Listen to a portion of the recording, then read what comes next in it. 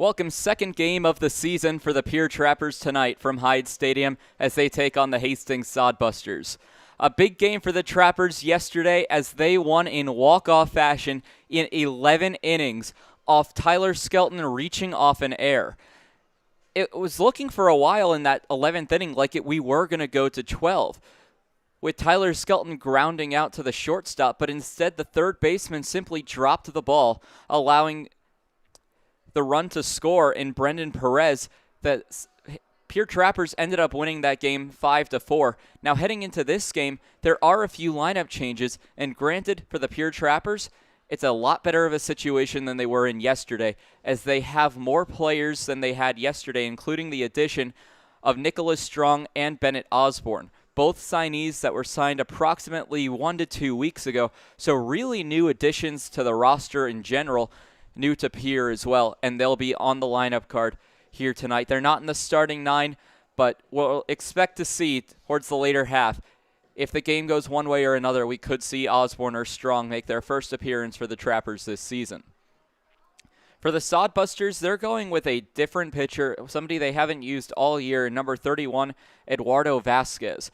This was after yesterday when the Sodbusters really had a couple of lights-out pitchers that it took a while for the Trappers to solve. Trayton Scully, the Sodbusters' starting pitcher, the Trappers didn't really break through until the 4th or 5th inning. In the 4th inning when Caden Cardoso hit the solo home run to right field to start the Trappers scoring. When the Sodbusters and Scott Galusha finally took him out of the game, they turned to Jacob Shaw, and Shaw was simply lights out. The Trappers could not touch him until the bottom of the 10th inning. The Trappers scored a run to tie the game, and then with 2 outs and the bases loaded, they went to Rand Sanders. Sanders shut the door on the Trappers' 10th, but in the 11th allowed the runner from second base to score thanks to the extra inning rule. And then, as I mentioned before, the reach on air by Tyler Skelton allowed the runner to score as well, and Sanders ended up being the losing pitcher with a blown save. Today, the lineups look relatively similar, a few differences. For the visiting Sodbusters, they're going to go with number 15, Carson Cahoy in center field. The shortstop, number 6, Tyler Monroe, batting second. Batting third, the first baseman, number 3, Trevor Matson. Batting fourth, the third baseman, number 17, Ian Riley. Batting fifth, the right fielder, number 24, JT Cafferty. And that's our first change of the day as Cafferty comes up from batting 7th and catching to now batting 5th in right field.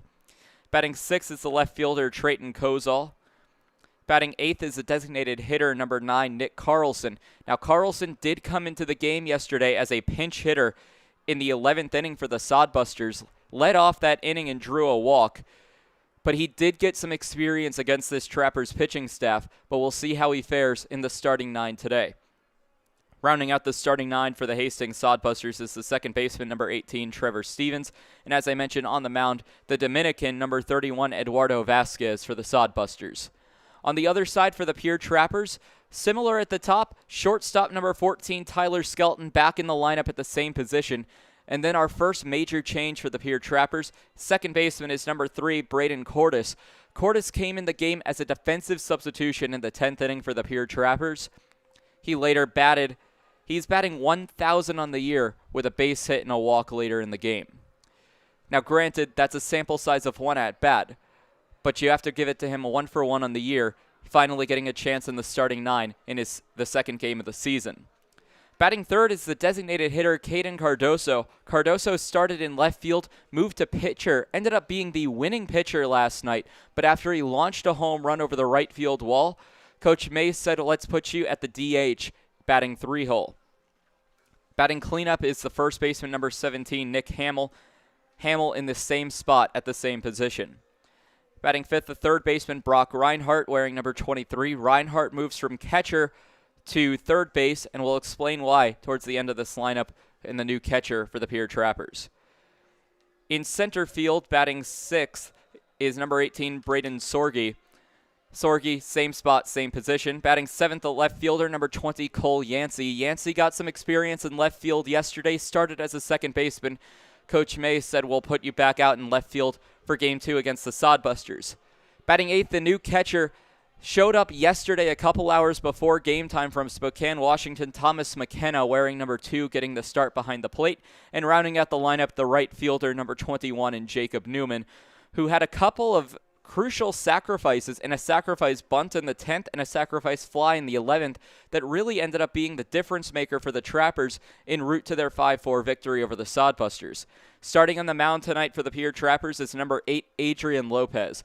Playing in Menlo College in the regular season, unfortunately their season was canceled, as many other things were due to the coronavirus pandemic.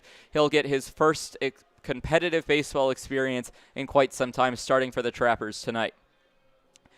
Yesterday was a interesting day across both leagues, as we'll take you through the Lewis and Clark division standings. In the Lewis division, it's Casper, Mining City, and Surrey Valley all at the top, 1-0 on the year. Badlands, Canyon County, and Wheat City all fell in their first games of the season. They're all 0-1, rounding out the Lewis division. In the Clark division, sitting alone and atop, two teams, both 1-0, the Spearfish Sasquatch, who the Trappers have to see coming up on the road the beginning of next week, and the Pierre Trappers, who got the victory yesterday over the Hastings Sodbusters, as I mentioned, in 11 innings. The Fremont Moo got the win yesterday over the newly expanded Sioux Falls Sunfish. They're 2-1 on the year. They find themselves third. In fourth are the Hastings Sodbusters. After the loss, they fell to 1-2 on the year. That's good for a .333 winning percentage. They find themselves in fourth. And then tied at the bottom of the Clark division, Sioux Falls and Western Nebraska, both falling in their openers. They are both 0-1 and find themselves a game back of the division leaders. It will be Lopez on the mound for the Pierre Trappers against Vasquez for the Sodbusters. Game 2 of this 3-game series. We'll see if it lives up to all of the hype that we saw yesterday. Sodbusters and Trappers coming up.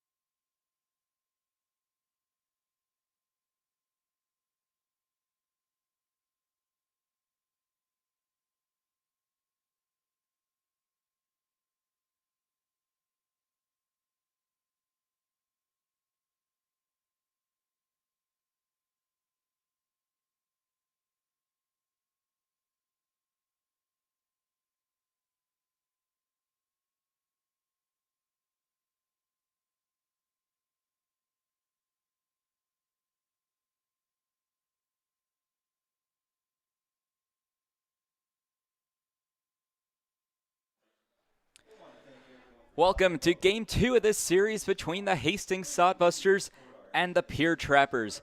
Hello, Tyler Katz on the call for you all night as the Hastings Sodbusters and Trappers played Game 2 of this three-game set. And after a tough battle last night that saw the Pierre Trappers win in extra innings 5-4, this game should be just as entertaining between two seemingly evenly matched sides.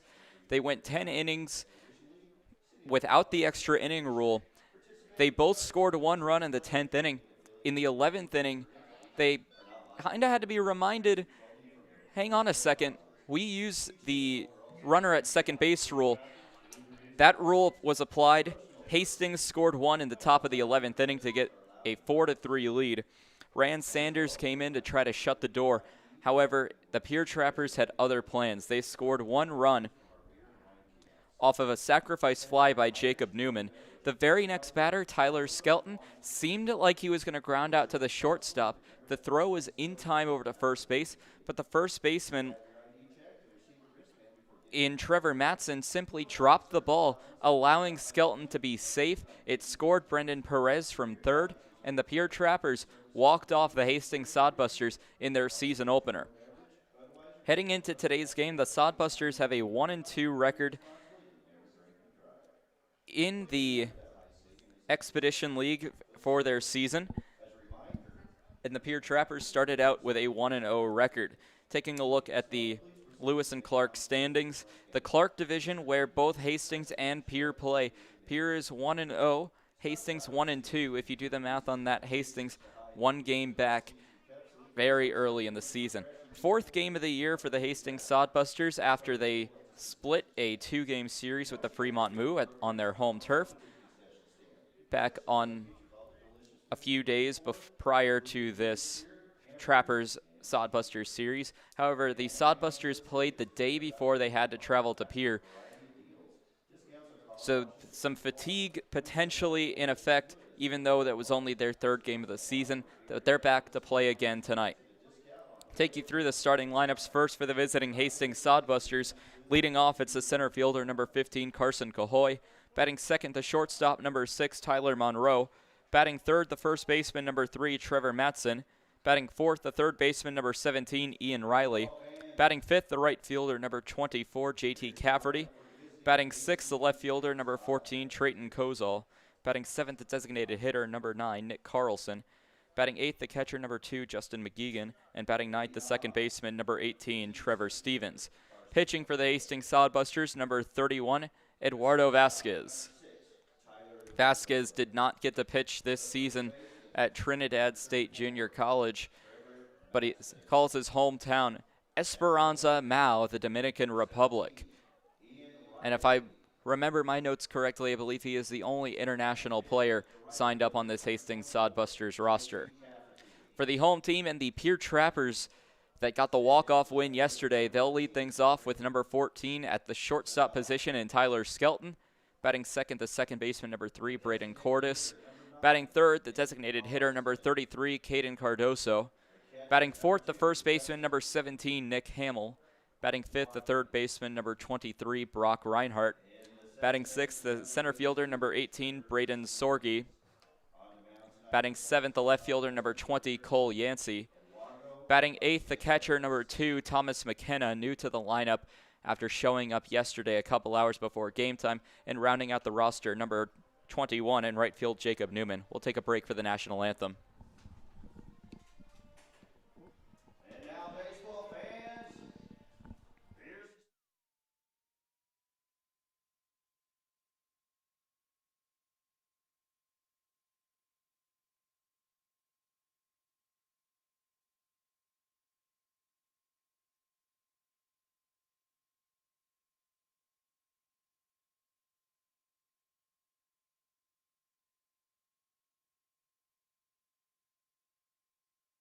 Hey, it's the old top Gator here with Gators Pizza Pasta Subs in the Northridge Plaza. Gators is known for top quality food. Now you can have our food selections delivered right to your front door using DoorDash. That's right, now you have 4 ways that you can get great Gators food. Dine in, carry out, curbside pickup, and now delivery through DoorDash.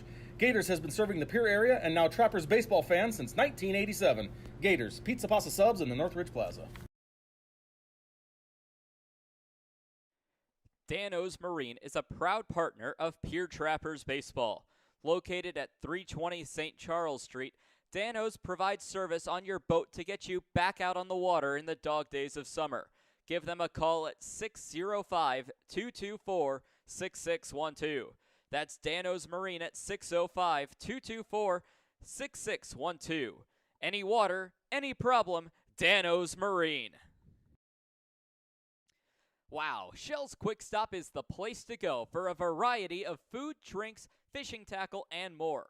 Hungry? Come on down for breakfast pizza, burritos, biscuits and gravy, soup, salad, and wraps. Thirsty? Try their hot and cold espresso drinks, lattes, frappuccinos, and milkshakes from the drive-up window. Heading down to the water? Stop by to pick up minnows, crawlers, and leeches to secure the big bites. All of it's down at Shell's at 621 West Sioux Avenue.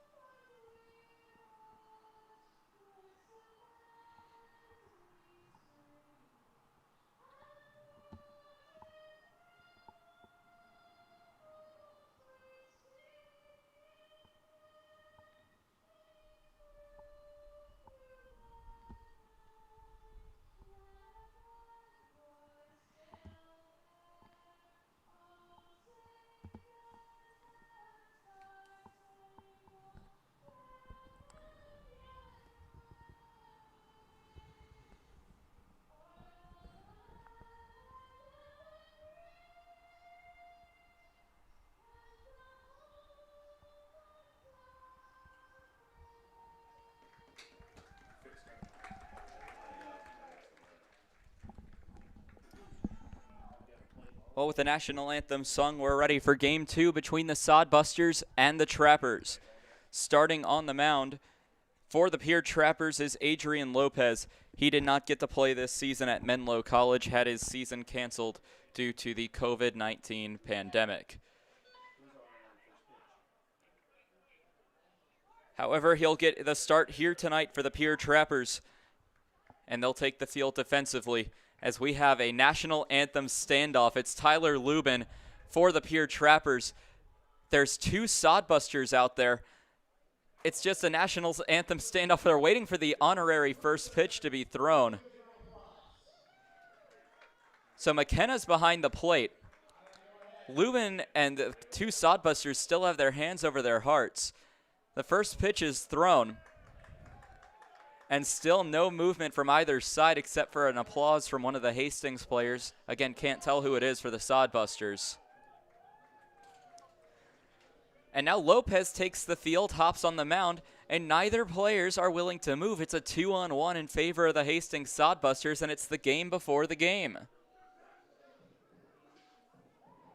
There goes Coach Haybaker giving him a sip of water. The Trappers do not want to lose this national anthem standoff.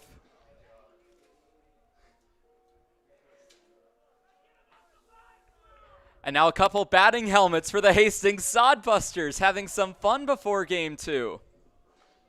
And Lopez begins to warm up. Our umpires for today's game are Alex Shoemaker behind home plate and Chad Williams in the field, as Shoemaker talks to one of the two Hastings Sodbusters out there. And here comes Coach Jamie Haybaker to give Tyler Lubin a batting helmet. Both sides are stepping up. One of the Sodbusters has retreated. It's now a one-on-one with Lubin still standing out there and a Sodbuster.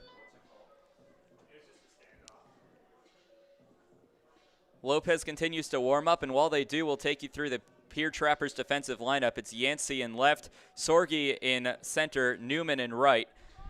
In the infield, Reinhardt at third, Skelton at short, Cordes at second, Hamill at first. The battery has Lopez on the mound, and behind the plate, Thomas McKenna, and both of them are still out there. Here comes a Hastings player to give some support. Lubin has not moved either of his arms from his position for the national anthem standoff. And it looks like both of them are going to be stubborn, and at some point the umpires have to say enough is enough. This might be one of the longest national anthem standoffs I've seen. And here come the base coaches with Scott Galusha over at third base. It's definitely a great night for a national anthem standoff. So leading things off, he's stepping up to the batter's box right now is Carson Cahoy. Neither player has yet to move. Cahoy yesterday went 3 for 3 with an RBI and 2 walks. He's batting .455 on the early season. Lopez now taking a knee on the mound, waiting. Galusha marching towards home plate. And now our home plate umpire and Alex Shoemaker telling them both to go by the wayside. Neither player wanting to give in. And now here comes Coach Monterio May. So the head coaches now coming up to both of their players. Lubin now seeing May come up behind him, and now both coaches are standing there next to their players. And now some negotiations as Coach Galusha for the Sodbusters is talking across the diamond.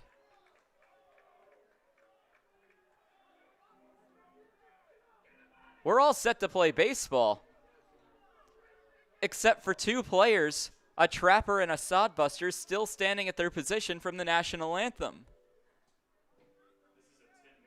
There is now catcher's gear on the Sodbusters roster, and Lubin leaves the base, cheers from the Hastings dugout.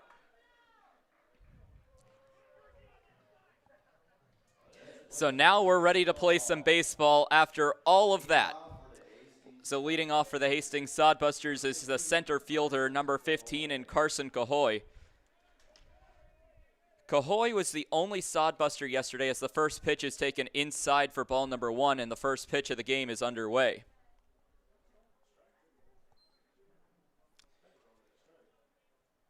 Lopez looks in, making his first start in quite some time. A check swing. They're going to appeal and say that he did go around. 1 ball, 1 strike. But Cahoy was really the only Sodbuster yesterday that was able to solve Nick McCullum. McCullum only allowed 2 hits in his start. Both of them were to Carson Cahoy. The third pitch of the at-bat, a big swing and a miss by Cahoy. 1 ball, 2 strikes. Due up in the inning for the Sodbusters, Tyler Monroe on deck, Trevor Matson in the hole.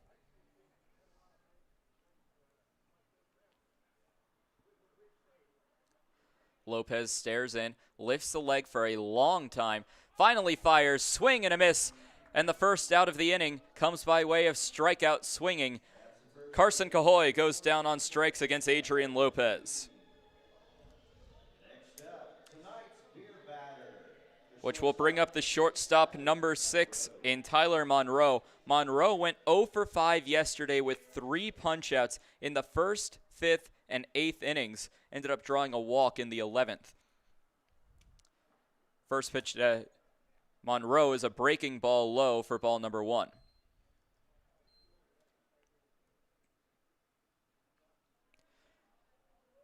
Lopez stares into the lefty Monroe. Kicks and deals. That one's high and outside, ball 2.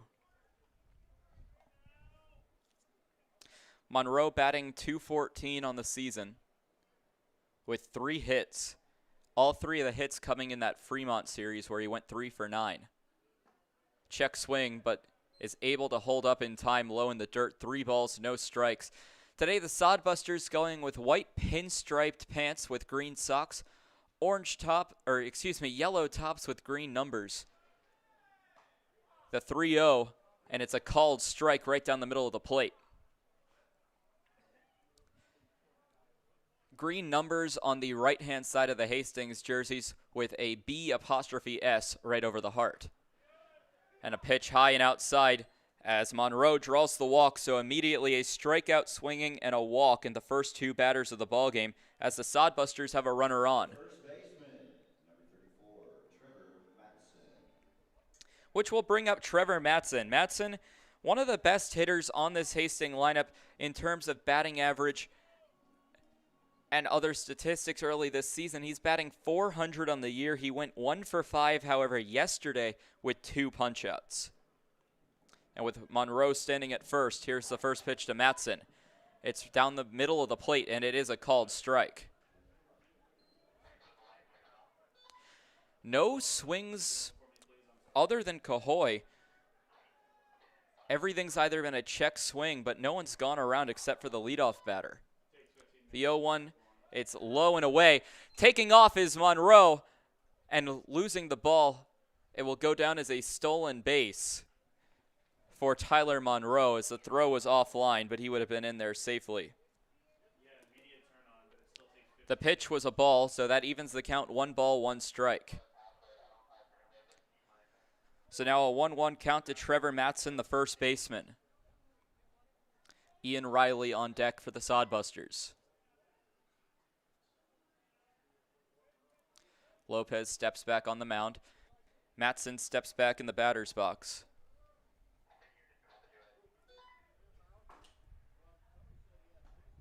A breaking ball misses inside for ball 2.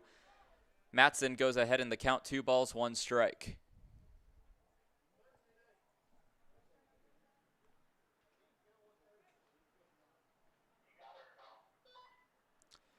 Lopez checks on the runner, fires. That one's high. 3-1, and the hitters count for Matson.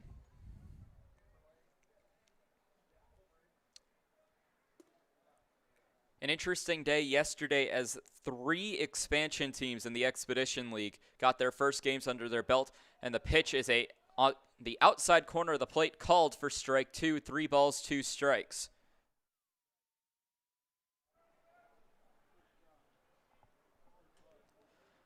Lopez checks on the runner. A pitch and called strike 3. Matson was about to toss the bat away. Strikeout number 2 of the evening for Adrian Lopez.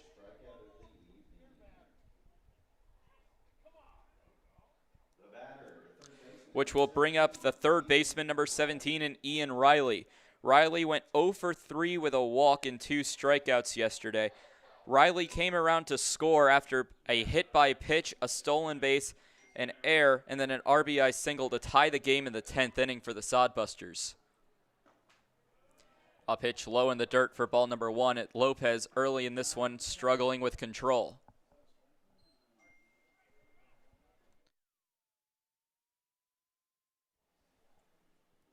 Lopez again, a long stare to Monroe, who stands at second. Fires down the middle of the plate, and a strike called evens the count at 1 ball, 1 strike.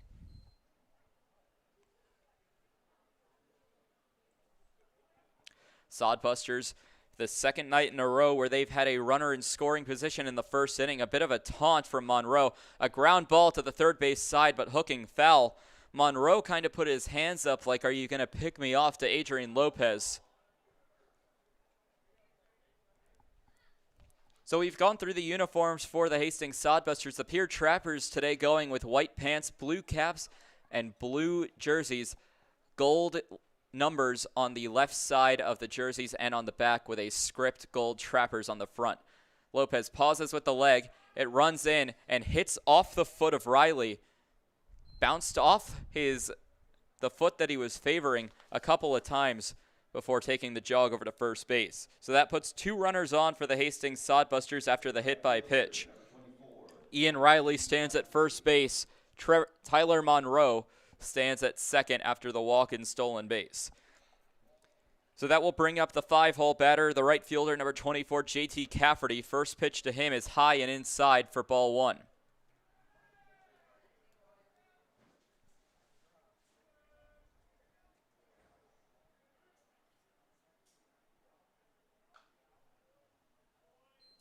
Fouled back, 1 ball, 1 strike. So the Sodbusters have a little bit in business. Again, yesterday in the first inning, they had 2 runners on. Riley and Cahoy both reached. The Sodbusters failed to scratch a run across a swing and fouls it off. Rolls all the way to the backstop. Even puts the count in Lopez's favor. 1 ball, 2 strikes.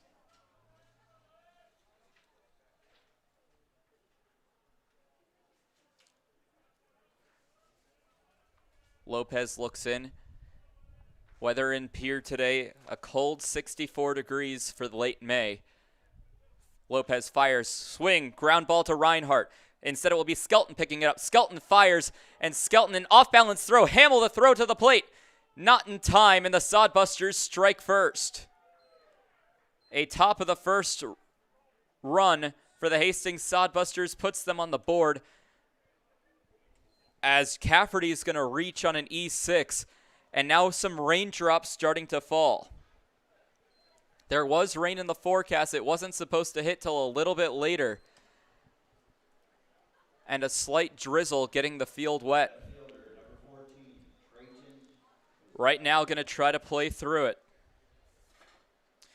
It will bring up number 14 in Trayton Kozol. After the air, Ian Riley advances to second base. Tyler Monroe comes around to score with 2 outs here in the first inning. Rain continues to come down. The pitch from Lopez is high for ball number 1. Count 1-0. Trappers fans starting to make their way underneath the general admission pavilion, the only place in the stadium where you can get dry right now.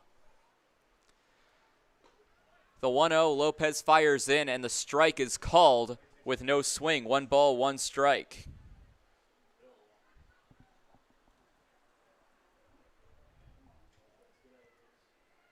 Lopez checks on the runner at second in Ian Riley. Fires in. Nice block by Thomas McKenna behind the plate for ball number 2. 2 balls, 1 strike.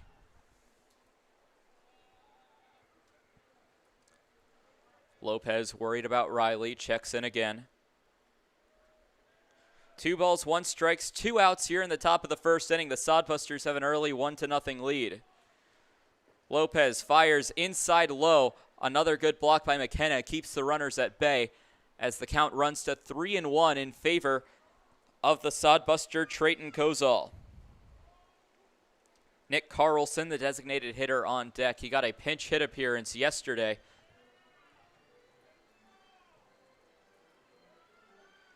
McKenna will check in with his pitcher and Adrian Lopez.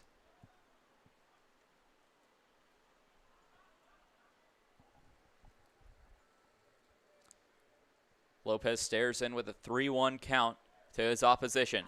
Fires, fly ball into left field. Yancey chasing after it. It will drop for a base hit. In to score is Riley. Cafferty will stop at second. And sliding in for a double is Trayton Kozol. And that's the first extra base hit of the season for the Hastings Sodbusters, as they extend their lead to 2-0 in the first inning. They couldn't scratch anything across through the first 7 innings. Their first run was scored in the 8th inning, and now they have 2 here in the top of the first. The double will bring up Nick Carlson. Again, Cafferty advancing to third base. Riley in to score on the previous play. 2-0 Sodbusters, top of the first. 2 outs with Nick Carlson batting, in the first pitch to him. Down the center of the plate for a called strike 1. Rain continues to come down here at Hyde Stadium in Pierre, South Dakota. The pitch from Lopez in the dirt, bounces in front of the plate. McKenna, another nice block. He's been doing that all inning for the Trappers, keeping the runners where they are. The ball in the dirt will even the count at 1 ball, 1 strike. You can start to see some foot impressions from where the fielders are standing due to the rain.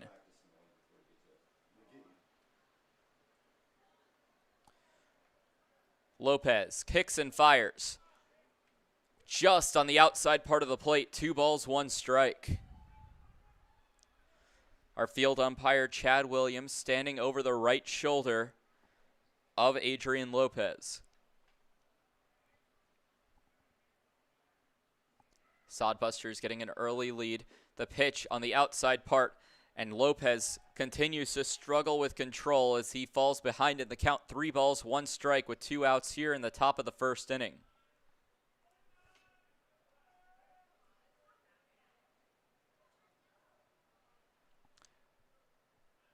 Lopez fires. That one's in the dirt, and that will walk the bases loaded and bring up the 8-hole batter here in the first inning.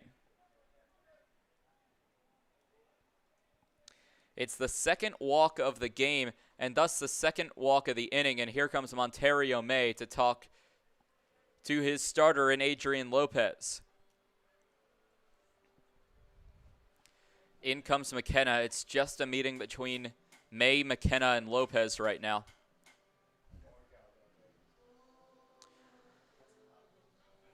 Wind blowing to right center field. It's switching in between, heading to dead center field and straightaway right. Winds that are at approximately 20 miles per hour today in the windy hills of South Dakota. May takes the trot back to his dugout. And with the bases loaded and 2 outs, Adrian Lopez will try to work his way out of a jam. 2-0 Sodbusters leading in the top of the first inning with 2 away. Justin McGeegan did not get to play yesterday, but got to play in the series against the Fremont Move. First pitch to him down the center of the plate for a called strike. McGeegan played in game 1 of that series. He went 1 for 2 with an RBI with 2 runs scored. Did not play in game 2 of that series or yesterday, so he's seeing his second game action of the season.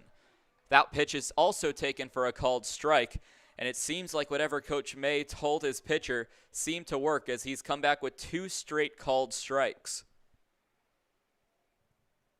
Lopez with the bases loaded and 2 outs trying to get out of it.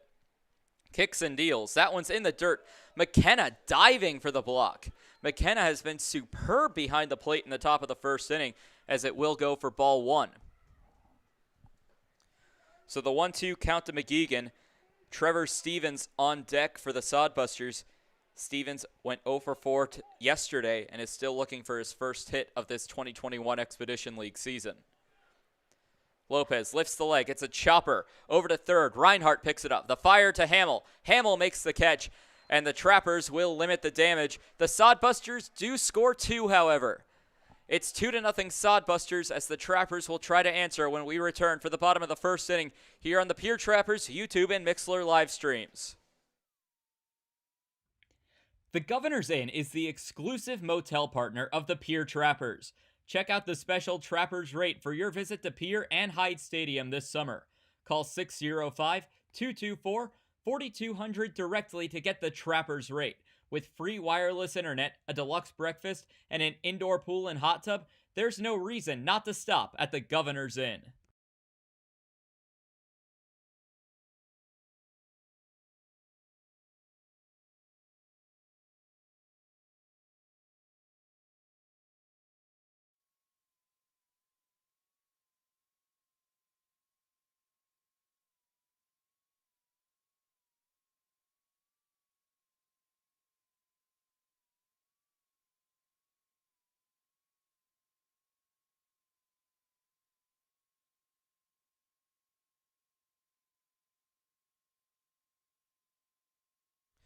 Welcome back for the bottom of the first inning.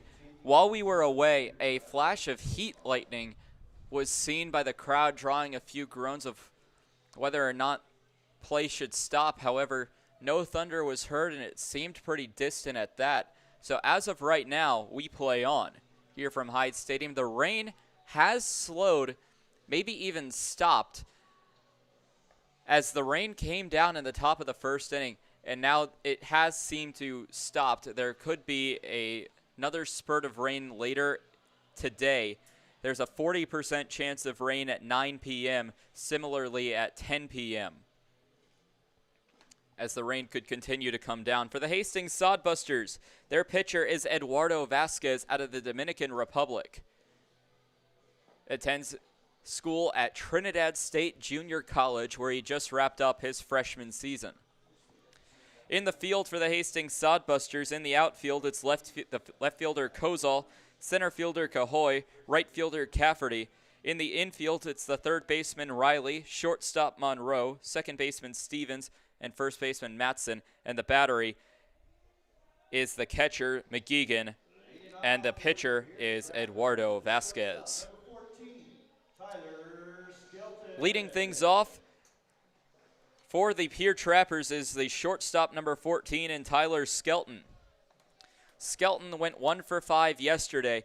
He actually was the game-winning RBI with a reach on an error in the 11th inning that would have ended the inning for the Sodbusters and forced the 12th. However, a dropped ball by the first baseman for the Sodbusters allowed the Trappers to walk it off last night. First pitch from Vasquez is low for ball 1. Skelton struck out 2 times, ground ball to the right side, and a dropped ball by the second baseman. It will go down as an error on Trevor Stevens. So the leadoff batter, Tyler Skelton, reaches on an error by the second baseman. Mark it as an E4. So the Trappers trying to quickly answer back after a 2-run first inning by the Hastings Sodbusters with some runs of their own, with their leadoff man getting on. And even though it's only the bottom of the first inning, both sides already with an error to their names. It will bring up Braden Cordes. He went 1 for 1 yesterday with a walk and a single. First pitch to him is low and inside for ball 1. So Cordes 1 for 1, second game of the season. Cordes batting 1,000 on the season, and he'll look to try to replicate that batting average by keeping it going with a base hit right here. Pitch goes high all the way to the backstop. No chance for McGeegan to have a play on that, and advancing to second base will be Tyler Skelton off the wild pitch.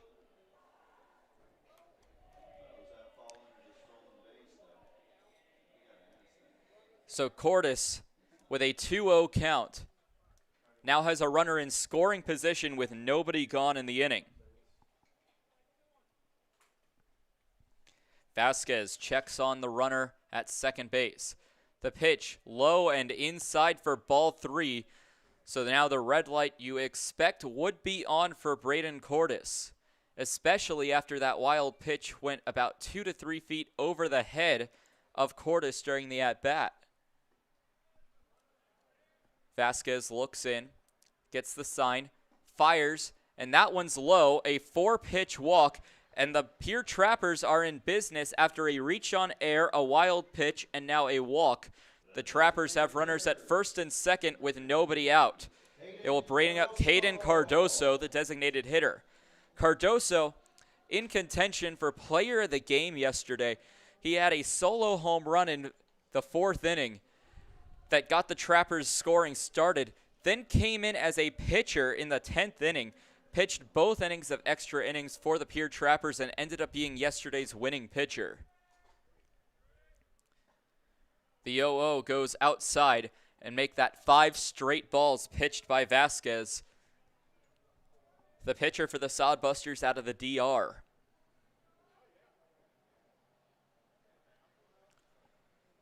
Cardoso was 2 for 4 yesterday, including a home run and a double. Pitch goes outside and make that 6 straight for Vasquez. 2 balls, no strikes with nobody gone in the inning. On deck for the Pierre Trappers will be Nick Hamill. Hamill went 0 for 4 yesterday when also drawing a walk.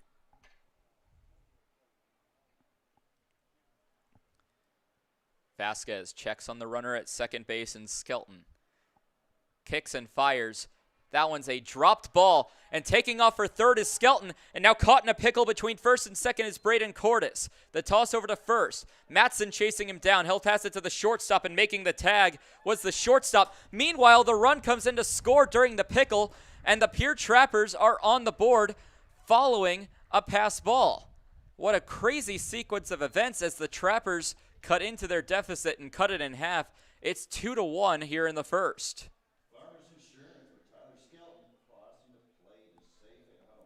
So a 3-0 count. 7 straight balls Caden Cardoso continues the at-bat. So Skelton will score on the throw, advancing to third on a pass ball. And the 8th straight ball pitched by Vasquez will put a runner at first base after the rundown. So now 1 away due to the rundown that got Cordes out between the bases, which will bring up Nick Hamill. So Cardoso draws the walk. It's the 2nd straight on both on 4 pitches. Hamill did draw a walk yesterday. A pickoff attempt, but back in there safely is Caden Cardoso.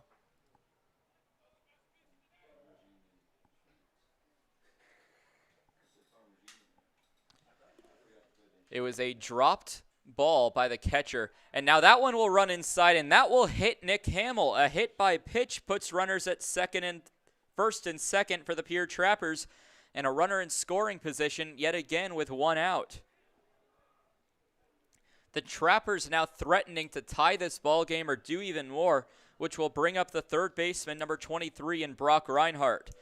Reinhardt went 2 for 5 yesterday, did strike out 3 times, however. But what that stat means is with 3 strikeouts going 2 for 5, when Reinhardt puts the ball in play, he produces. He's batting 1,000 if that ball is put in play. So Reinhardt will get the at-bat with Cardoso at second and Hamill at first. The first pitch to him is low in the dirt. That's 9 straight balls pitched by Vasquez. And it would really shock me if before a strike is thrown, we see a Trapper swing an offer at one of these pitches. Sorgi on deck for the Trappers. Reinhardt still continuing his at-bat. The windup and pitch. And that one catches the outside part of the plate. And after 9 straight balls, Vasquez finally throws a strike. 1 ball, 1 strike. 1 away in the bottom of the first. The Sodbusters lead 2-1. Vasquez inside, and that's a ball. It almost looked like it caught the inside part of the plate, but just missing.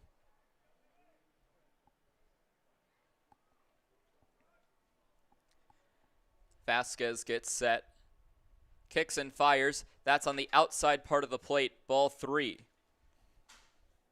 So 3 balls, 1 strike, as Vasquez has continued to struggle finding location. Only 1 strike in the previous 4 at-bats, or plate appearances, I should say. And that one will catch the outside corner of the plate. The count runs full to Brock Reinhardt. Reinhardt did have an RBI yesterday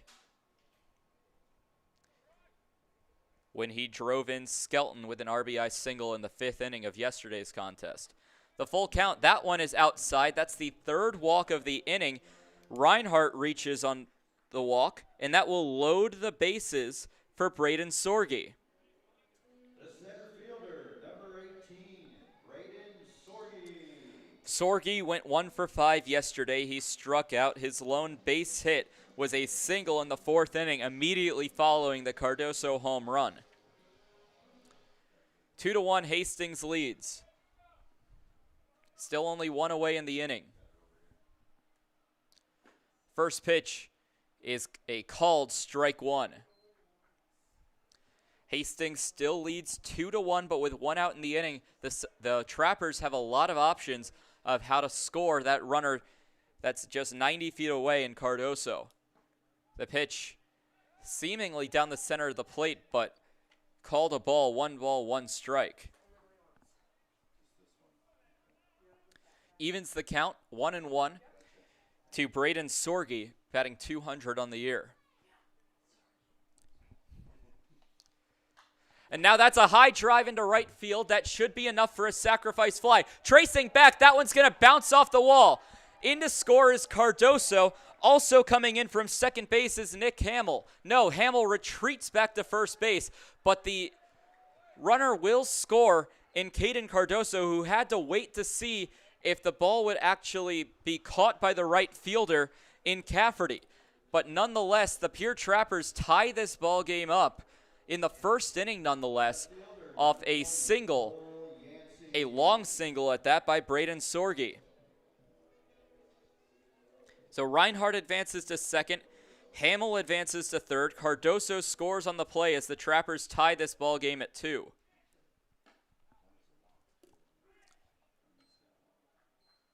First pitch to Cole Yancey is a called strike. Yancey went 2 for 5 yesterday with an RBI double in extra innings that tied the ball game. Pitch goes high, evens the count at 1 ball, 1 strike. Bases remain loaded for the Pierre Trappers with only 1 out in the inning as they threaten to score even more.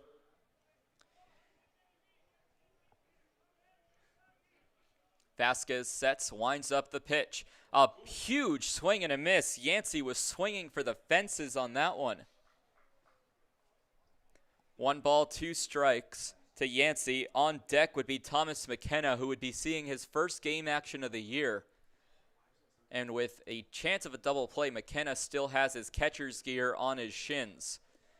Pitch goes outside, evens the count at 2 balls, 2 strikes. High scoring first inning as 4 combined runs come across, 2 by each side as the Sodbusters and Trappers are tied at 2. First run didn't score yesterday until the 4th inning.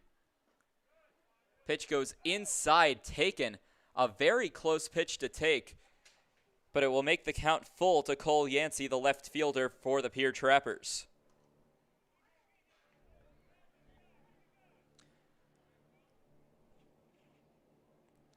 Haybager giving some advice to his base runner at third base and Nick Hamill. And now that's a high fly ball into right field. That one will be caught by the right fielder in Cafferty. And in to score on the sacrifice fly is Nick Hamill. Hamill scores as the Pierre Trappers take the lead 3-2 in the first inning. A high scoring first inning. 2 now away for the Trappers, so no more chances for a sacrifice fly. The runners hold up as it will go down as a sacrifice fly to right field. Again, Hamill in to score. Reinhardt and Sorge stay where they are. Thomas McKenna getting his first game action for the Pierre Trappers. And a ball low in the dirt for ball number 1. Another bright flash over the outfield. Again, we play on.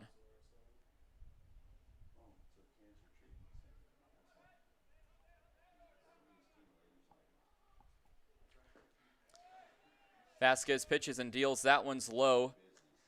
A 2-0 count.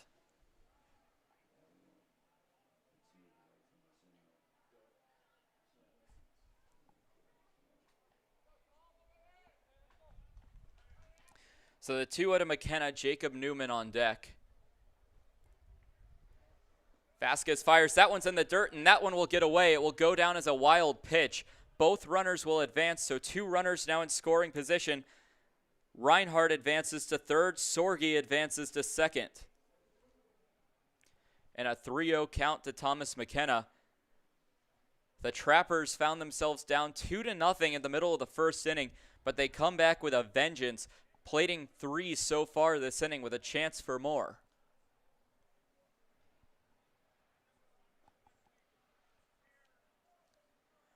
Vasquez sets, lifts the leg and fires. That one's on the inside high part of the plate, and that will draw a 4-pitch walk for Thomas McKenna. That's the 4th walk of the inning that Vasquez has surrendered. So the Trappers now have officially batted around with Jacob Newman coming to the dish. Newman 1 for 3 yesterday, but a couple of crucial sacrifices in the 10th and 11th innings. A sacrifice bunt that allowed Cordes to get to second base. He ended up scoring on an RBI single, so it was Newman's bunt that allowed him to get into scoring position that tied the game for the Trappers. First pitch to Newman is high and inside. Later in the 11th inning, Newman had a sacrifice fly to center field that plated Caden Cardoso, the extra inning base runner. That tied the game at 4 apiece and allowed the Trappers to later walk off the Sodbusters that inning. Bases are loaded with 2 gone here in the bottom of the first inning. Vasquez sets, deals that one's on the inside part of the plate. That will be ball 2.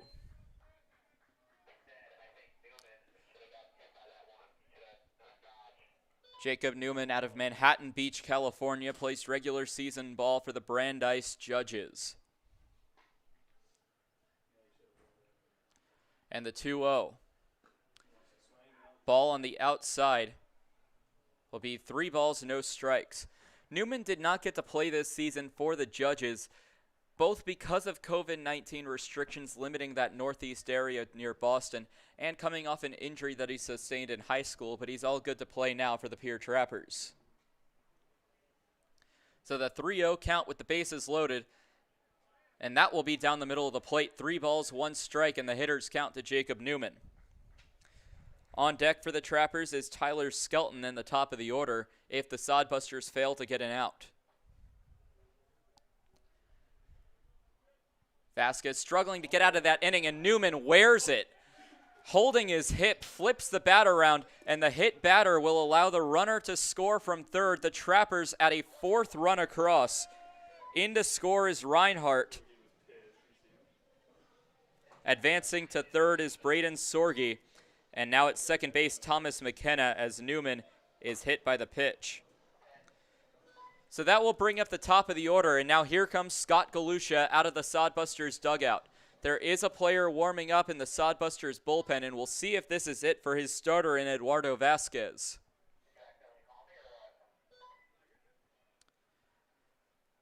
Galusha steps up. It's only a meeting between the catcher, the pitcher, and the head coach. And we will have a call to the bullpen.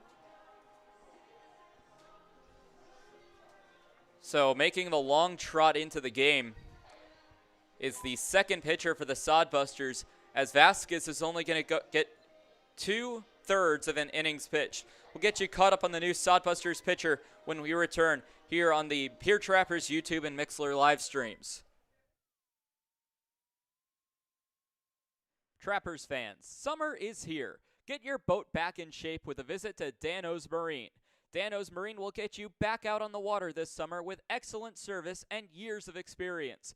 Give them a call at 605-224-6612 or visit them at 320 St. Charles Street in Pierre.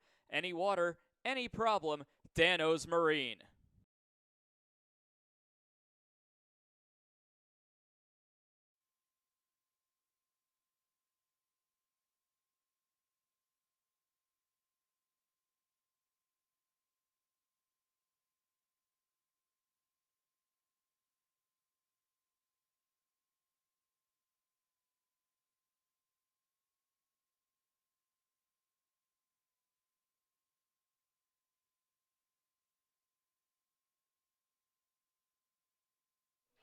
Welcome back to the Pierre Trappers YouTube and Mixlr live streams.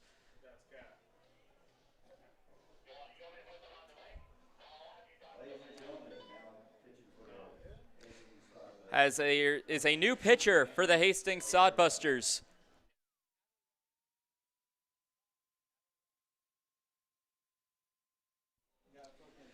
So the new pitcher for the Hastings Sodbusters is Manny Herrera.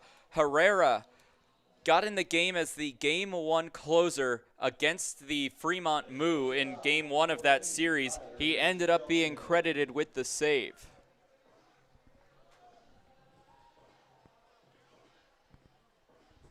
So Herrera, the new pitcher, after just 2/3 of an innings pitched.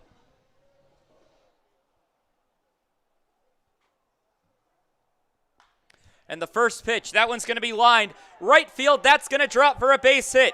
In to score is Sorge. Right behind him is Thomas McKenna. Now coming to the plate is Jacob Newman. No throw. That's going to be a 3-run RBI double. And a huge play for the Pierre Trappers as Tyler Skelton doubles to extend the lead to 7-2 here in the first inning. The Trappers have broken this one open off the first pitch that Manny Herrera throws. So a 3 RBI double for Tyler Skelton. It will push the lead to 7-2. And after the Sodbusters took a lead, in the top of the first inning. They were not expecting this type of reaction from the Pierre Trappers. It is 7-2, Trappers leading.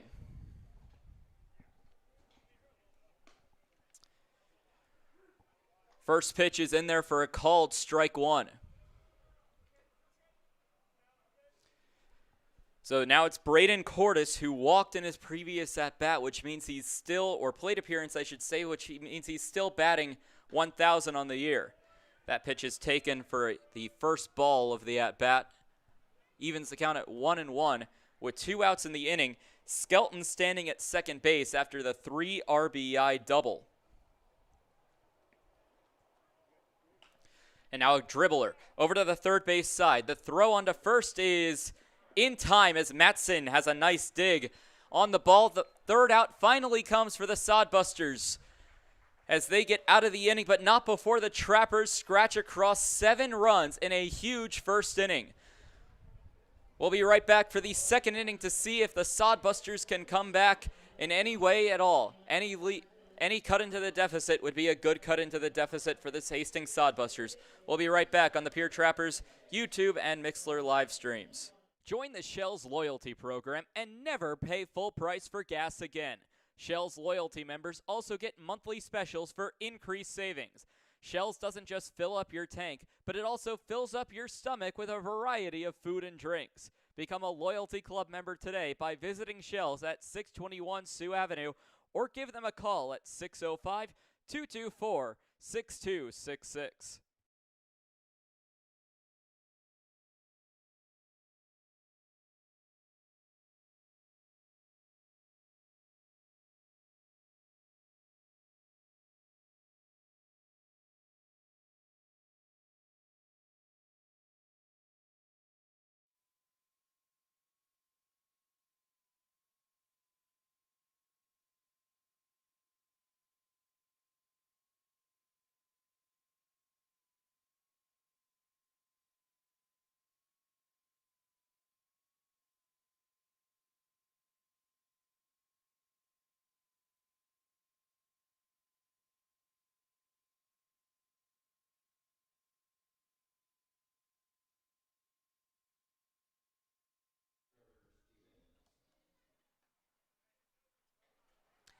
Welcome back to the Pierre Trappers YouTube and Mixlr live streams.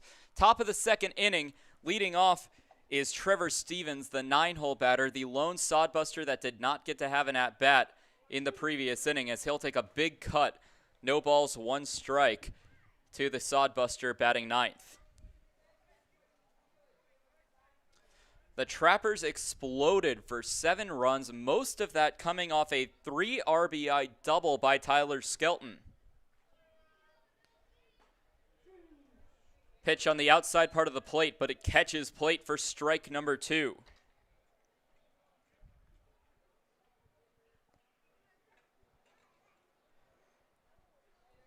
Due up for the Sodbusters, Cahoy on deck, Monroe in the hole.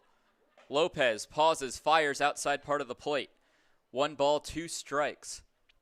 Lopez using a lot of fastballs so far in this game. Not too many have been off speed. Lopez, that one's an off-speed pitch. That one's on the outside part. Misses the plate, however. 2 balls, 2 strikes.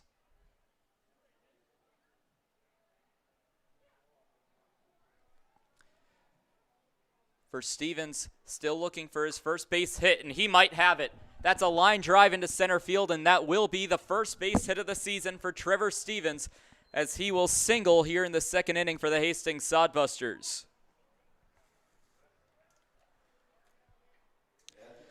So Stevens gets his first base hit of the season after failing to get one either yesterday or in the 2-game series against the Fremont Moo.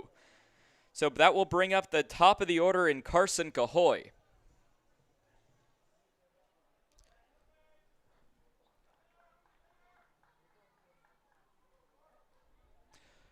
Cahoy struck out swinging in his previous at-bat. McKenna had to reach up to grab that one. It will go for ball number 1. Sodbusters find themselves down 7-2 Big first inning for the Trappers. Pitch goes high by Lopez. 2 balls, no strikes. Now the Skelton double, that was his second at-bat of the inning. He led off the inning, reached on an error by the second baseman. So he's 1 for 2 after just 1 inning of offense for the Trappers. Pitch goes in. It comes out of McKenna's glove, but it's going to be a called strike nonetheless.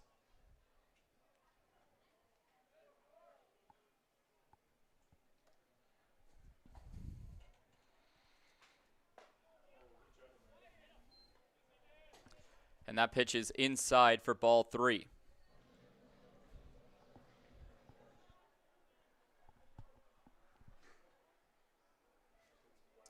So a 3-1 count. That one's outside. Cahoy will draw the walk. So a strikeout and a walk are on his name so far today.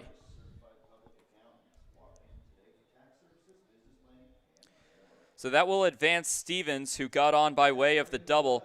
That will get him to second base. So with nobody gone in the inning, the Sodbusters starting to threaten. And this game is feeling like it could be a barn burner. A flash of lightning over the left field wall. We're still playing on. Check swing, but it's going to be a called strike anyway. Umpires today behind the dish, Alex Shoemaker, and in the field, Chad Williams. Here from Hyde Stadium, Lopez, a dribbler. It's a high pop fly. Coming in to make the catch is Reinhardt. Reinhardt loses it. It was called a fair ball. And I couldn't tell if that hit off the dirt or if that was a fair pop fly. Neither of the runners tagged up, which makes me think that it was a bounce out off the dirt, meaning that even if Reinhardt had made the play, everybody would have been safe.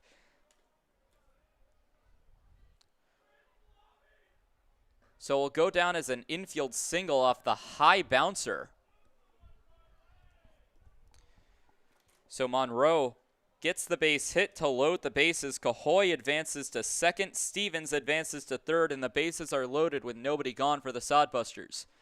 A swing by Matson. That's going to roll back to the screen. 1 ball, 1 strike. Fouled off, a tip of the bat.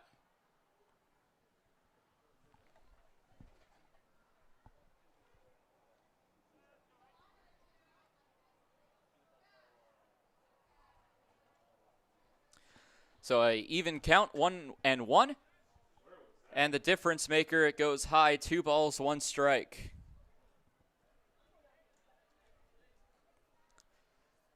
So a 2-1 with the bases loaded for the Hastings Sodbusters. Another pitch goes high. And after Lopez struggled a bit with control, allowing 2 walks in the first inning, he's struggling with control yet again as he's a ball away from walking in a run. Down the center of the plate, that's a called strike that will make the count full to the batter in Matson.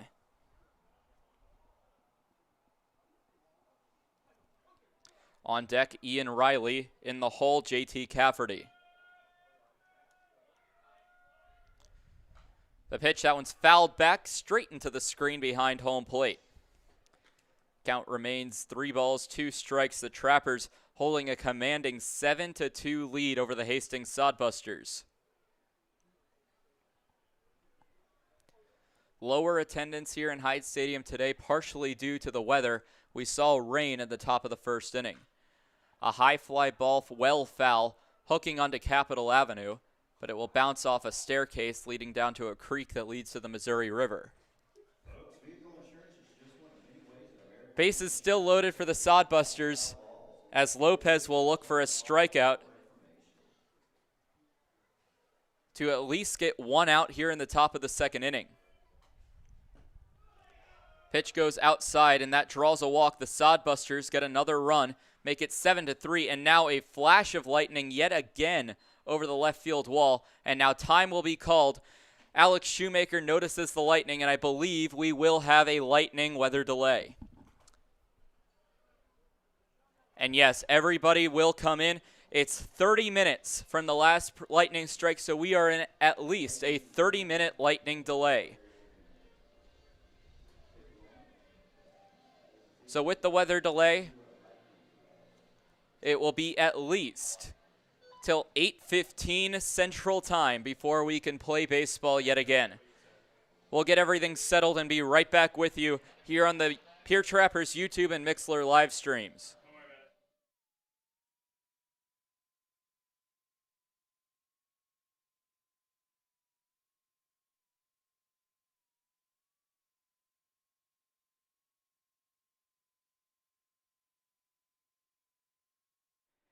Dano's Marine is a proud partner of Pierre Trappers Baseball. Located at 320 St. Charles Street, Dano's provides service on your boat to get you back out on the water in the dog days of summer. Give them a call at 605-224-6612. That's Dano's Marine at 605-224-6612. Any water, any problem, Dano's Marine.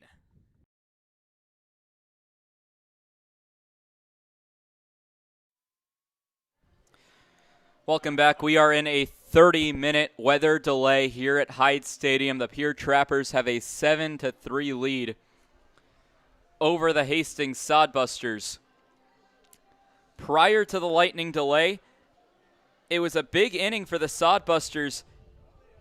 In the first inning, they scored 2. They got another run across in the top of the second inning that made it a 7-3 game. In the bottom of the first inning, the Pierre Trappers exploded for 7 runs, including a 3 RBI double by Tyler Skelton in his second at-bat of the inning as the Trappers batted around. Yesterday was an interesting day for the Expedition League as we saw 3 expansion teams play their first games ever in the Sioux Falls Sunfish, Mining City Tommyknockers, and the Canyon County Spuds.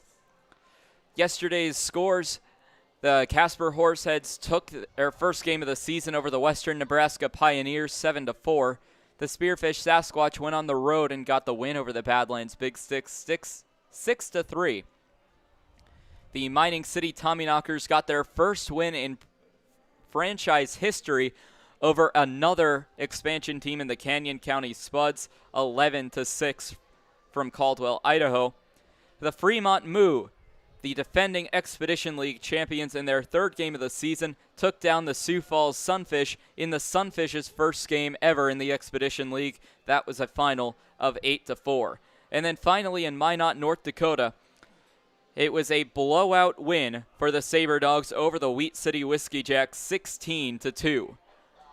Every team is coming back to play today. A couple of live scores from around the league. In the bottom of the third inning, the Spearfish Sasquatch lead the Badlands Big Sticks 3-0. In the bottom of the first, the Western Nebraska Pioneers hold a 1-0 lead over the Casper Horseheads. In the top of the fourth, the Surrey Valley Saber Dogs continue to dominate the Whiskey Jacks as they're now up 5-1. And then finally, in the bottom of the second, the Sioux Falls Sunfish have a lead over the Fremont Moo 3-2, and if they can hold on to that lead, it would be their first victory in program history. So we are in a 30-minute lightning delay. The lightning strike was seen at 7:45 local time, which means it will be at least until 8:15 until we can play baseball again between the Sodbusters and the Trappers. Now, both teams just hanging out in their dugouts right now as we're trying to figure out really what to do in the first weather delay of the season here in game number 2 for the Pierre Trappers here at Hyde Stadium. Now, for the Pierre Trappers, big win yesterday. It was all clear skies as a front moved in a couple days prior to their home opener. It was clear skies and sunny, but today the weather rolling across central South Dakota, bringing the rain. We saw a lot of rain in the top of the first inning while Hastings pushed 2 runs across. However, that rain stopped. There were still some lightning strikes in the area. There were some heat lightning.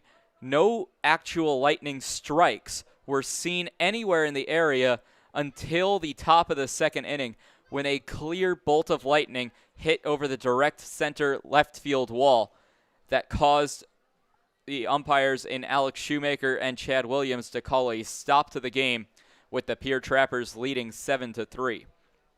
Now, one thing you have to consider when you go to a weather delay is the pitcher's arm health. The longer you go without that pitcher being warm and warming up, the more he deteriorates. So we could be seeing the last of both Manny Herrera, who came in for relief for the Hastings Sodbusters, and Adrian Lopez for the Pierre Trappers, depending on how long they can go without throwing or warming up.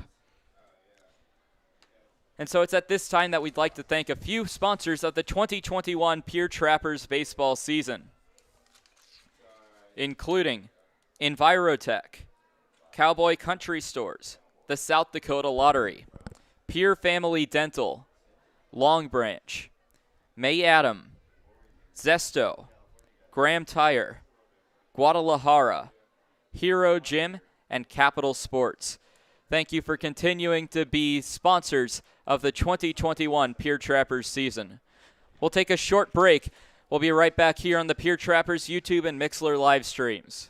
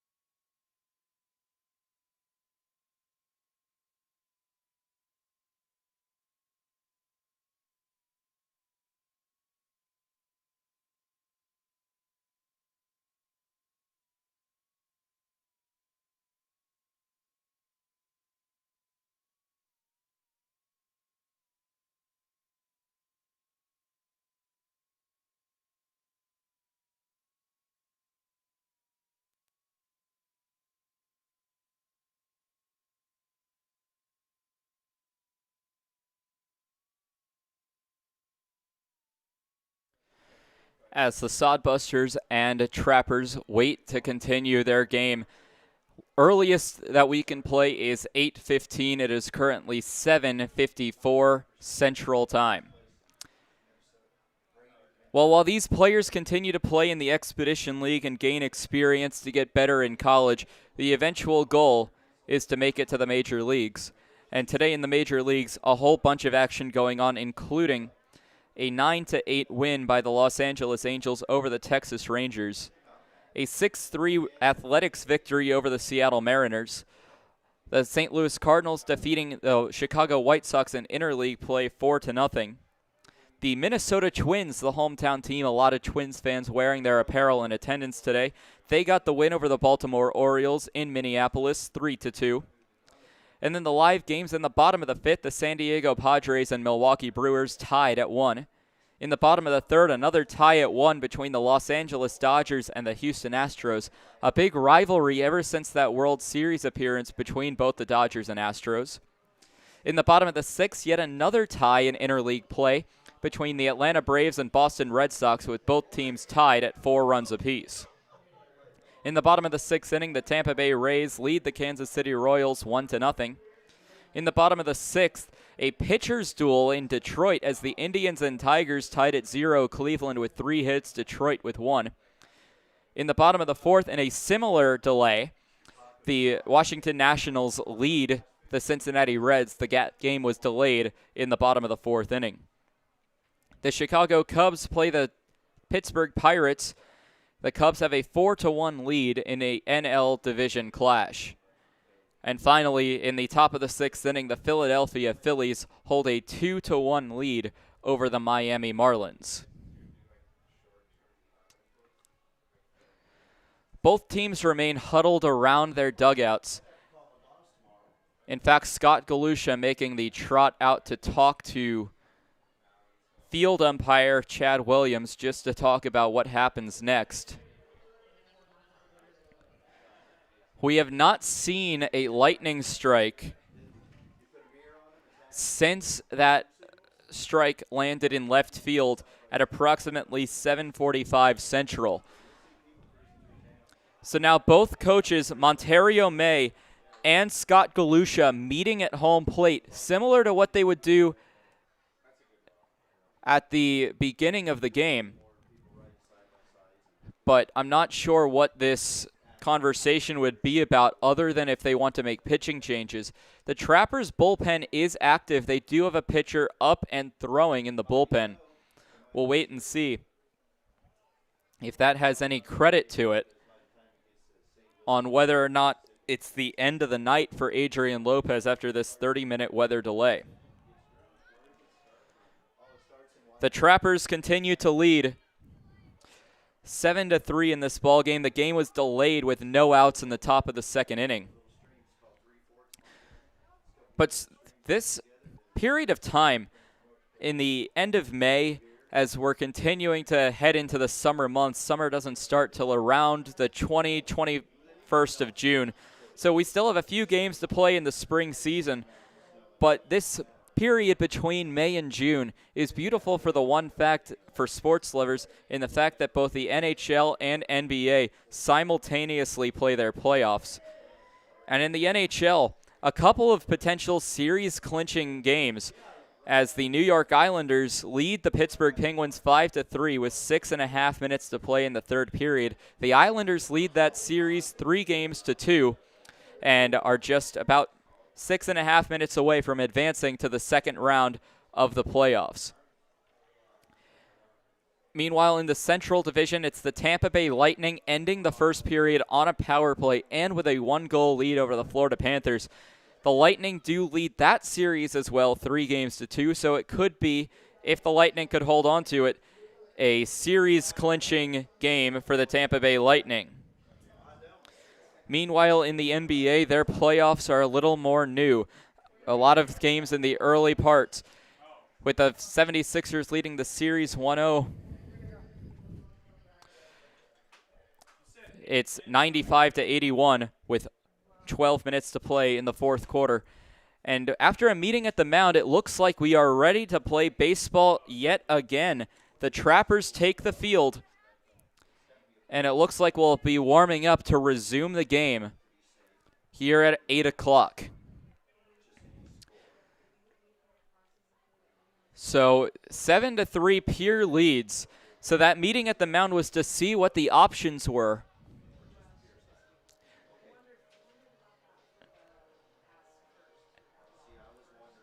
As the weather delay seems to be over, the Trappers back out onto the field, starting to warm up and continuing to come out there. The Sodbusters batters, including the man on deck, Ian Riley. Ian Riley's really the only Sodbuster out of the dugout right now, taking practice swings. However, it is Ian Riley's at bat with a 0-0 count. The lightning strike happened before Lopez could deal for the first time.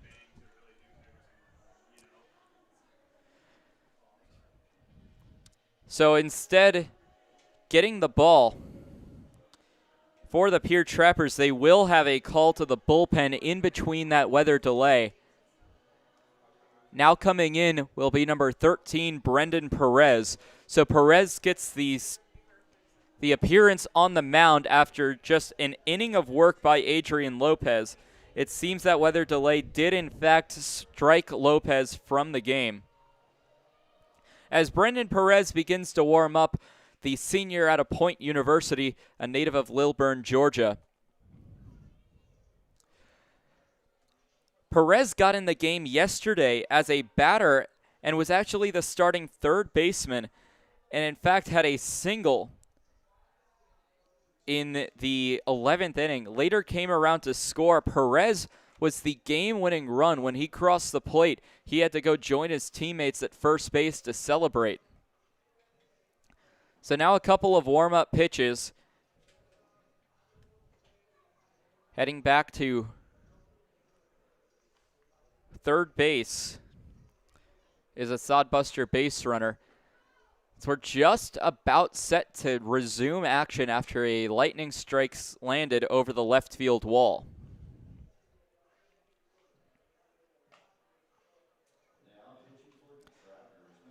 So Perez, pitching for Point University this season, pitched in 4 1/3 innings for the Skyhawks this season. Allowed 9 runs on 2 hits, 7 of them earned. That got him a 14.54 ERA. His season record was 0-0, but did not just save for the Skyhawks this season. Perez, that multi-talented player, as we saw him bat yesterday, now he'll pitch for the Pierre Trappers the day after he got the start at third base. So now it will be the third baseman, number 17, and Ian Riley. Riley bats with the bases loaded and nobody out, after Stevens came in to score earlier in the inning. So here comes the pitch on the outside part of the plate for ball number 1. So a 1-0 count to the Sodbusters as we're ready to resume baseball, and the new pitcher for the Pierre Trappers in Brendan Perez. Perez, another pitch low, 2 balls, no strikes. So not the restart that the Pierre Trappers would have wanted, with Brendan Perez now on the mound with 2 straight balls.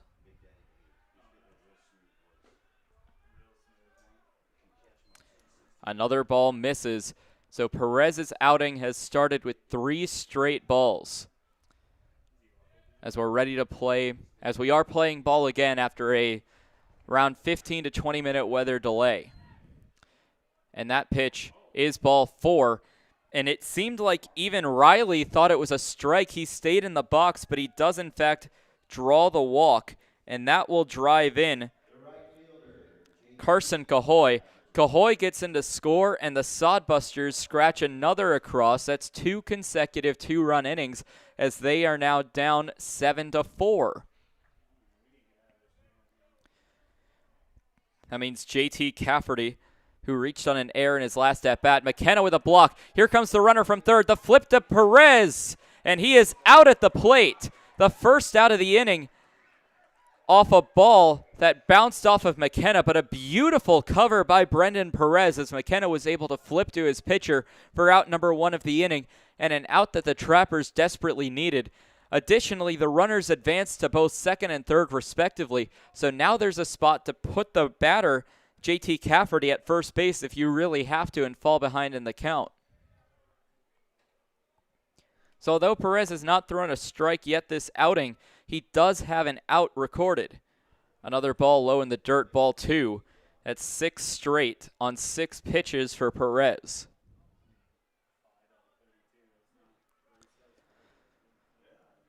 So runners at second and third for Hastings. Kozol on deck, Carlson in the hole for the Sodbusters. Perez looks in, kicks the leg, fires high and inside for ball 3. 7 straight balls, and Galusha not even going to try to hide it, just holds up his hand to say red light. 3-0 to Cafferty. And that one is down the center of the plate. The first strike pitch today by Brendan Perez as he's starting to catch his groove.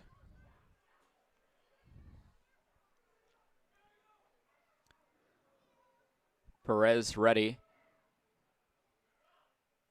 fires a half swing, but he did go around quite clearly.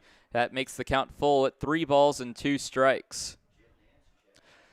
So Perez seeming to find his mark after 7 consecutive balls, getting 2 strikes in a row, 1 called and 1 swinging. But that pitch will run inside, and another walk for the Hastings Sodbusters. The second in a row as Cafferty gets on board with the second walk that Perez has surrendered. That will bring up Trayton Kozol, who doubled back in the first inning in his first plate appearance. It was actually Kozol's double that scored Riley for the second run of that first inning for the Sodbusters.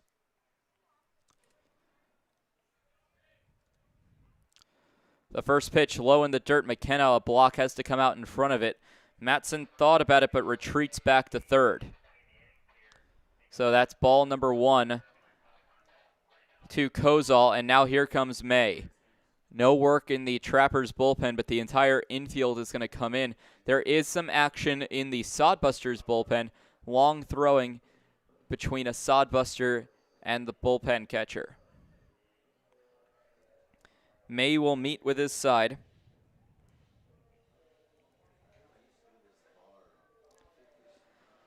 And the entire infield meeting for the first time today, as it was typically just May and McKenna talking to Lopez originally.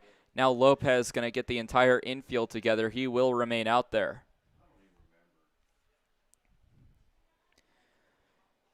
It's Trayton Kozol at bat with Nick Carlson on deck with 1 away here in the top of the second inning, and a high-scoring game so far here from Hyde Stadium. 7-4, the Trappers lead. 4 runs was also how many the Sodbusters scratched across in all 11 innings yesterday. Pitch goes low and inside for ball 2.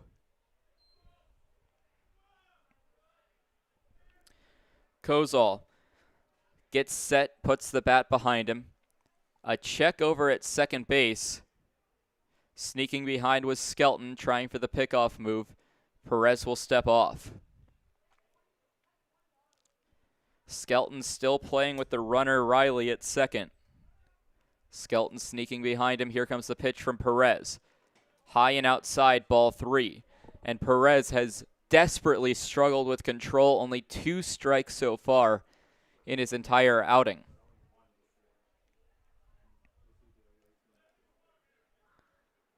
Perez walked 6, struck out 5, as that will be a 4-pitch walk and the 3rd walk in a row, all of them surrendered by Perez. That will walk in another run as the Sodbusters now have another run, continue to get closer to that Trappers mark of 7, as they are now down 7-5. In all 3 frames have runs across. 2 in the top of the first, 7 in the bottom of the first, and 3 now here in the top of the second. And a pitch goes for a called strike 1. It was a delayed strike call by Alex Shoemaker. So an 0-1 count. Perez checks in.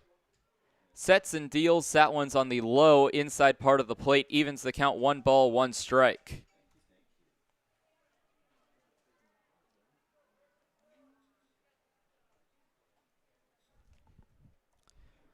Bases remain loaded for the Sodbusters as they try to work their way back. Ball goes inside, 2-1. And a walk here. If the trend continues with the 4th straight walk surrendered by Perez, it would make this a 7-6 ball game, still in favor of the Pierre Trappers. A swing and a miss. 2 balls, 2 strikes. To the designated hitter in Carlson. Carlson did draw a walk in his previous at-bat. Came in as a pinch hitter yesterday and drew a walk. So 2 walks against the Trappers as he tries to draw his 3rd this series. Ball bounces directly off of home plate. Makes the count full, 3-2. Still only 1 out here in the top of the 7th. Trappers leading 7-5.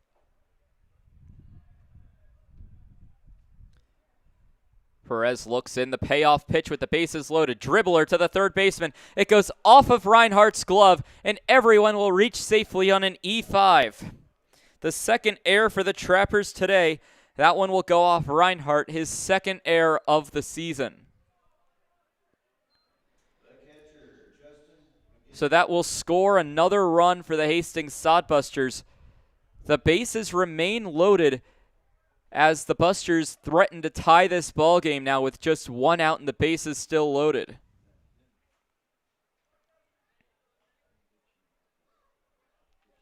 Seven to 6, Trappers still lead. A 4-run spot already for the Sodbusters in this inning. Perez will now take on McGeegan, and the first pitch to McGeegan is low. McGeegan 0 for 1 today with a ground out to the third baseman.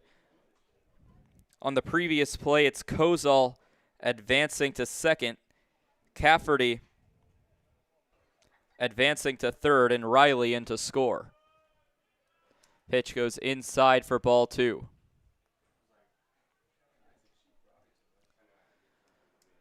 A 2-0 count to Justin McGeegan. He's the 9th Sodbuster batter to bat this inning.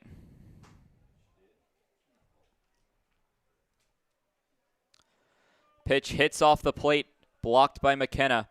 McKenna's really been saving the Trappers from some extra damage with some nice blocks behind the plate. 3-0, the new count to McGeegan.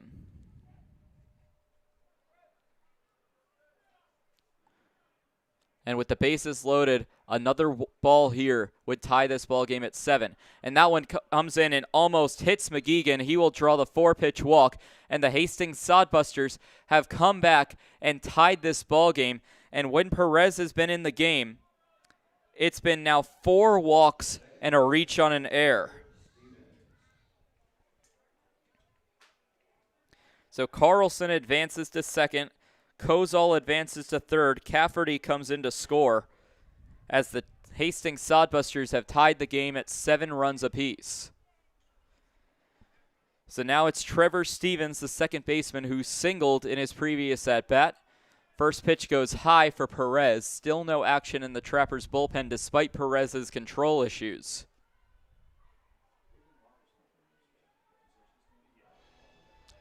And now just a couple of words of encouragement from McKenna to Perez.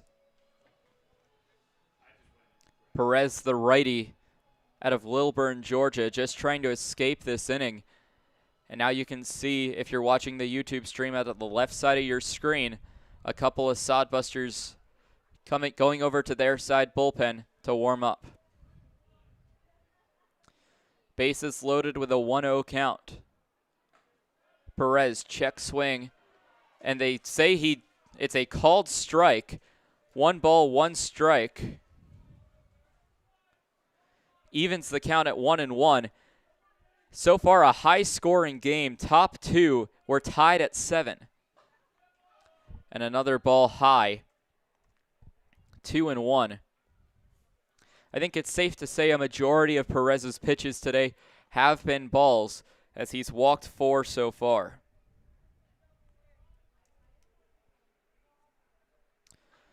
A ground ball to the first baseman. Hamill's going to throw home for the force out. McKenna drops the ball. That will be the 3rd error of the day for the Pierre Trappers, as McKenna could not hold on to it.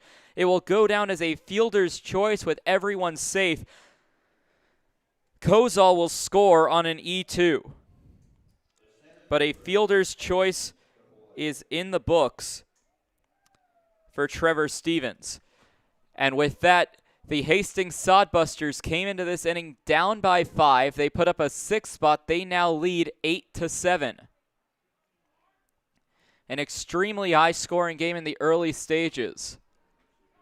And that one will fall in for a strike.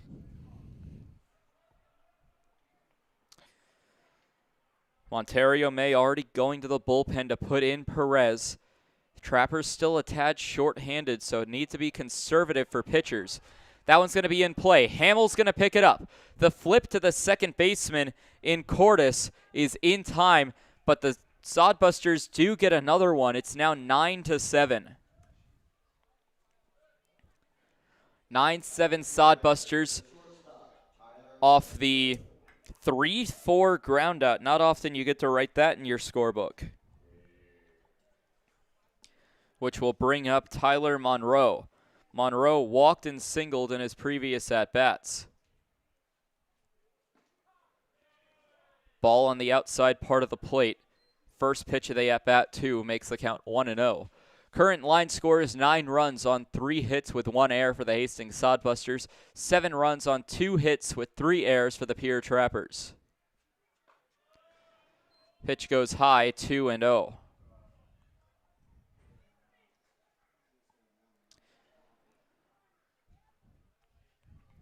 Trappers yesterday with 3 errors, matching their total, still struggling with fielding. Another pitch is high and outside for ball 3. And now a couple Trappers trotting down to the right field line.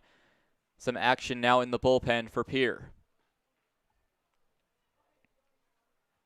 Perez with a 3-0 count does have a spot to put the base runner, but it will fall in for a strike. So a 3-1 count. First base is empty currently. McGeegan stands on second. Or excuse me, Stevens stands on second. McGeegan stands on third. The pitch goes high and outside, and that's now a 5-pitch walk. Will load the bases yet again as Monroe draws his second walk of the game. It will bring up Trevor Matson.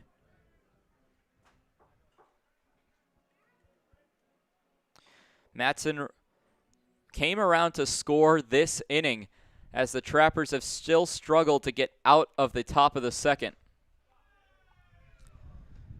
First pitch goes high. Another ball for Perez, 1-0. Bases loaded, so that means another walk surrendered by Perez will be the 10th run of the game for the Hastings Sodbusters. Pitch goes well inside. In fact, Matson had to duck out of the way. 2-0 in a high-scoring game. Both bullpens active.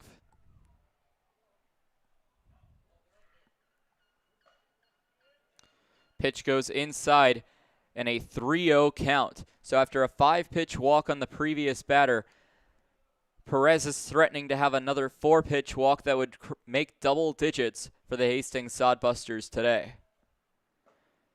The pitch, that one catches plate for strike number 1. 5 walks surrendered for Perez in the 8 batters that he's faced so far. That pitch goes down the center of the plate. That's a called strike. And it's seeming like for a while, nobody really wanted to swing at what Perez was offering. A couple swings by Stevens and Cahoy in back-to-back batters. Perez strikes out looking. And that will finally end the Hastings half of the inning, but they get 7 runs of their own in the top of the second. It's now 9-7 heading to the bottom of the second inning. The Trappers look to answer when we return on the Pierre Trappers YouTube and Mixlr live streams.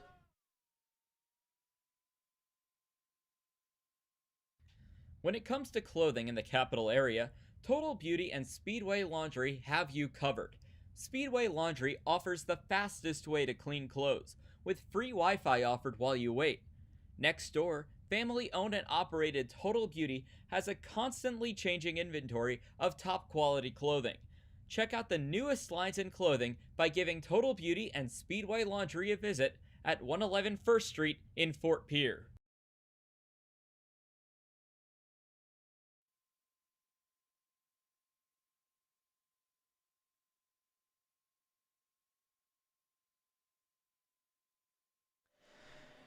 And at this time, we'd like to thank a couple of sponsors for the 2021 Pierre Trappers season, including Pierre Physical Therapy, Red Rosa, Bob's Lounge, Branding Iron Bistro, Aflac, A Cut and Style, La Minestra, Leisure Place, and Oahe Pawn. Thank you for continuing to be sponsors for the 2021 Pierre Trappers. The Hastings Sodbusters, after a big offensive second inning, as well as a 15 to 20 minute lightning delay, will continue to have Manny Herrera out on the mound.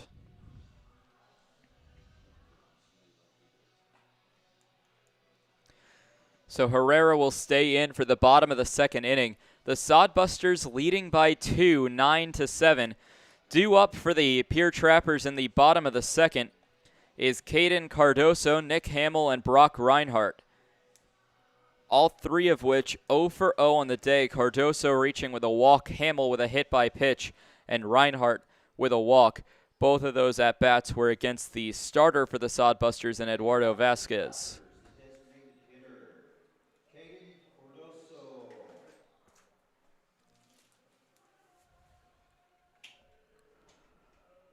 Cardoso will step in, batting .500 on the year, going 2 for 4 yesterday.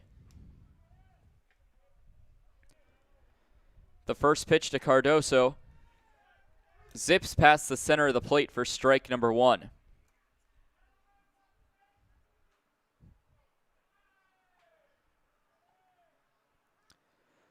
Herrera sets and deals. That one's going to bounce in front of the plate by a couple of feet. 1-1 the count.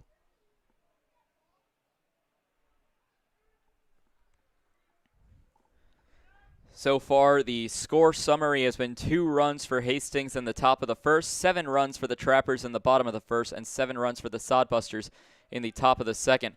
Hardy swing and a miss for Cardoso. That will go for strike number 2 on the inning. And compared to last night's fast pace, already approximately an hour and 20 minutes in, we're only in the bottom of the second inning. Herrera sets and deals high. In fact, misses the catcher's glove entirely. McGeegan having the on-deck batter, Nick Hamill, go retrieve the baseball. 2 balls, 2 strikes.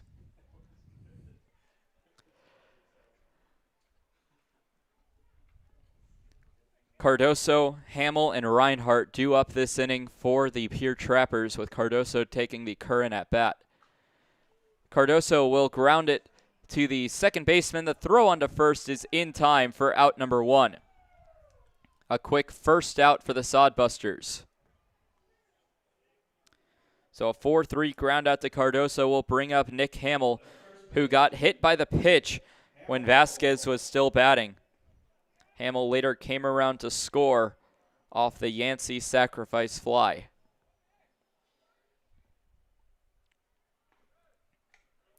First pitch to Hamill is a ball. 1-0 the count. Bases empty, bottom of the second. Sodbusters lead 9-7 over the Pierre Trappers. Breaking ball. It hooks down and catches the strike zone for strike 1.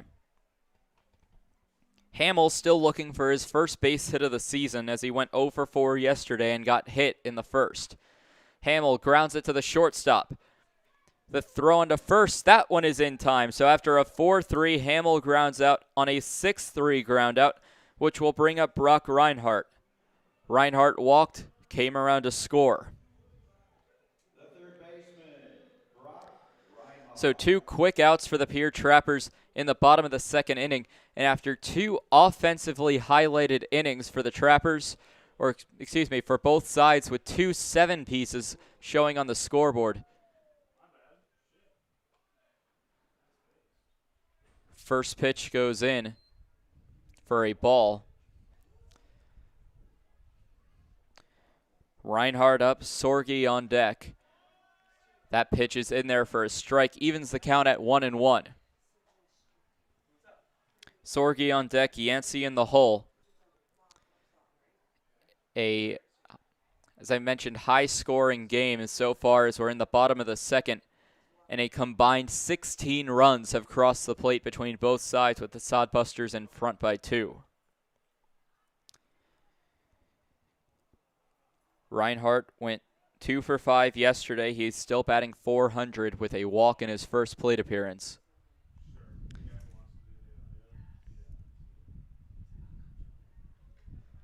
Pitch goes inside for ball 3, 3-1 the count.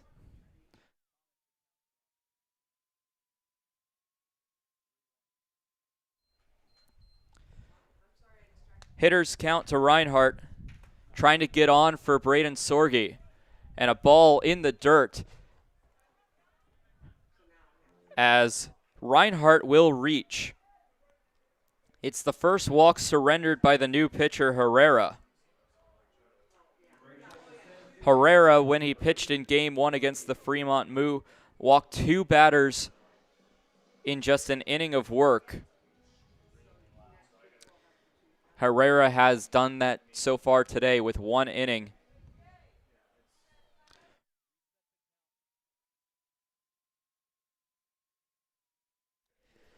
So that will bring up Braden Sorge.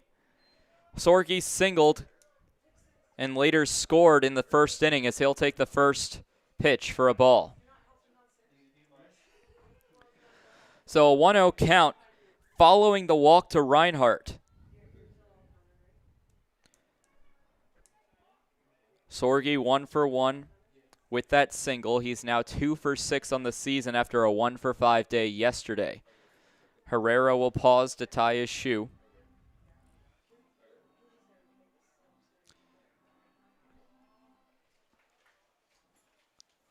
Herrera staring in, checks on the runner at first base. Sets. Pickoff attempt. That one's going to get away. And the pickoff attempt goes awry as Reinhardt takes off for third. It's going to end up being a 2-base error on the Hastings Sodbusters off a bad throw by Herrera. That will be marked as an E1.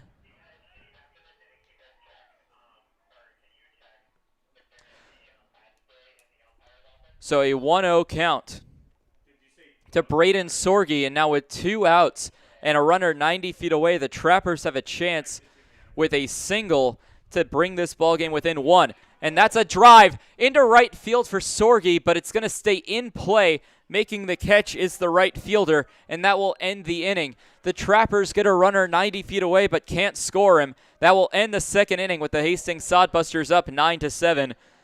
We'll be back for the third inning of play when we return here on the Pierre Trappers YouTube and Mixlr live streams.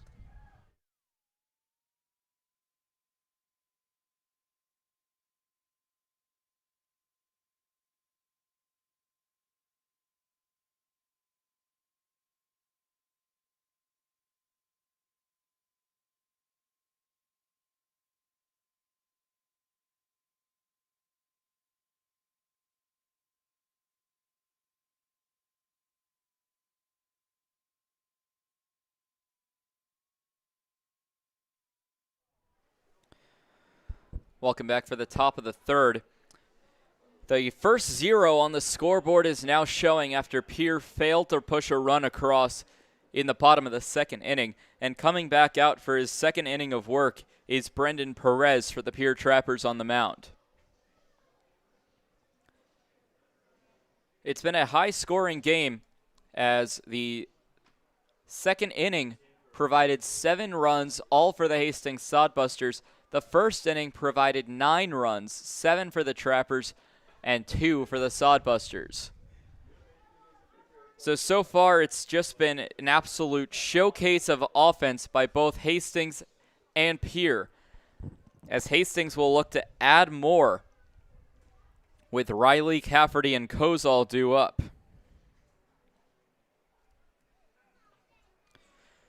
As we get set for the third inning, we'd like to thank a couple more sponsors of the 2021 Pierre Trappers baseball season, including Gators Pizza, the Governor's Inn, Chase Auto and RV, Cattlemen's Club, Central Dakota Eye Care, and Lutheran Memorial Church. Thank you for continuing to be sponsors of the 2021 Pierre Trappers baseball season.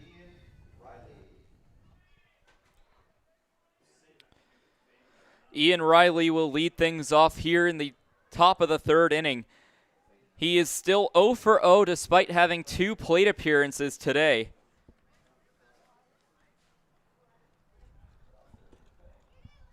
He was walked and then hit by a pitch. As the first pitch goes in for a ball, as Perez continues to struggle with control a tad.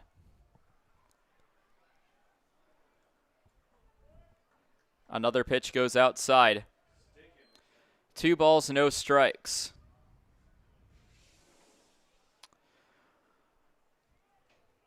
So far, Perez has been struggling with control dating back to that second inning. Another ball misses, makes the count 3 balls, no strikes. Riley, Cafferty, and Kozol due up for the Sodbusters as the pitch finally finds the strike zone for 3-1.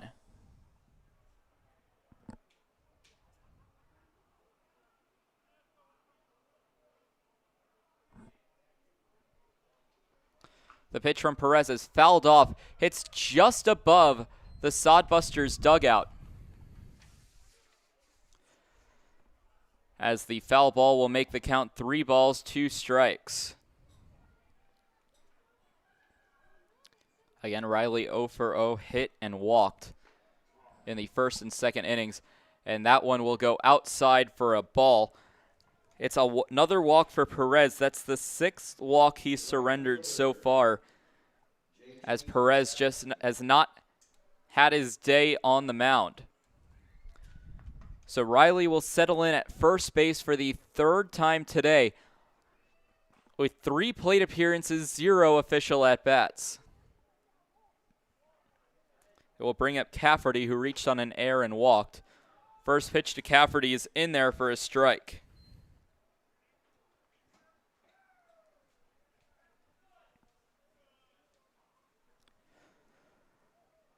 Perez gets ready with an 0-1 count. Pickoff attempt back at first base, but is in there safely. Checking in on Riley, who stands at first base.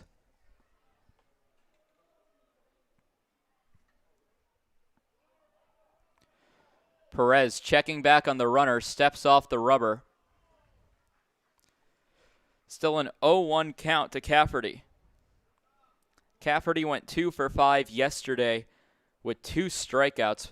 Perez ahead in the count. That's going to be a ground ball to the shortstop. It's a 6-4, not 3, as it's a bad throw by the second baseman. And already here in the 3rd inning, that's going to go down as the 4th error on the Pierre Trappers tonight.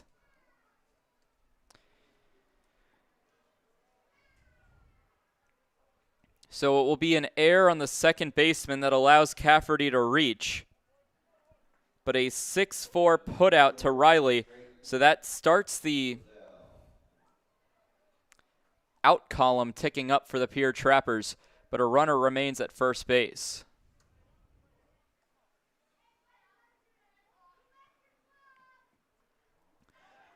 And that's a ball in the dirt, taking off for second, no throw by McKenna.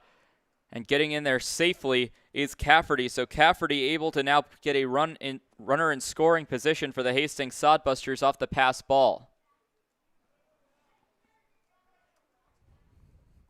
So now a 1-0 count to Trayton Kozol.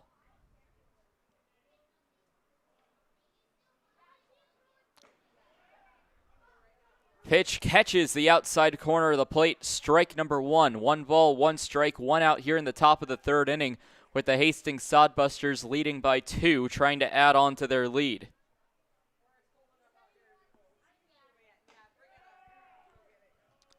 Pitch goes outside for ball number 2.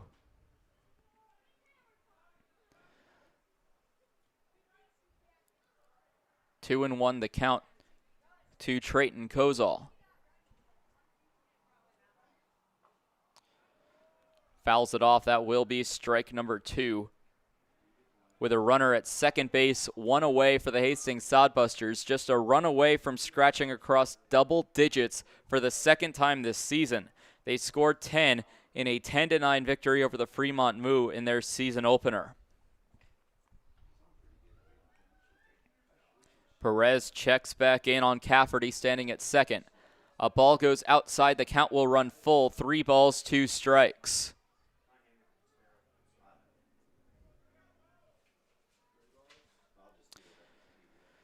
On deck is Nick Carlson. Carlson reached on an error and walked earlier this game. Perez checks back in on Cafferty, and here comes the 3-2 payoff pitch. And that one on the outside part of the plate, and excuse me, I think I got the count wrong. It's now 3-2 with the ball. Saves a runner from getting on for the Hastings Sodbusters with Carlson on deck. And a dribbler to the second baseman. The throw on to first. That one is not in time. A tough play at second base. I believe that will be ruled an infield single for the Sodbusters. And that will put runners at the corners, so the Kozol single puts Cafferty at third base with Nick Carlson at bat. Carlson walked in the first, reached on an error in the second inning. With only one out in the inning, the Sodbusters threatening with a runner 90 feet away. First pitch misses for ball one.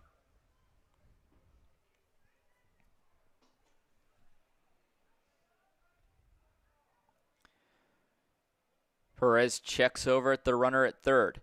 Deals home. It's going to be a ground ball to the shortstop. Potential for a double play. That's a 6-4. Was he off the bag? No, a 6-4-3 double play is completed as Nick Carlson grounds into it. It gets Kozol in the process. And the Pierre Trappers, despite letting runners get to the corners, get out of the inning with the Sodbusters still leading by 2. The Trappers will try to answer in the bottom of the third inning when we return here at the Pierre Trappers YouTube and Mixlr live streams.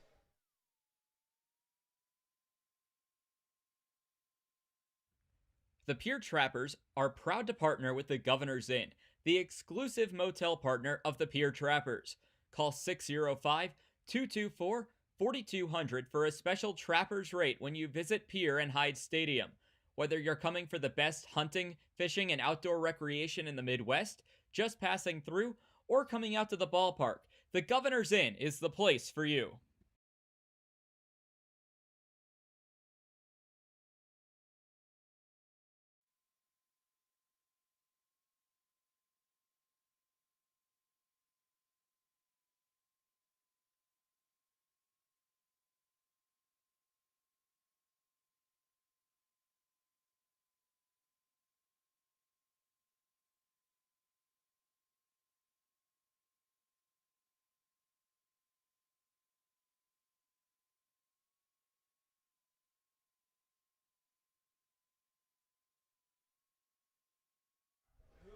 Welcome back toward the bottom of the third inning. Due up for the Pierre Trappers, Cole Yancey, Thomas McKenna, and Jacob Newman. In the bottom of the third, the Trappers still find themselves down by 2 runs after a big 7th inning for the Hastings Sodbusters, scoring 7 runs in the top of the 7th. The Pierre Trappers had a 7-run inning of their own in the first. Didn't score in the bottom of the second. They're trying to change that fact in the bottom of the third.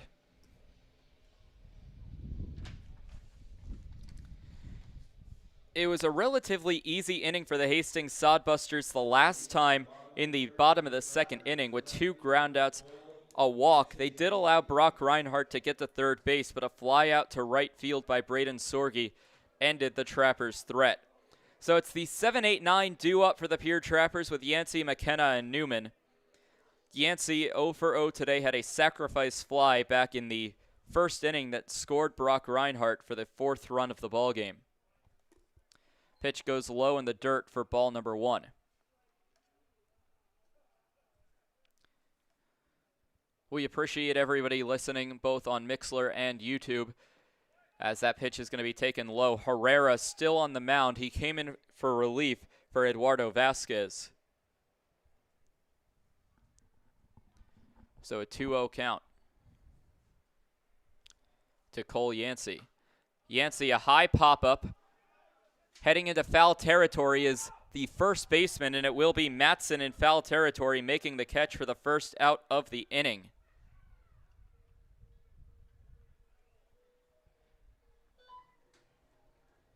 That will bring up Thomas McKenna. McKenna drew a walk in his previous plate appearance. Does not have an official at-bat yet this season. McKenna playing in his first game, showed up a couple hours before game time yesterday with three of his teammates from Spokane, Washington. He'll take the first pitch low and outside for ball number 1.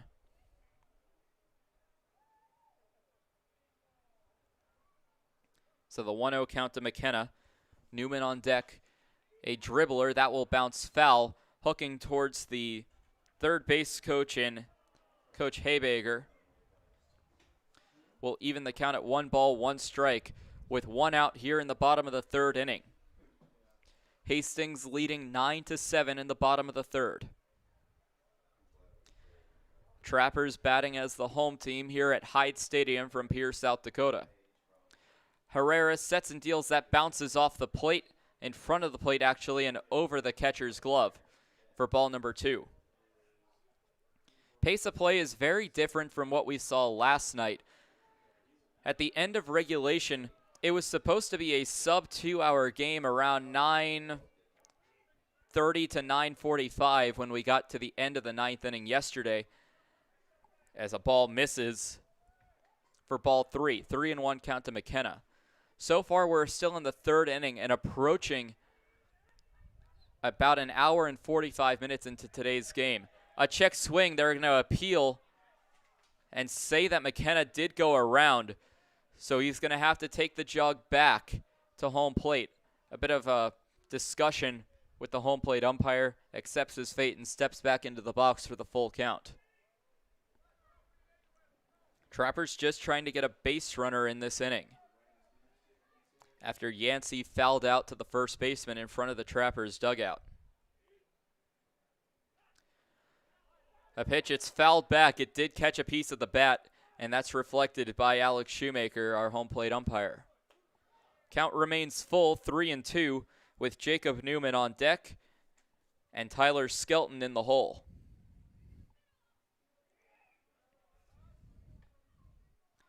Full count with 1 away to Thomas McKenna.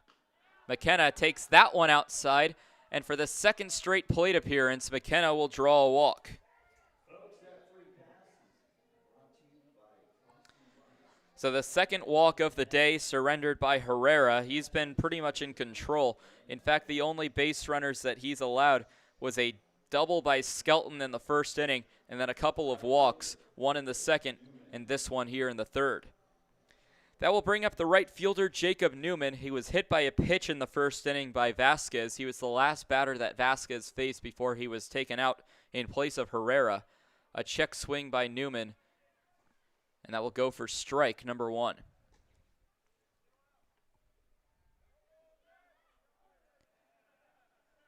Trappers trying to at least get 1 run across this inning as they find themselves down by 2 to the Sodbusters, 9-7.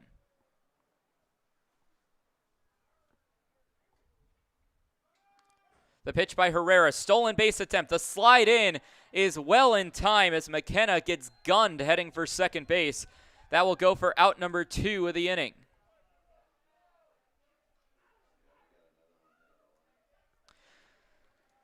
So McKenna takes the lone base runner the Trappers had and gets caught stealing between the base paths. So now Newman batting instead of a runner on first with 1 out. He's batting with the bases empty and 2 away. The 0-1 to Newman. Excuse me, I guess it was the 0-2 because of the pitch on the stolen base. So Newman goes down on strikes in an easy 1-2-3 inning for the Hastings Sodbusters yet again. The first strikeout of the day for Manny Herrera ends the third. It's 9-2, 9-7, excuse me. The Sodbusters in front of the Trappers will return for the 4th inning when we return here at the Pierre Trappers YouTube and Mixlr live streams.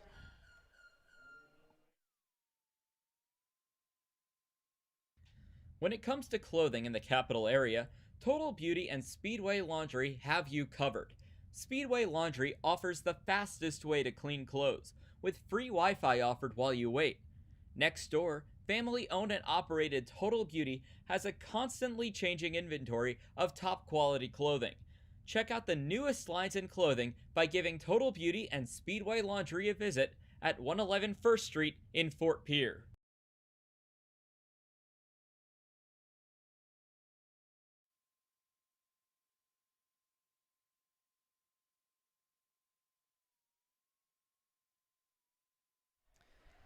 Welcome back for the fourth inning, and at this time we'd like to thank even more sponsors for the 2021 Pierre Trappers baseball season, including Avera, Bank West, Black Hills Federal Credit Union, Edward Jones Mark Ullman, First Dakota National Bank, Floyd's Truck Center, Gentleman's Barber Shop, Xander Auto Parts, Sanford Health, Right Turn with Christensen Farms, and the Oahe Family YMCA.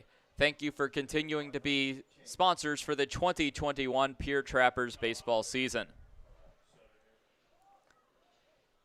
Perez remains out there for his third inning of work. He came in relief after the weather delay when no outs were recorded, so this is his third frame of work here in the fourth. Leading things off will be the 8-hole batter, the catcher, number 2, Justin McGeegan. McGeegan 0 for 1.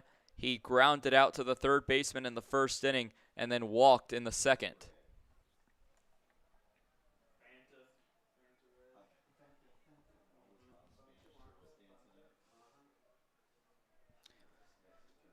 For McGeegan, his first game action since game 1 of the season, the Sodbusters in their fourth game of the year due to a 2-game series prior to everyone else starting against the Fremont Moo, the defending champions of the Expedition League. Ball goes low, and similar to the past 2 innings, Perez has been struggling to find the strike zone. McGeegan playing for the Concordia St. Paul Golden Bears, a native of Plainfield, Illinois, as another pitch will miss for ball 3. McGeegan actually goes to the same school as pitcher for the Pierre Trappers and Noah Borwedge. It's unlikely Borwedge will get in the game today because of the fact that he pitched yesterday. Ball 4 will go and the Sodbusters will get a runner on first base. So that's the 7th walk that Perez has surrendered so far. Yesterday, the Trappers struggled with control as well, walking 10 batters overall. No pitcher gave up more than 4, however. And now another mound meeting with Monterio May, the head coach of the Pierre Trappers, talking to his pitcher. Nothing doing in either bullpen, as May's going to trust Perez to get out of this inning. Now, despite Perez's control issues, he did get out of a scoreless inning in the third, letting up a walk, then an error, a single, and then a ground into double play, got Perez out of the inning. So Trevor Stevens, the new batter, he is 1 for 2 with a single and a fielder's choice. Pitch goes high and outside for ball 1.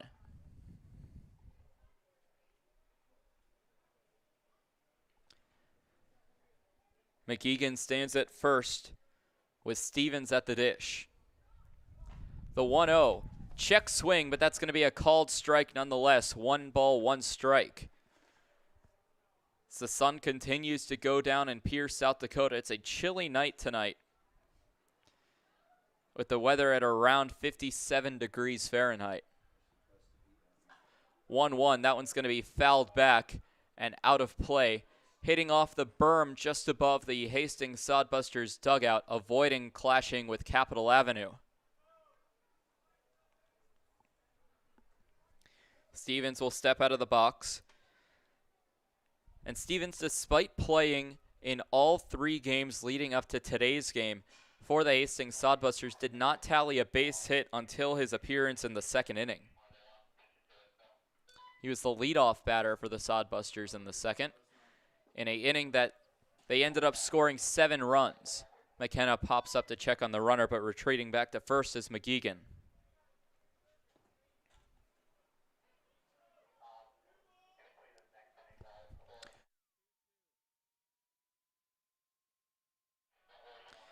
The 2-2 to Trevor Stevens.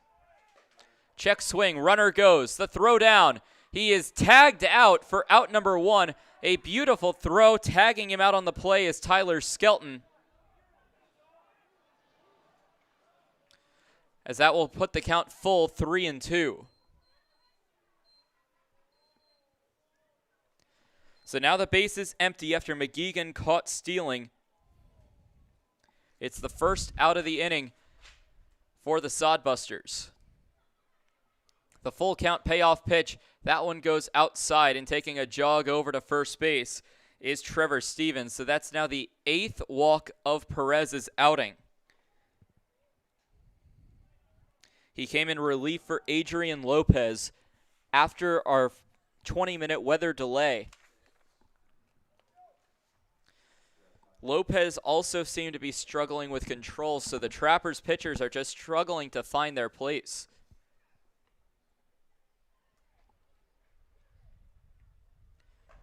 The pitch goes high and inside. Another ball from Perez.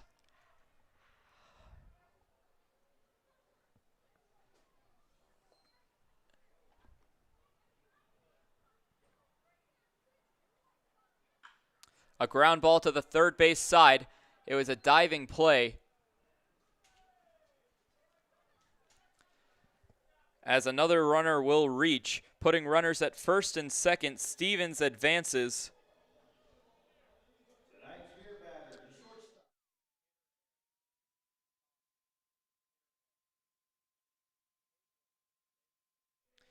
So it will go down as a infield single, or excuse me, just a single to the third base side for Cahoy. First pitch to Tyler Monroe is outside for a ball. Monroe 1 for 1, a single and 2 walks so far entering his plate appearance here in the 4th inning. Monroe shows bunt, pulls back, and it will go for ball number 2.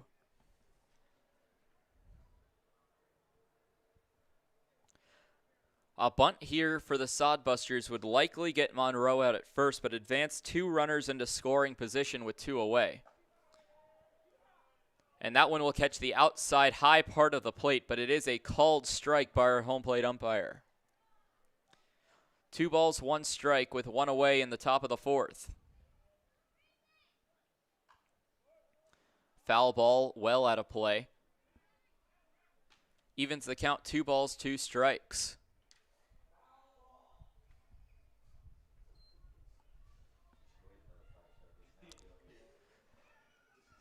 Runners at first and second for the Hastings Sodbusters as they lead 9-7 in the top of the 4th with 1 away.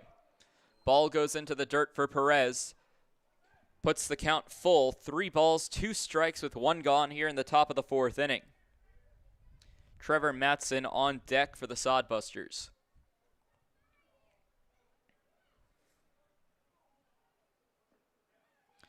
And a ball low will load the bases yet again.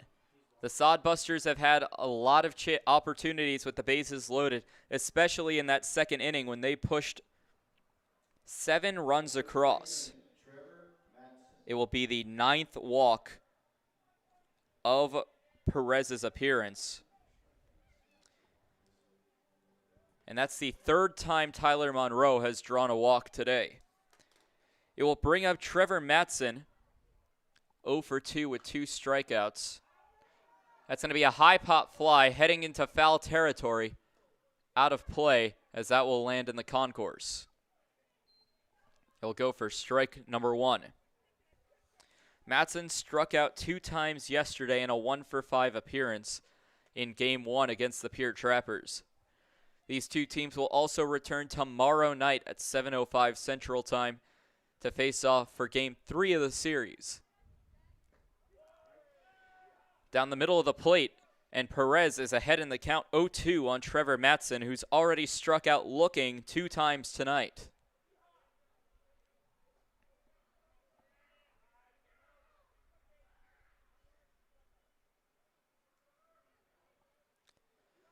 And a pitch off the plate, taking off are all 3 runners, and the Hastings Sodbusters add another run. It's now 10-7 in favor of Hastings.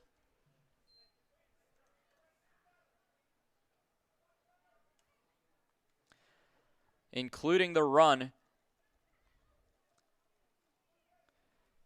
it will push runners to second and third It will go down as a pass ball during the Matson at bat.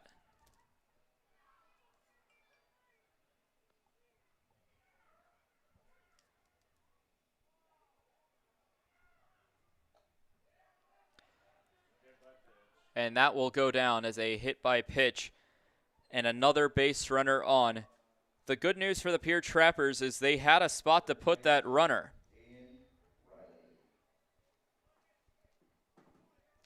So Stevens scored on the pass ball.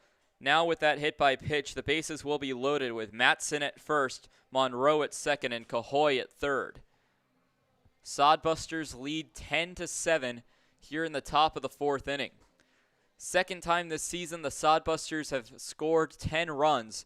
Their season opener against Fremont, they won 10-9 in 9 innings. A hearty swing and miss by Ian Riley. Riley does not have an official at-bat today despite 3 plate appearances, a hit by pitch, and a couple of walks display Riley's line today.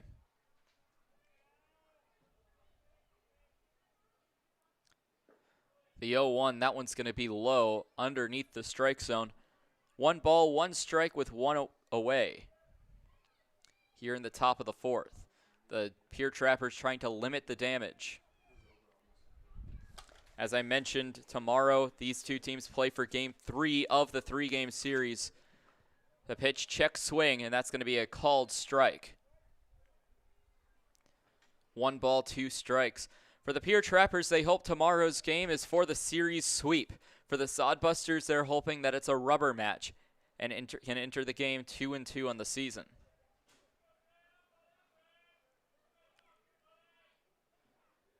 Perez stands tall. A check swing going to appeal to the field umpire. And he says no swing out in the field. Evens the count at 2 balls, 2 strikes.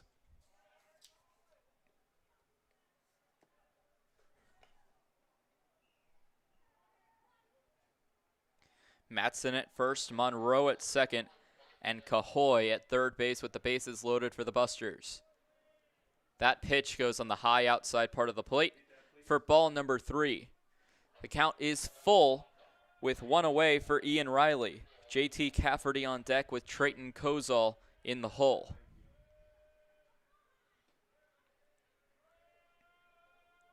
Perez winds up and deals. A check swing. No go. The Sodbusters get another run off a walk. Perez has now surrendered 10 walks in his appearance. That matches the entire 11-inning game that the Pierre Trappers pitched yesterday. So Riley reaches. Matson will advance to second base. Monroe gets to third. Cahoy walks in to score. It's now 11-7, Sodbusters leading.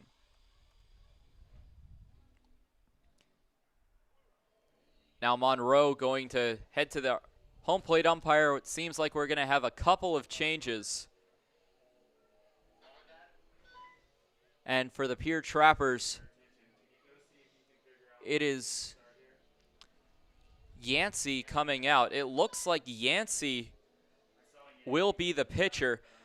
We'll take a break to get 100% confirmation on the defensive changes for the Pierre Trappers. We'll be right back on the Pierre Trappers YouTube and Mixlr live streams.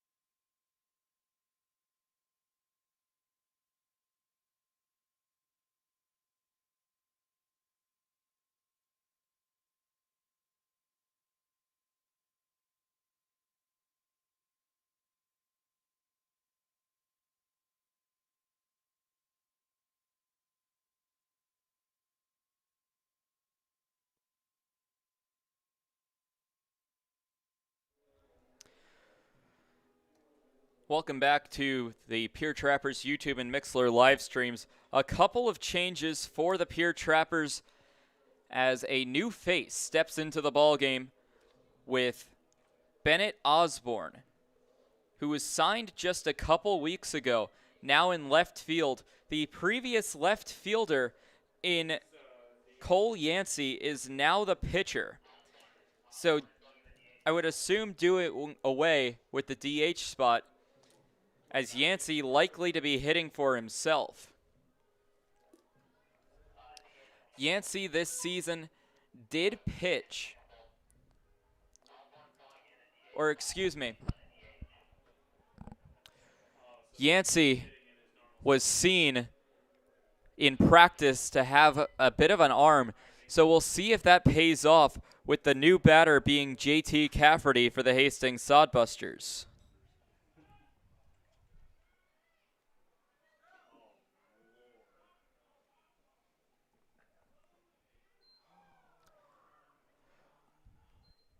And a ball.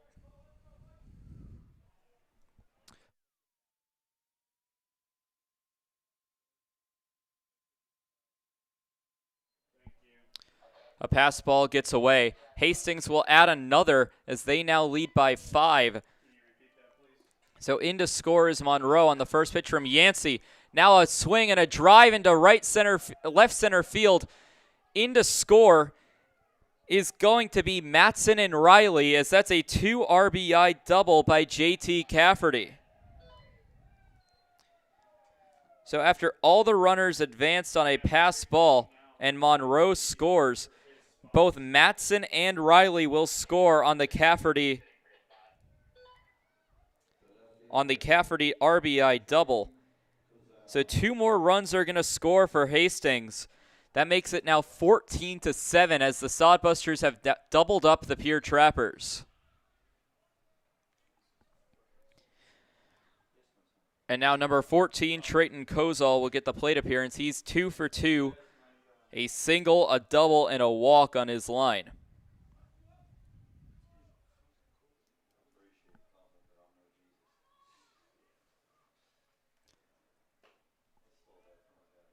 Yancey will fall behind in the count. 3 balls, no strikes.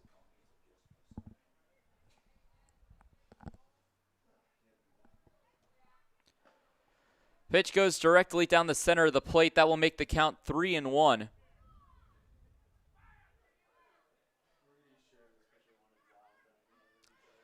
Cole Yancey, a position player for the Trappers, on the mound, as he will draw a walk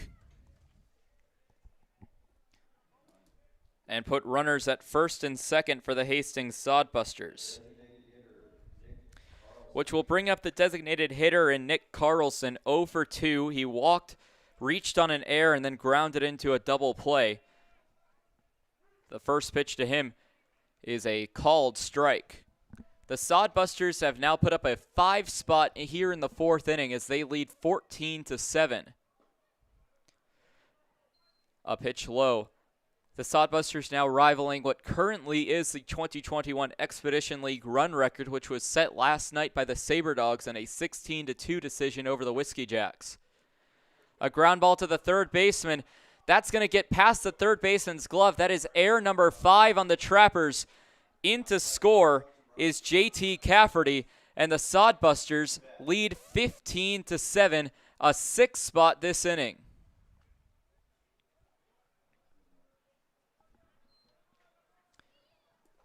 So an error by the third baseman in Reinhardt.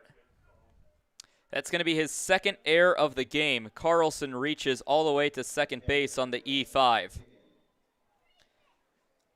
Cafferty in to score, and Kozol will get to third base.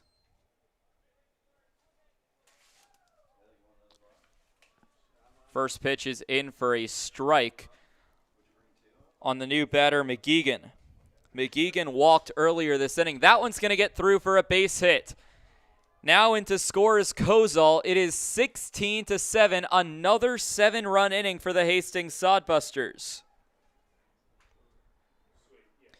Kozol is in to score.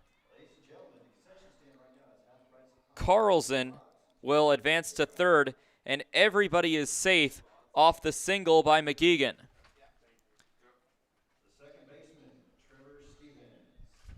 The Sodbusters have broken this game wide open. They now lead by 9 here in the top of the 4th inning, still only 1 away. First pitch misses for ball 1.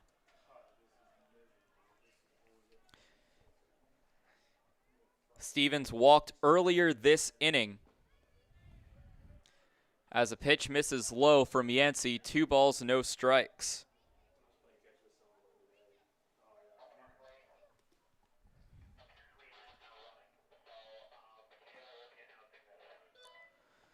Another pitch misses for ball 3.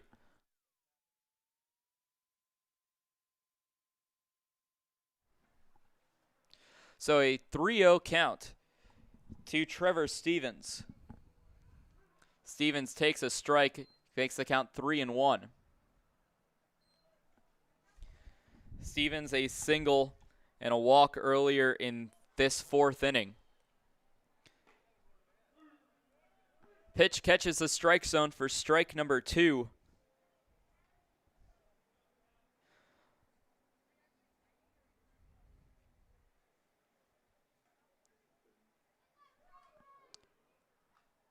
A swing and a foul back to the screen.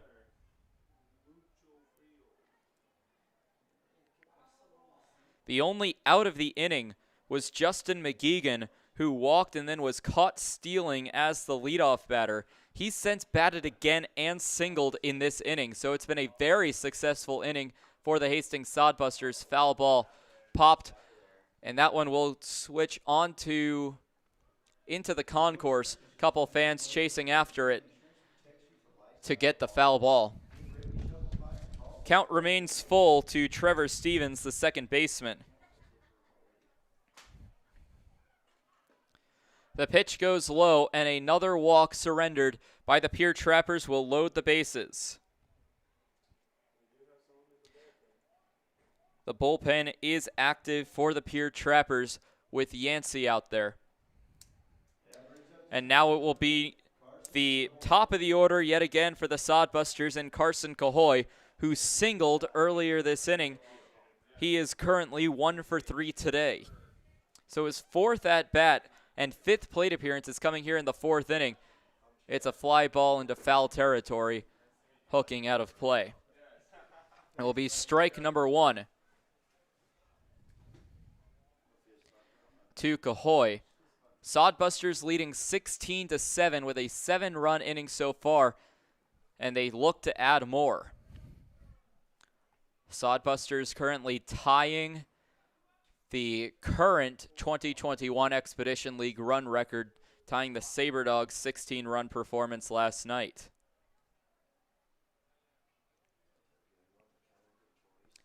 An 0-2 count from Yancey to Cahoy. Cahoy ground ball to third. Reinhardt will go home. McKenna grabs it, stays on the bag, so that will be a fielder's choice for Carson Cahoy. Out is Nick Carlson heading home. Reaching for third base safely is Justin McGeegan. Stevens will advance to second, so the bases remain loaded with 2 outs in the inning. It will be Tyler Monroe. Monroe, that's a fly ball. That's a base hit into left field. Coming home is going to be McGeegan. Rounding third and coming home is Stevens. And a 2 RBI single puts the Sodbusters lead to 11 as they lead 18-7 in this ballgame.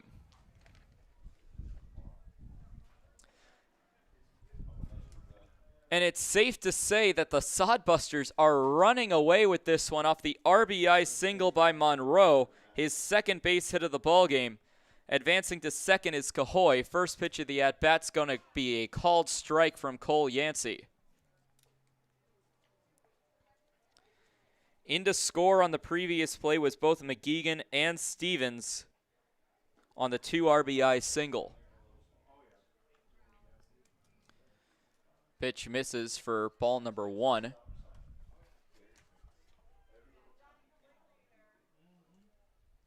(18-7). Sodbusters leading. That one misses as well. 2 balls, 1 strike.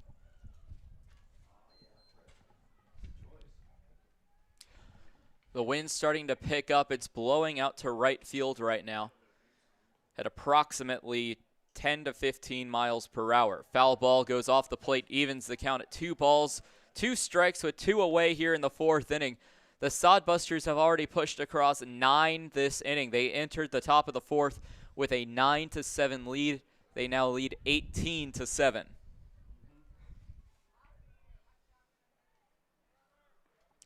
And after a low-scoring pitcher's duel through the early part of the game yesterday, it's been the complete opposite, as the Sodbusters have broken this game open, scoring more than 5 runs twice in 4 innings, a 7 spot in the 2nd, and now a 9 spot here in the 4th. That's going to be a fly ball into center field, chasing after it, and unable to come up with it. Coming home will be the runner from second base in Cahoy, and it is now 19-0 with the Sodbusters in front.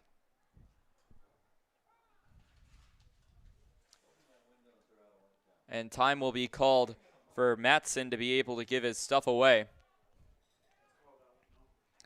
Matson gets to second base. Advancing to third is Tyler Monroe. In to score was Carson Cahoy, advancing 2 bags. Again, 19-7. New batter, new count. And the first pitch of this at-bat will go in there for a ball. It's Ian Riley who earlier this inning walked and came around to score. Another pitch misses from Yancey. It's 2-0. Sodbusters out in front by a ton. 19-7 the lead. Pitch goes outside. 3 balls, no strikes. Here from Hyde Stadium. Pierre took game 1 of this series, and now it looks like, unless a crazy comeback from the Trappers happens,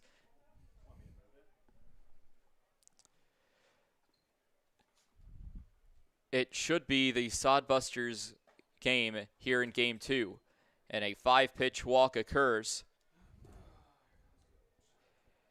as Ian Riley will reach on his 2nd walk this inning. It's the 3rd walk Yancey has surrendered, and here comes Coach Monterio May. 10 runs this inning, and it looks like Yancey will be forced to give up the baseball. And it will be another position player. We'll get you caught up on everything when we return here on the Pierre Trappers Mixlr and YouTube live streams.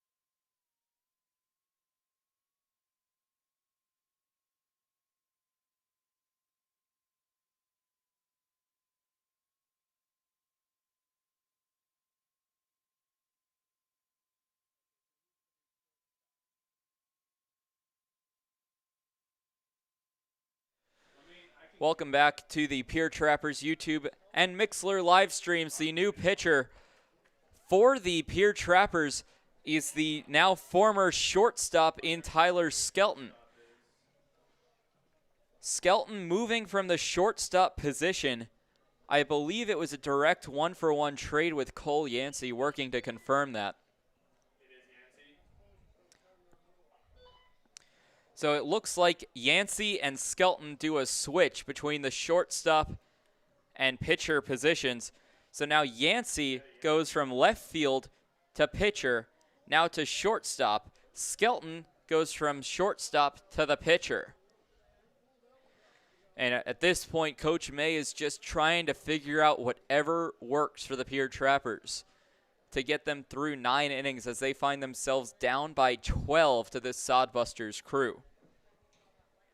Bases will be loaded for the Hastings Sodbusters, with Riley standing at first, Matson at second, and Monroe at third.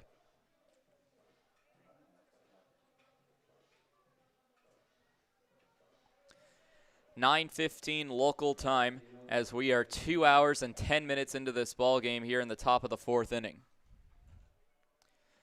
Bases will be loaded for JT Cafferty. Cafferty 1 for 3 today, reached on an error twice in today's ball game and doubled.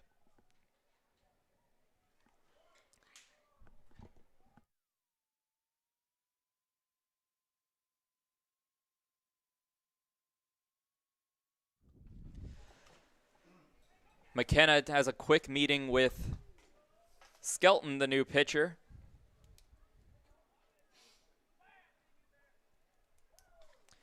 So Tyler Skelton switches from that position player role from the field onto the mound, and his first pitch will go in there for a strike. JT Cafferty, the first batter that Yancey had to face, now the first batter that Skelton has to face.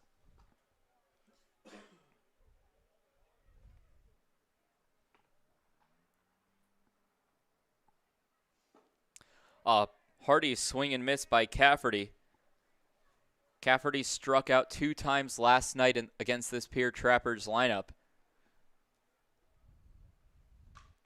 And now a ground ball to the shortstop. It's going to be Yancey who holds on to the ball, so that will be a single for Cafferty. Another run comes across for the Hastings Sodbusters.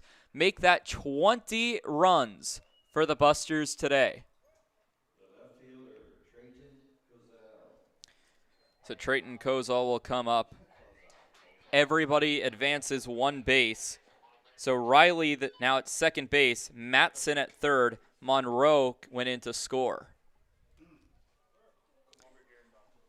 Trayton Kozal takes strike number 1.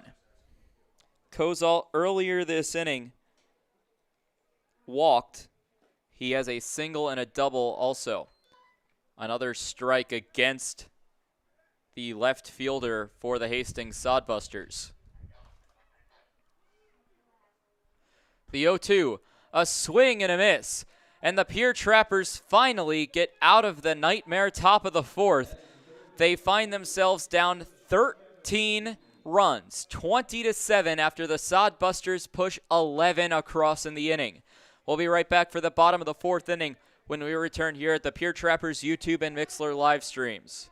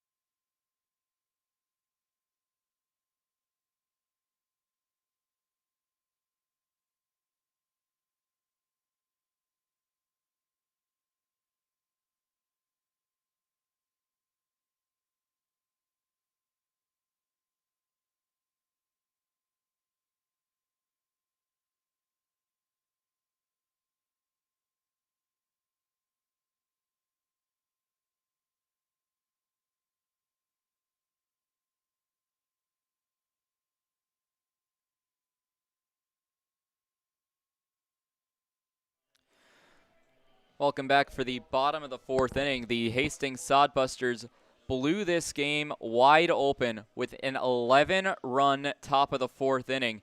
They now lead 20-7 against the Pierre Trappers. Due up for the Pierre Trappers will be the top of the order. The pitchers, Skelton, Cordes, and Cordoso due up. And after a 7-run first inning by the Pierre Trappers, it's been nothing but the Sodbusters. 18 unanswered runs for the Busters. So leading off will be the pitcher in Tyler Skelton, who started as the shortstop. He's now the pitcher, with Coach May just trying to find whatever option works.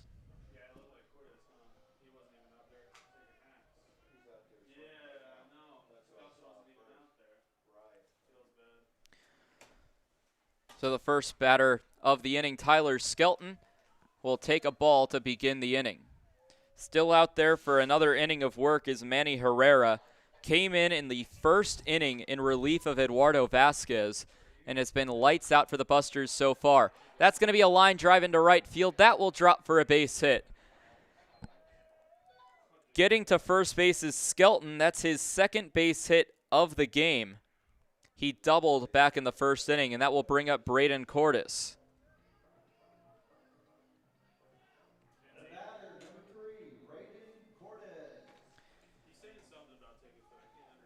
Cordes 0 for 1, a ground out in the first inning and a walk.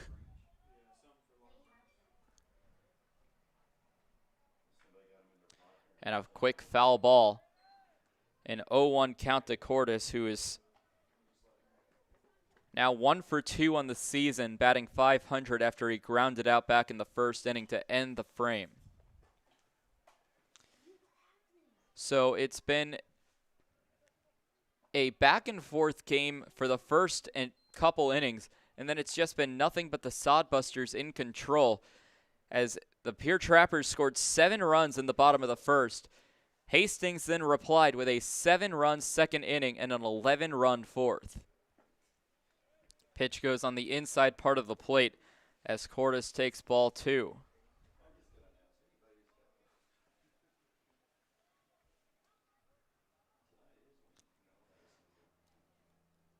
2-1 the count to Cordes, as the Trappers really trying to find any way back into this game that they can, despite being down 13 runs here in the bottom of the fourth.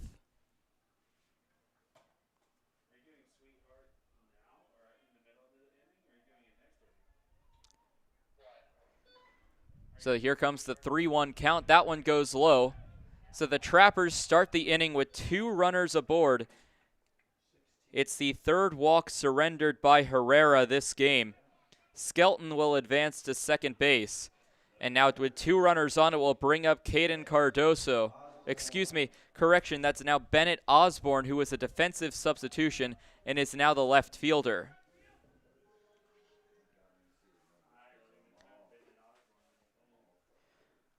So Bennett Osborne getting his first plate appearance. First pitch to him goes inside for ball 1.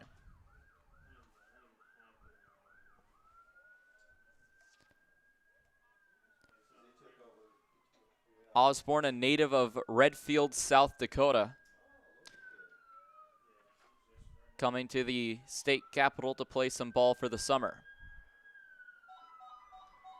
A ball goes low, and it's a 2-0 count as Herrera is starting to lose control of his pitches. Nothing doing in either bullpen right now.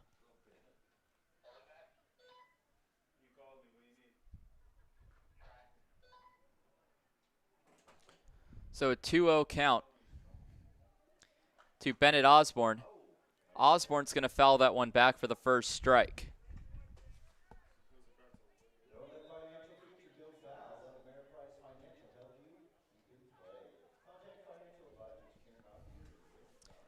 So 2-1 count to Osborne with his first at-bat of the season. He showed up this morning to pick up his uniforms. That's going to be a high pop fly. Catcher's coming over in foul territory, and that's going to go into the crowd. It bounced off the top of the press box, creating a loud thud. That will even the count on Osborne. 2 balls and 2 strikes.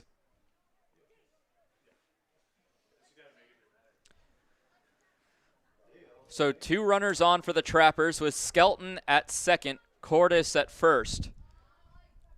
Osborne the batter with a 2-2 count, and the Sodbusters leading 20-7. The pitch, a swing and a miss. Osborne will go down on strikes. It's the second strikeout of the game for Manny Herrera. and it will bring up Nick Hamill, first out of the inning. The batter, number 17, Nick Hamill. Hamill still looking for his first base hit of the season. He's started the season 0 for 5 with a ground out in the second inning and a hit by pitch in the first. So 1 away, bottom 4, 2 runners on. First pitch is in there for a strike.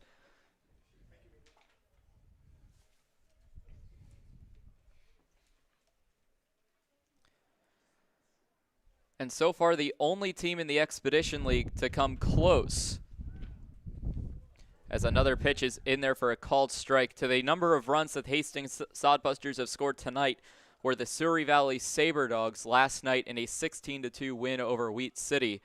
So far, no team today has gone over 10 runs. An 0-2 count against Nick Hamill. Herrera trying to strike out his second Trapper in a row. And it will be a strikeout looking. Nick Hamill goes down on strikes for the second out of the inning. So Brock Reinhardt's now the next man up. No official at-bats for him with 2 walks on Reinhardt's line. Trappers threatening to leave 2 runners on. Cordes at first, Skelton standing at second base.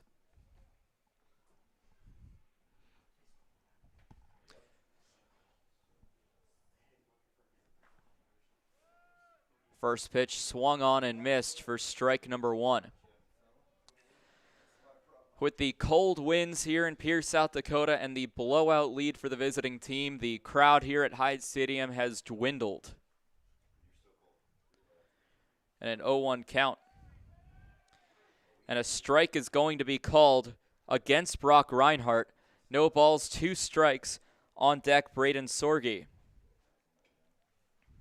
Still a runner in scoring position for the Trappers as they try to push at least 1 run across in this 13-run deficit. Pitch misses for ball 1. So 1 ball, 2 strikes. We're approaching 2.5 hours of game time still here in the bottom of the 4th inning. But when the offenses have been like they are tonight with 3 innings, scoring either 7 runs or more, as that's going to be a high ball that gets away. Both runners advance. Skelton will now be at third due to the wild pitch. Cordes advances to second. So Reinhardt now batting with a 2-2 count and a runner 90 feet away for the Trappers to score their 8th run of the ballgame.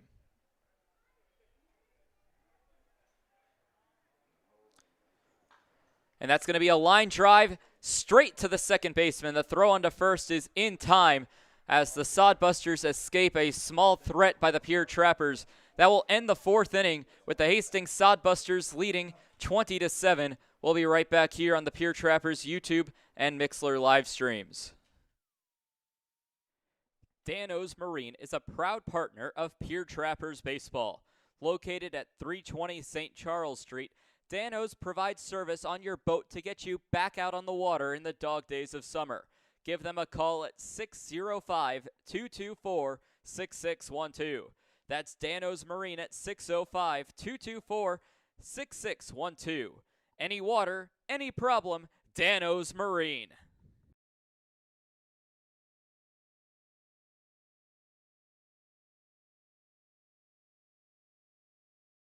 Hey, it's the old top Gator here with Gators Pizza, Pasta, Subs in the Northridge Plaza. Gators is known for top quality food. Now you can have our food selections delivered right to your front door using DoorDash.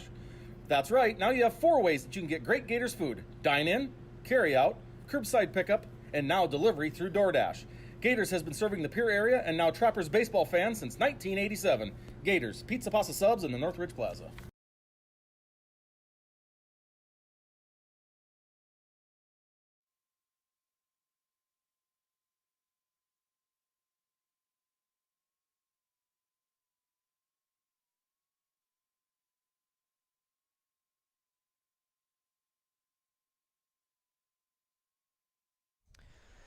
Welcome back for the top of the 5th inning.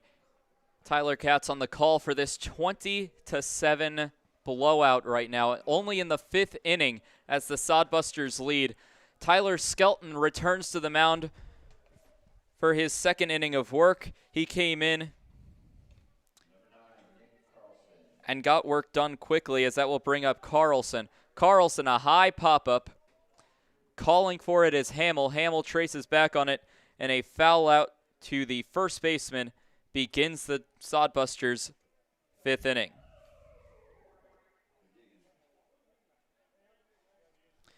So now one away, and that will bring up Justin McGeegan. McGeegan 1 for 2, 2 walks, a single, and a ground out to his line today. He will bat for his 5th plate appearance here in the 5th inning.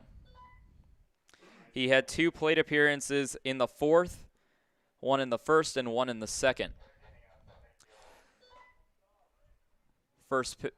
Second pitch of the at-bat will miss as Skelton starts him off with a 2-0 count. So the 2-0 from Skelton, that goes on the low outside part of the plate. 3 balls, no strikes.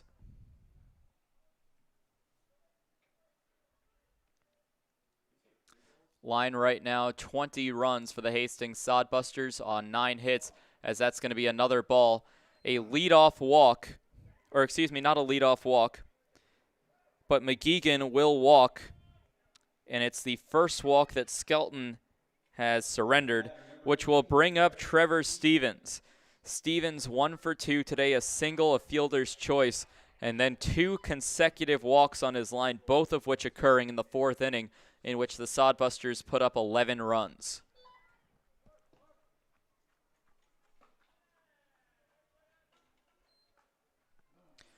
Pitch goes outside for ball number 1.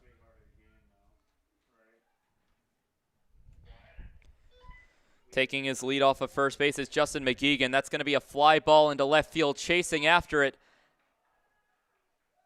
And unable to come up with it is both Osborne and Sorgi in left center field. So that will go down as a base hit for Stevens, his 2nd of the ball game. It pushes McGeegan up to second base. So that will bring up Carson Cahoy. Cahoy today is 2 for 5, already entering his 6th at-bat of the game. Here in the 5th inning, he batted twice in both the 2nd and 4th innings.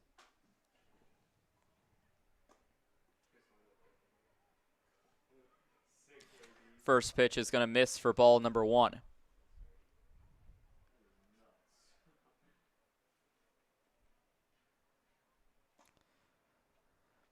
A pitch seemingly right where Skelton wanted it. It's going to be called a ball. 2 balls, no strikes.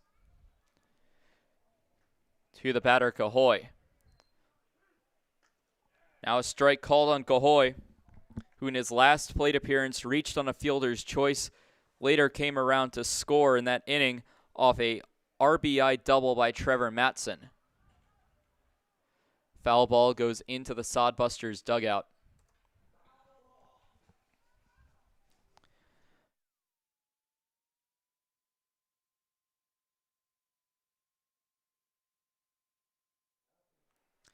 And another pitch will go low. Full count to Cahoy with runners at first and second for the Hastings Sodbusters. Still only 1 away in the inning, and it came off a Nick Carlson foul out, but Cahoy will swing and miss. Skelton's going to get credit for the strikeout. It's Skelton's first strikeout of the game, and thus the season, with this only being the 2nd game of the Pierre Trappers season.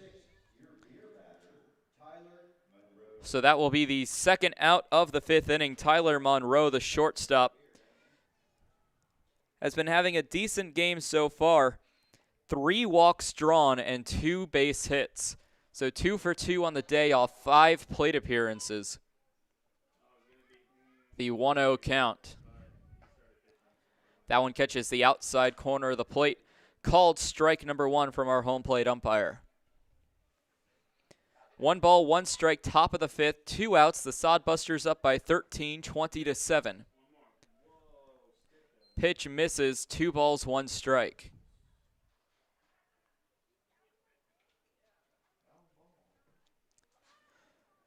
And for the Pierre Trappers, Or hold on a second as there's a fly ball to left field by Tyler Monroe. Bennett Osborne chasing after it. It will drop in foul territory. Osborne made a sliding attempt, but couldn't get to it in time.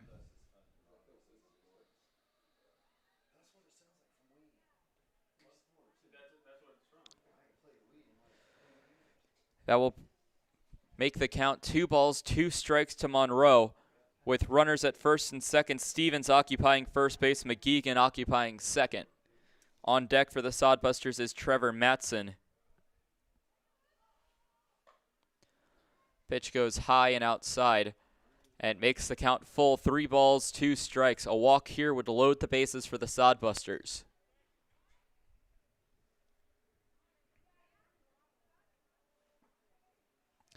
And the pitch goes outside. That's exactly what will happen. A 2-out walk with 2 runners on will load the bases.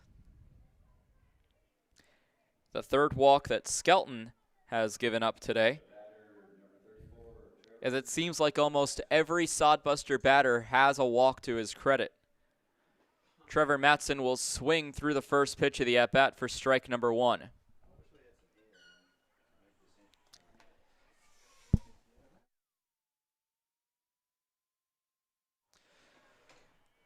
Pitch goes outside, ball number 1. So it's a 1-1 count with 2 gone in the top of the 5th inning. A foul ball by Matson goes back into the screen for strike number 2. So a 1-2 count now to Trevor Matson. He's doubled, struck out twice so far today. Matson, a dribbler to third base, and struggling to come up with it is Reinhardt. It's going to be another error on Reinhardt. I believe that's his 3rd of the game, as another run's going to come in to score.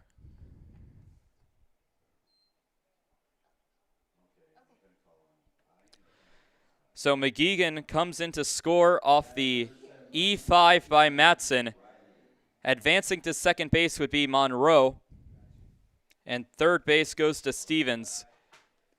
So that makes it now 21-7. First pitch will miss for ball number 1. A swing and a miss makes it a 1-1 count.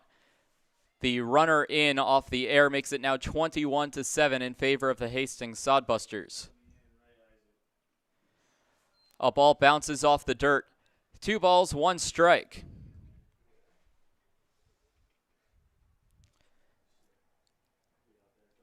So for Ian Riley, looking to walk for his 5th time today. He was hit by a pitch, then 4 straight walks after that. Count runs even to 2 balls, 2 strikes off the foul ball by Ian Riley.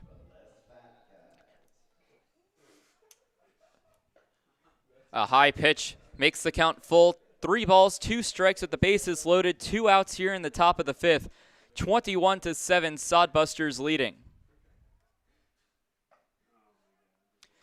And another walk will add another to the Sodbusters total. They now lead 22-7.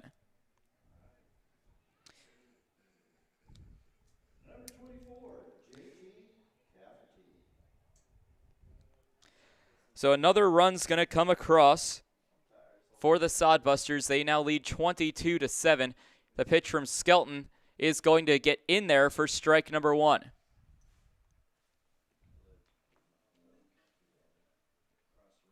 It's a high fly ball heading into foul territory. It will go out of play towards the player's entrance. Both Hamill and Newman ran over to try to make a play, but instead it will be a long foul ball for JT Cafferty. Cafferty has a single and a double. Both of those came in the 4th inning.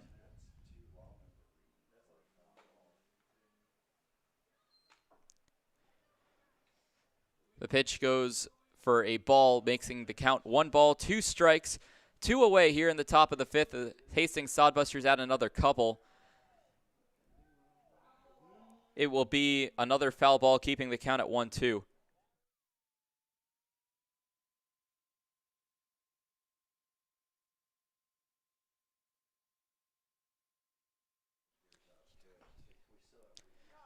And that pitch misses. It will even the count at 2 balls, 2 strikes.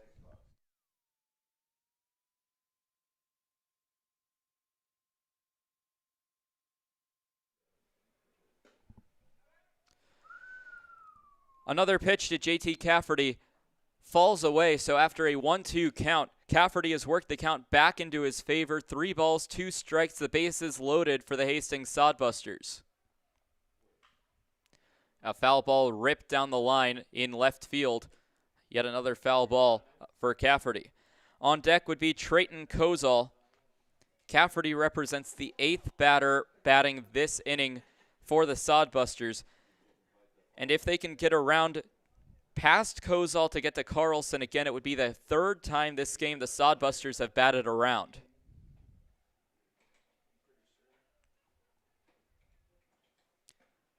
Skelton deals, and that will be another walk surrendered by the Pierre Trappers. The Hastings Sodbusters add another to their total. It's now 23-7.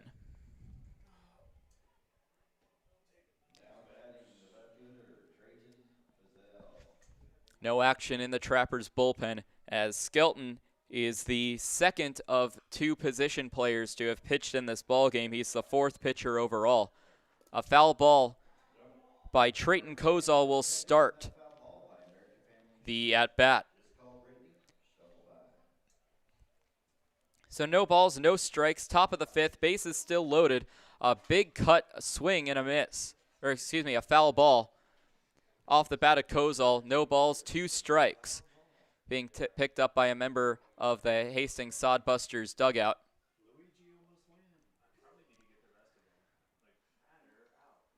So now here comes the 0-2 pitch. That one will miss for ball number 1.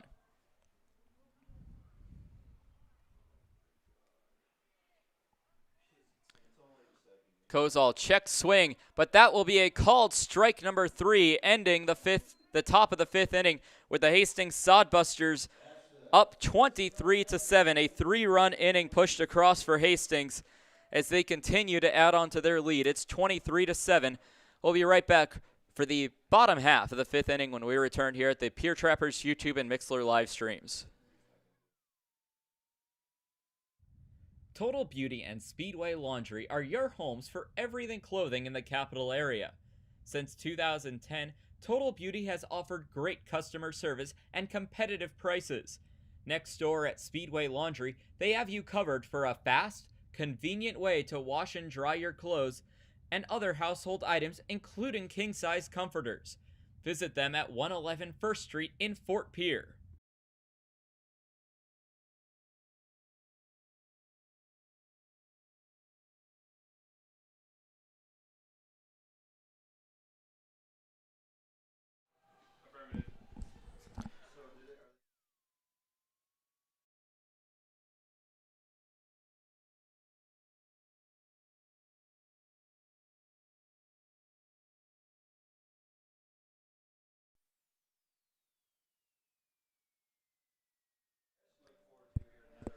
We apologize right now, experiencing technical difficulties on our camera.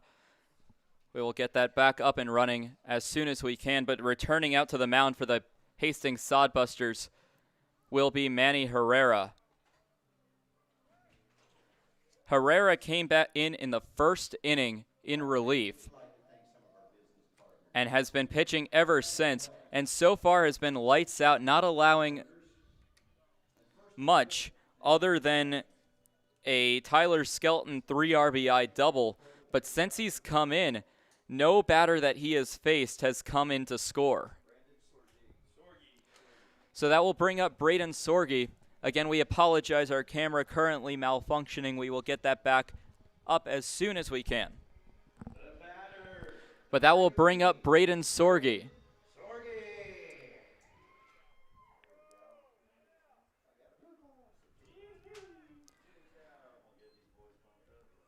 Sorgi will take the first pitch for a ball. So a 1-0 count to Braden Sorgi. It will be Herrera on the mound, setting and dealing. And that one will be a dropped ball and go for ball number 2.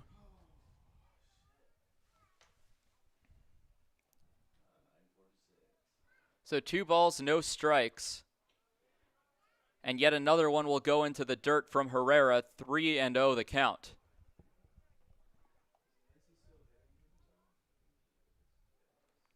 A 23-7 ball game with the Hastings Sodbusters in front, and a 4-pitch walk and a pitch low in the dirt.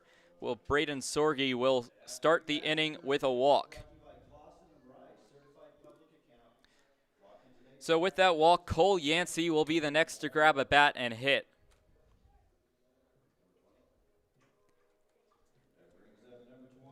Yancey started as the left fielder for the Pierre Trappers, became the pitcher, then switched to shortstop. He will grab a bat with a runner on. First pitch is taken high and inside, but it catches the strike zone for strike number 1.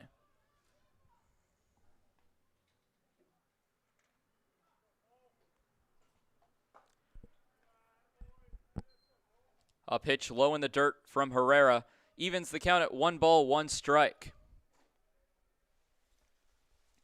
Herrera looks in to the batter in Yancey with a runner at first base, represented by Braden Sorge. Pitch goes low and ahead in the count, 2 balls, 1 strike. So 2-1 the count with Thomas McKenna on deck, Jacob Newman in the hole for the Pierre Trappers. A big swing in the miss by Cole Yancey evens the count at 2 balls, 2 strikes, with the Hastings Sodbusters leading the Pierre Trappers 23-7 here in the bottom of the 5th inning.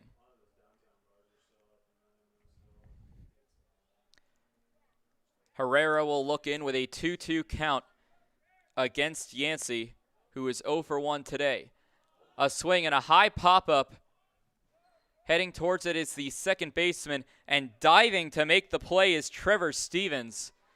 A pop-up in the infield, so Yancey goes down on the P4, which will bring up Thomas McKenna. McKenna, still without an official at-bat this season, walked in the first, walked again in the 3rd inning. Will get his 3rd plate appearance of the game with a runner in Braden Sorge at first base. 1 away in the inning. Fouls one back, hits off the screen that says "Welcome to Hyde Stadium" right behind home plate. No balls, 1 strike. Again, we apologize for the camera being not working right now. We're working on that as best we can to get that back up and running. Second pitch is in there for a strike. Strike number 2 against Thomas McKenna. McKenna walking 2 times, finds himself behind in the count. No balls, 2 strikes.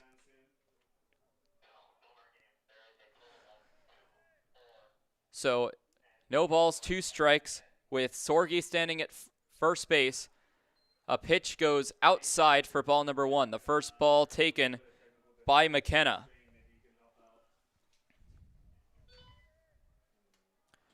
We thank you guys for continuing to tune in as we work on getting this camera back up and running. 1 ball, 2 strikes, Herrera looking in.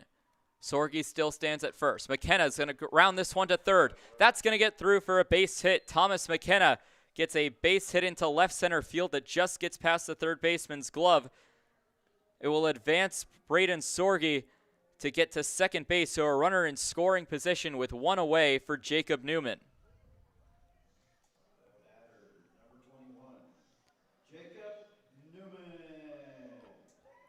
Newman is 0 for 1 today with a strikeout looking.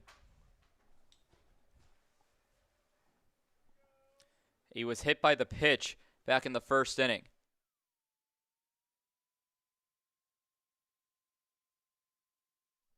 He'll take the first pitch for a ball, 1-0 the count.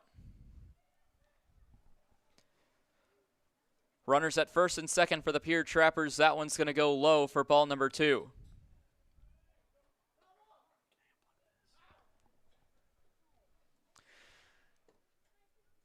Two and 0 the count. Runners at first and second for the Pierre Trappers. Newman's going to line this one into right field, chasing after it. It will drop foul just about a foot or two shy of being a fair ball, but it will go down for strike number 1.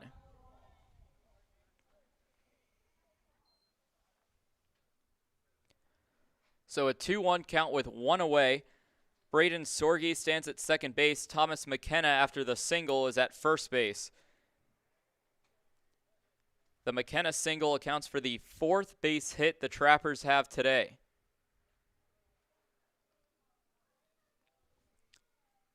Herrera looks in with the 2-1 count.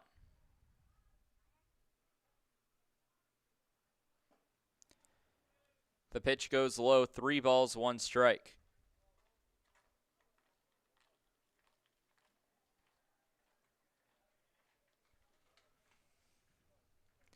With runners at first and second for the Pierre Trappers, Newman has a 3-1 count. Herrera winds up and deals. That one's going to go high. Newman draws a 5-pitch walk. That will load the bases for the Pierre Trappers. The 5th walk given up by Manny Herrera. McKenna will advance to second base. Again, we apologize for the lack of the camera, technical difficulties on our end as we try to work to get that back up and running. Tyler Skelton will grab a bat and hit in this 5th inning. He is 2 for 3 today with a single, a double, and a reach on an error. The reach on error and double were both in the same inning.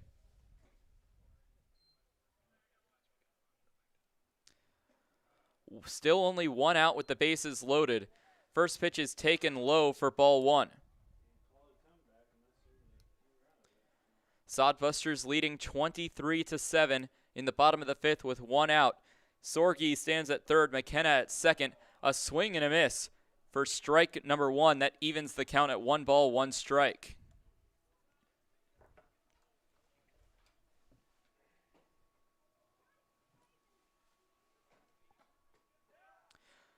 The pitch catches the plate by Herrera. It makes the count 1 ball, 2 strikes to the leadoff batter, Tyler Skelton. Skelton 2 for 3, trying to drive in a couple more runs. He had a 3 RBI double back in the 1st inning.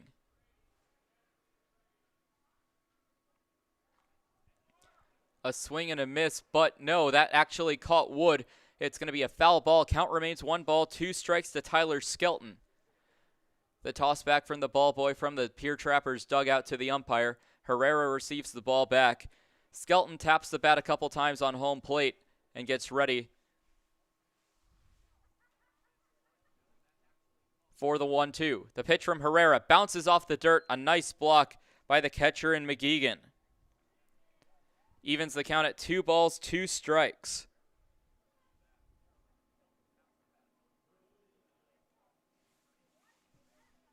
So at 2 at the bottom of the 5th inning. With the bases loaded for the Pierre Trappers, Sorge stands at third, McKenna at second, and Newman at first. The 2-2 count from Herrera. A big swing and a miss, and that's going to go down for the 2nd out of the inning. So now with 2 away, the bases loaded at bat will go to Braden Cordes, who is 0 for 1 today with a ground out and 2 outs.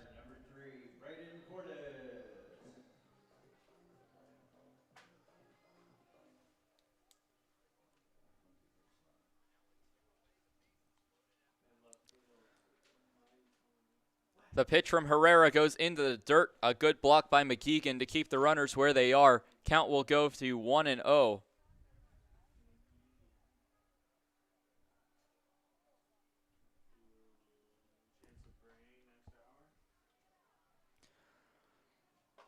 So the 1-0 count. The pitch goes high for ball number 2.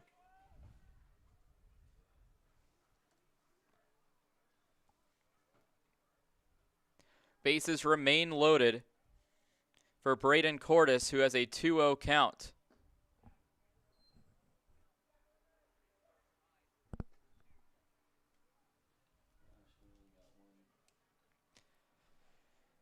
Cordes taps the ball on the plate. Taps the bat on the plate, and that one misses. A 3-0 count pitch goes low, so that will walk in a run for the Pierre Trappers. They get one back in their first time scoring a run since the first inning when they scored all 7 of their current runs. That makes the score now 23-8 in favor of the Hastings Sodbusters. And now Scott Galusha will march out to the mound to talk to Manny Herrera. Herrera's been going for a while since the last out of the first inning.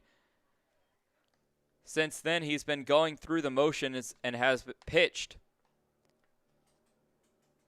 up until this point with 2 outs here in the bottom of the 5th. Pitching 4 complete innings so far. Galusha will keep him out there to face off against number 16 and Bennett Osborne, who struck out the last time that he faced off against Manny Herrera.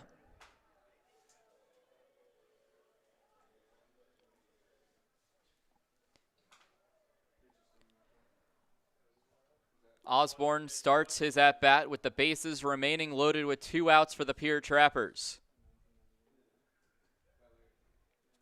Again, we apologize for the technical difficulties as we try to get that camera back up and running. First pitch to Bennett Osborne misses for ball number 1.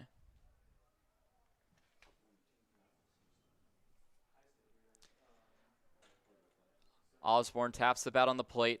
A waggle. Here comes the pitch from Herrera. A pitch low and outside for ball number 2. 2 balls, no strikes.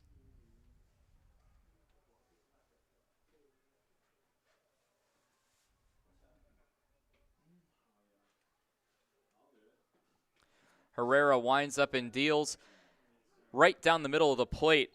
No swing by Osborne. Makes the count 2 balls, 1 strike. Bases remain loaded for the Pierre Trappers.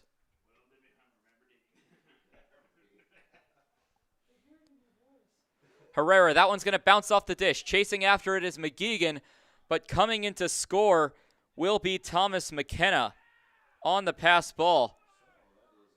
That will make it 23-9 in favor of the Hastings Sodbusters.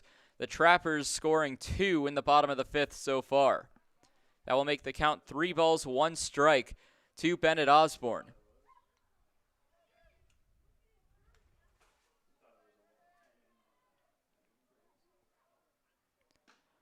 A swing and a miss makes the count full to Osborne. Bases no longer loaded after McKenna comes in to score off the pass ball. It's now Newman standing at third base with Cordes at second. Bennett Osborne lines one into center field, chasing after it and making the catch is Cahoy. So a fly out to center field will end the Trappers' half of the 5th. They do get 2 runs, however, making it 23-9. The Sodbusters will have their turn to grab a bat in the 6th inning when we return on the Pierre Trappers YouTube and Mixlr live streams.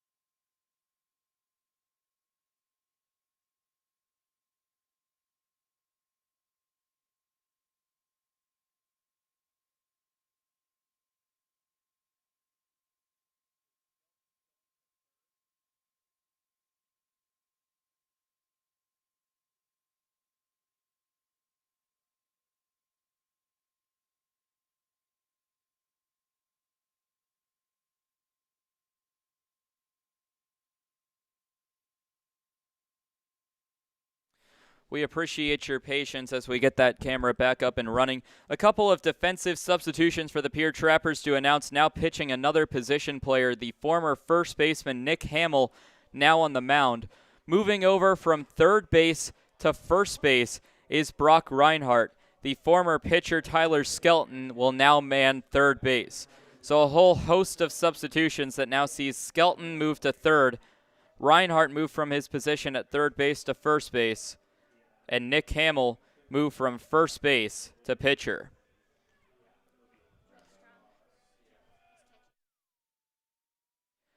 Additionally, behind the plate, Nick Strong, another member of the Pierre Trappers that showed up in town today, putting on a jersey and playing right now.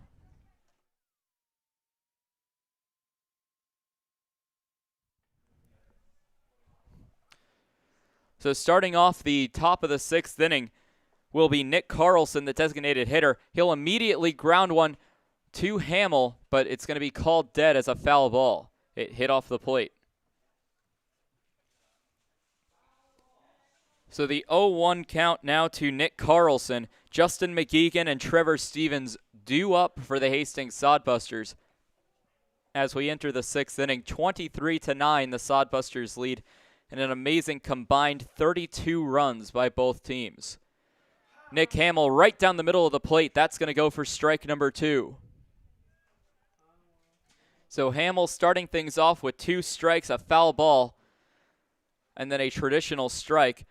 That pitch will go in front of the plate for the first ball of Hamill's appearance. Current line scored 23 runs on 10 hits, 2 errors. Pitch goes in. A strikeout looking Nick Carlson goes down on strikes. And so the first batter that Hamill faces on the mound goes down by way of the punch-out. Strikeout looking for Nick Carlson, the first time he's gone down on strikes today. That will bring Justin McGeegan, the catcher for the Hastings Sodbusters, who's walked 3 times, singled, and grounded out today, so officially a 1-for-2 line.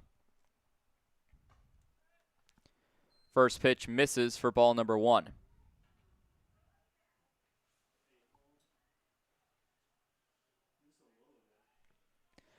So a 1-0 count. Hamill, another pitch in the dirt, 2 balls, no strikes. So following the strikeout, Hamill with 2 straight balls.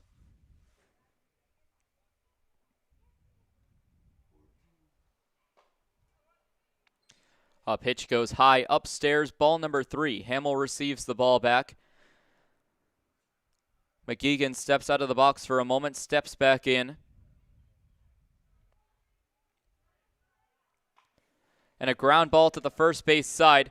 Grabbing it and stepping on first will be Brock Reinhardt, the former third baseman, now moving over to first. And that will be out number 2 of the top of the 6th inning for the Sodbusters.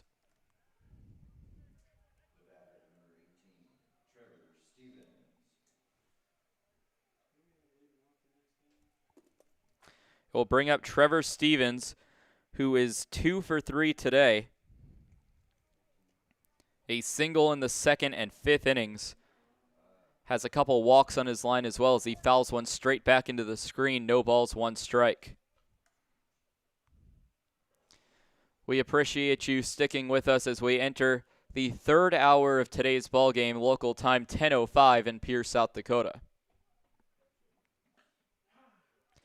An 0-1 count, a called strike 2. So now Stevens finds himself down in the count. No balls, 2 strikes. And after striking out 3 times in 4 at-bats yesterday, Stevens has not struck out today, and I think he'd like to keep it that way. The 0-2 coming from Nick Hamill. And that one's a called strike 3. Hamill strikes out 2 of the 3 batters he faces, both of them looking. And the Hastings Sodbusters, only for the 2nd time today, fail to put a run across in an inning.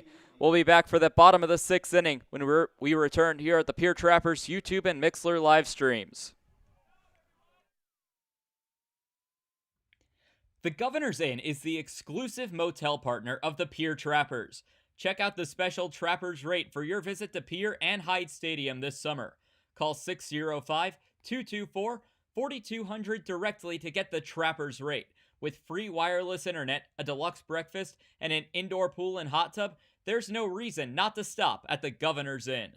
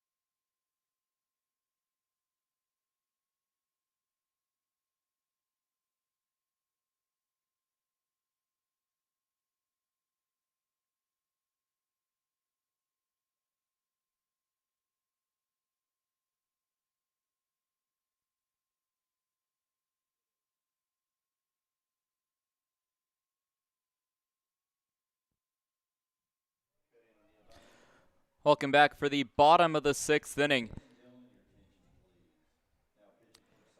A couple of defensive changes, moving from right field to the pitcher's mound, taking some inspiration from the Trappers' strategy today, is JT Cafferty. So Cafferty replacing Herrera, who's done after 4 full innings of work, 4 1/3 innings of work. A couple of defensive changes as well, as Hamill's going to line this one to the second baseman, the throw on to Matson at first, and a quick 4-3 ground out for the now pitcher, Nick Hamill. That will bring up Brock Reinhardt.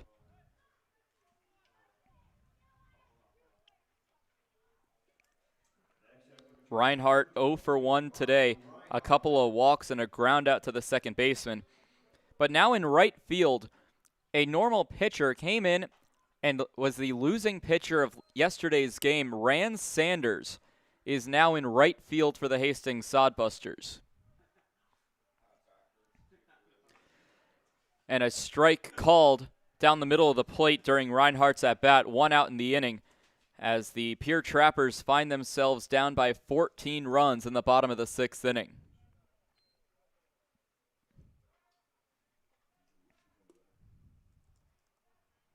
Count runs to 1 ball, 2 strikes, with an out recorded here in the bottom of the 6th.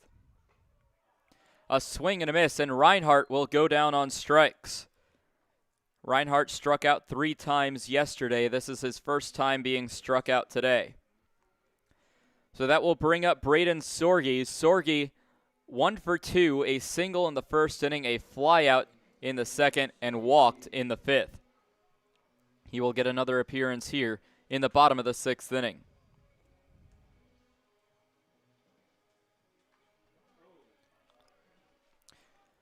First pitch, a swing and a miss. First strike number 1 on Sorge.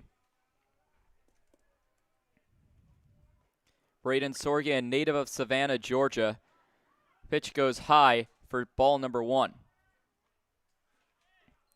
Attends North Georgia University, playing for the Nighthawks. Did not get to play this collegiate season. A hearty swing and a miss. 1 ball, 2 strikes, as JT Cafferty so far set to go 1-2-3 in the inning, with a 4-3 ground out to Hamill and then a strikeout looking on Brock Reinhardt. 2 balls, 2 strikes. If Sorge gets on, it would be Cole Yancey next. A swing and a miss, and 2 strikeouts for the right fielder defensively last inning, turned pitcher for the Hastings Sodbusters. A quick 1-2-3 inning in the bottom of the 6th.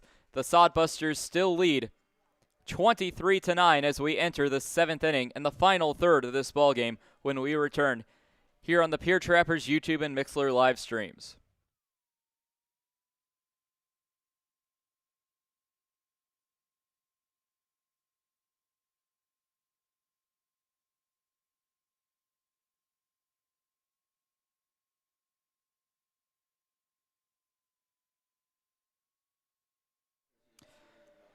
And at this time, we'd like to thank even more of our 2021 Pierre Trappers sponsors, including Allied Plumbing and Heating, Brockay Financial, Capital City Wine and Spirits, Farmers Union Insurance, Gateway Ford Lincoln Toyota, Total Beauty Speedway Laundry, the Field House, the South Dakota Treasurer's Office, the Pierre Area Chamber of Commerce, Perkins, Papa Murphy's Pizza, Layden and Associates, and the L&M Barbershop. Thank you for continuing to be sponsors of the 2021 Pierre Trappers.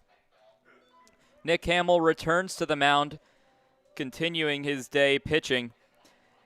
It's been a couple position players back-to-back with 2 strikeouts and a ground out. It was Nick Hamill for the Trappers first, then J.T. Cafferty of the Sodbusters followed it up with the exact same thing.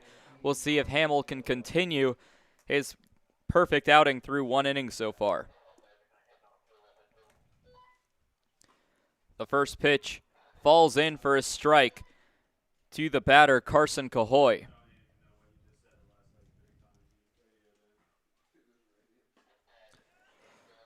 Cahoy will take another strike. Hamill so far, in terms of control, has been the best pitcher today for the Pierre Trappers. And now a ground ball. That's going to hook fair. A fair ball down to the left field line. Picking it up is going to be Bennett Osborne. And diving in, sliding in safely at second base is Carson Cahoy with a double. Cahoy gets 2 bases off the double. It's the 11th base hit for the Sodbusters today, which will bring up Tyler Monroe. Monroe batting lefty, one of the few lefties on this Hastings lineup. A native of Lincoln, Nebraska. Batted .342 this season for the Northeast Community College Hawks. Ball goes outside. 1 ball, no strikes.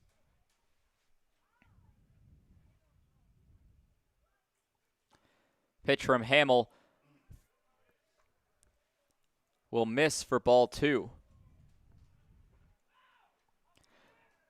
So maybe some confidence taken out of Hamill's sails after the Cahoy double, as he's missed with 2 straight pitches. And that one will be a called strike. 2 balls, 1 strike. Matson on deck. Riley in the hole.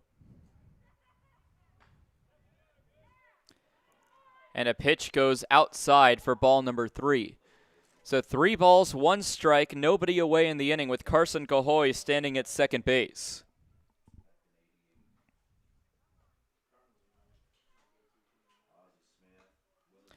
A swing and a miss as Monroe, now 3-2. Monroe today has walked 4 times in the 5th, 4th, 2nd, and 1st innings with a couple of hits sprinkled in there. And a called strike.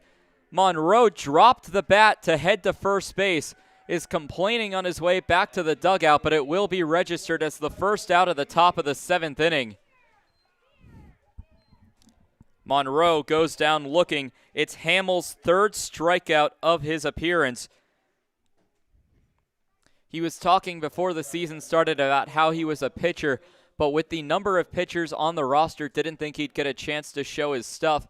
Well, here he is in game number 2 for the Pierre Trappers with 3 strikeouts so far through an inning and 1/3. First pitch to Matson will go foul. No balls, 1 strike. A called strike to Matson. He falls behind in the count 0-2 to Hamill. Cahoy still at second base for the Sodbusters with 1 gone in the top of the 7th, with the Sodbusters leading 23-9. A swing and a miss.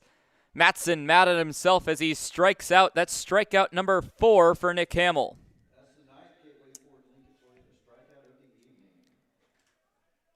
Hamill has been in control with the exception of the Carson Cahoy double that led off the top of the 7th inning. He's had 4 strikeouts in 5 outs recorded during his pitching appearance. And now the first pitch to Ian Riley wearing number 17 for the Hastings Sodbusters. First pitch will be fouled off into the screen.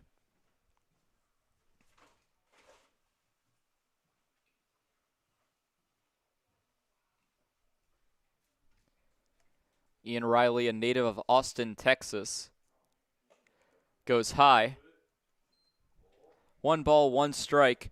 This season playing for the Cloud County Community College Thunderbirds, batted .305 with 13 doubles, 2 triples, and 9 home runs. So some good accolades heading into this Expedition League season. The 1-1 count will miss low, 2 balls, 1 strike.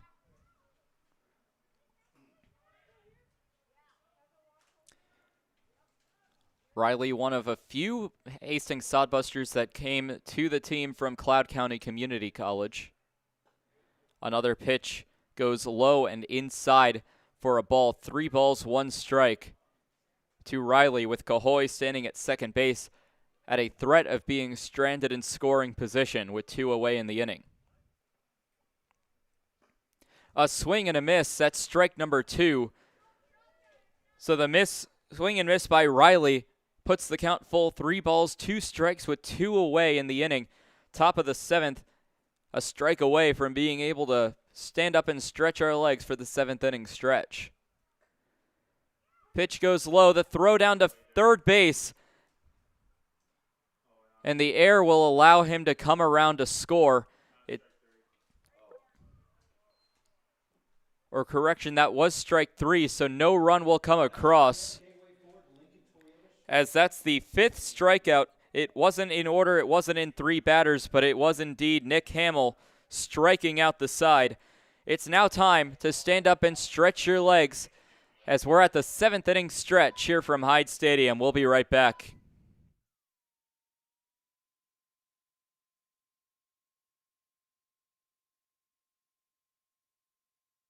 Join the Shell's loyalty program and never pay full price for gas again. Shell's loyalty members also get monthly specials for increased savings. Shell's doesn't just fill up your tank, but it also fills up your stomach with a variety of food and drinks. Become a loyalty club member today by visiting Shell's at 621 Sioux Avenue or give them a call at 605-224-6266.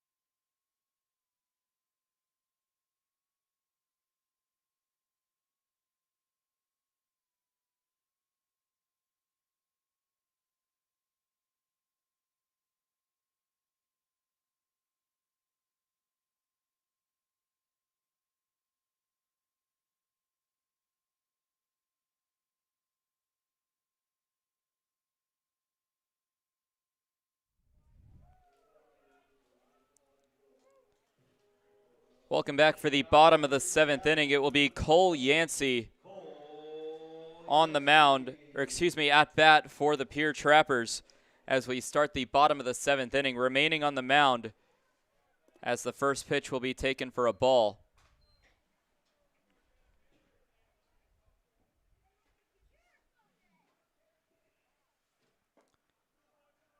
So 1 ball, no strikes, and a second pitch by Cafferty will miss for 2 balls, no strikes. The Hastings Sodbusters leading 23-9. Pitch to Yancey is in there for a called strike. 2 balls, 1 strike in the bottom of the 7th. Hastings up by a boatload. A foul ball back into the screen. 2 balls, 2 strikes. It's Yancey, McKenna, and Newman, the 7-8-9, due up for the Pierre Trappers in the bottom of the 7th.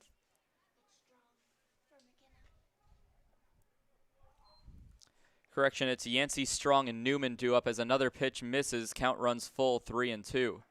A big swing and a miss as Cole Yancey will go down on strikes. That's the 3rd punch out of the outing for JT Cafferty, which will bring up Nick Strong, wearing number 35 for the Pierre Trappers. And now the batter, number 35. Strong came in defensively a couple innings ago for Thomas McKenna, but will get his first plate appearance here in the bottom of the 7th inning.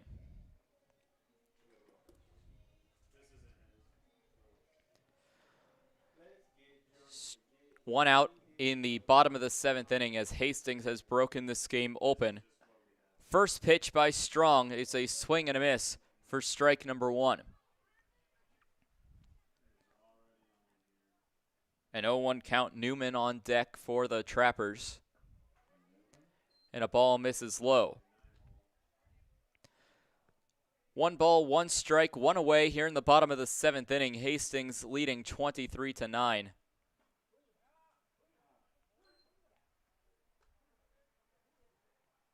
And a called strike against Strong. Strong additionally showed up today to play for the Trappers. It's a high fly ball to right field. Tracking after it was Sanders, but no play. It heads out of the park and into the player entrance down past the right field dugout area. Now a swing into right field. That one's looping in. Rand Sanders is going to be able to make the catch in right field for out number 2. So with 2 away now in the bottom of the 7th, bases are empty. That will bring up Jacob Newman to the dish.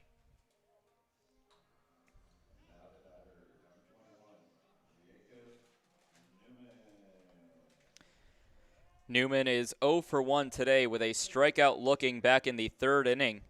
He was hit by a pitch in the 1st and walked in the 5th. He'll get another plate appearance here in the 7th with 2 away and nobody on. Newman, a short dribbler. It stayed fair for a second but rolls foul for strike number 1 of the at-bat. Newman batting .250 on the year after a 1 for 3 day yesterday and an 0 for 1 day today.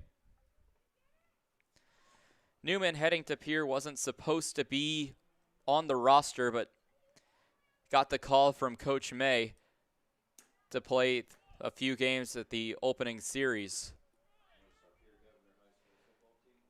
An 0-2 count. 2 strikes to Newman as Cafferty looks to strike out his 4th batter, but a pitch will miss low and outside for ball 1.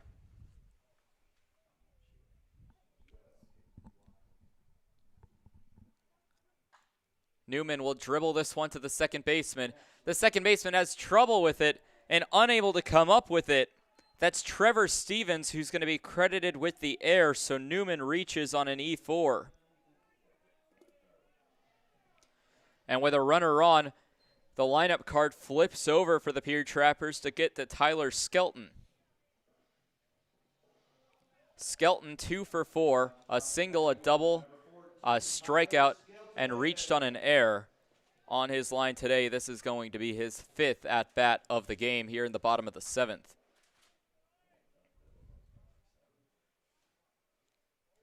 Cafferty looks in. First pitch is high and inside. Skelton ducks out of the way. It's 1 ball, no strikes. 2 outs here in the bottom of the 7th inning. Fouled right back to the screen behind home plate. Evens the count, 1 ball, 1 strike.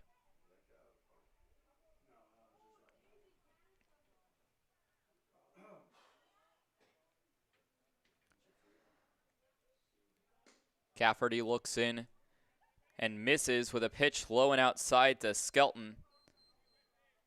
Skelton's been bouncing all around the field today. He's played 3 positions. Started at shortstop, became the pitcher, is now the 3rd baseman for the Pierre Trappers. That's a line drive into right field. That will drop for a base hit. Newman advances to second base, and the Trappers have 2 runners on here in the bottom of the 7th off the Skelton single.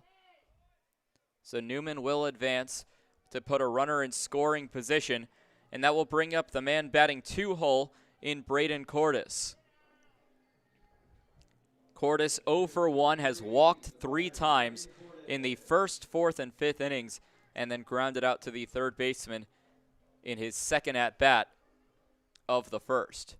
He'll now bat in the 7th inning with 2 runners on and 2 outs. First pitch is taken low and outside. the starting right fielder for the Hastings Sodbusters, JT Cafferty, on the mound. And a relief pitcher for the Sodbusters, and Rand Sanders stands in his position in right. Foul ball comes directly back over top of us, hits off the top of the press box, and will land on Ree Avenue.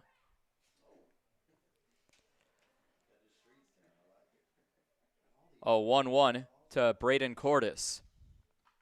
Cordes will foul it right back to the screen.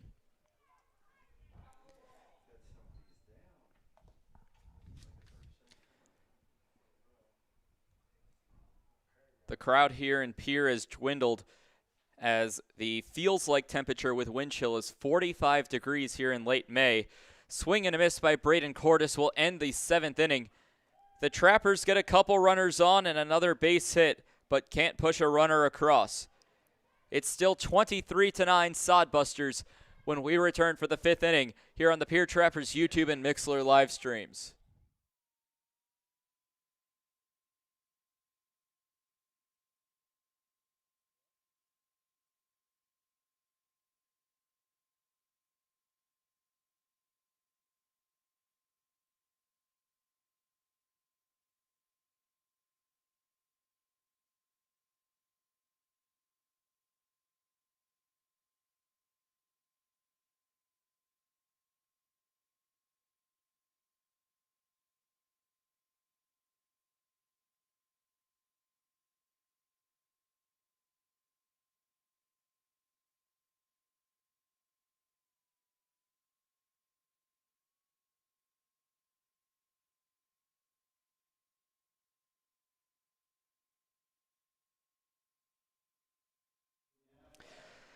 Welcome back for the top of the 8th inning. Nick Hamill going to return for his 3rd inning of work, but before the batter in JT Cafferty, the new pitcher, steps into the box, we'd like to thank a couple more sponsors. Foster's Inn Rentals and Governor's Inn, Clausen and Rice, Kathy Sonnenschein, Beck Motors, Big Tom's Diner, American Family Insurance, Brittany Scheifelbein, Shells, and Shane's Pharmacy. Thank you for being sponsors of the 2021 Pierre Trappers baseball season. So stepping in will be the pitcher for the Hastings Sodbusters, the starting right fielder in JT Cafferty. He'll lead things off in the 8th inning. First pitch will fall in for a strike. Hamill, other than a double by Carson Cahoy last inning, he's been lights out with 5 strikeouts through 2 innings pitched. That pitch is going to miss for ball 1. 1 ball, 1 strike. The Sodbusters trying to add on to their already monstrous lead. A error by Skelton will go as the 7th error of the game for the Pierre Trappers.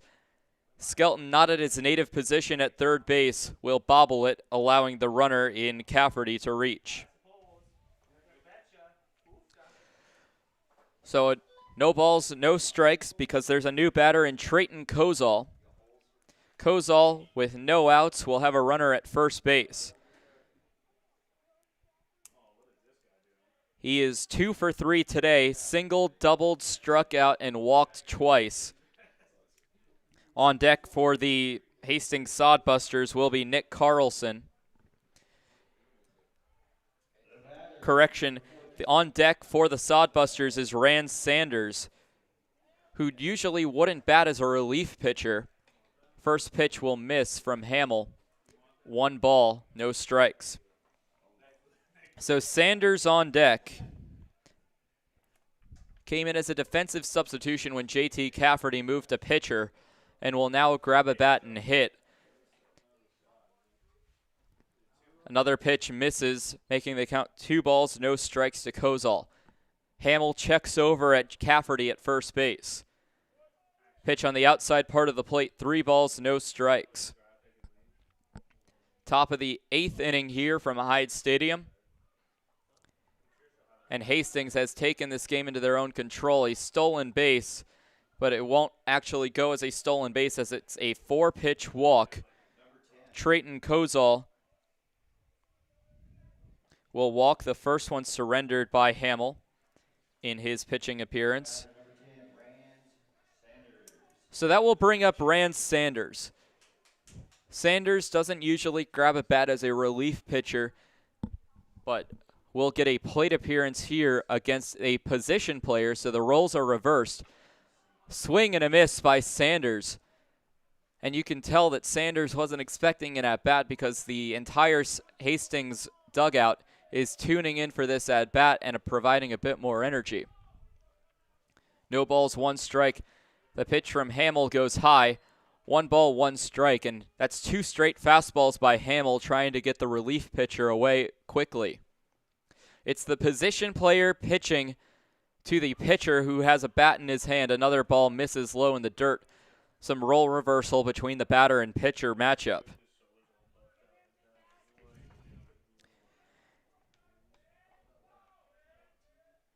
Hamill did not get an at-bat against Sanders yesterday when Sanders got in the game to pitch.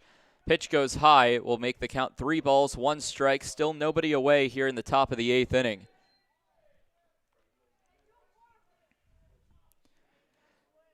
Three balls, 1 strike.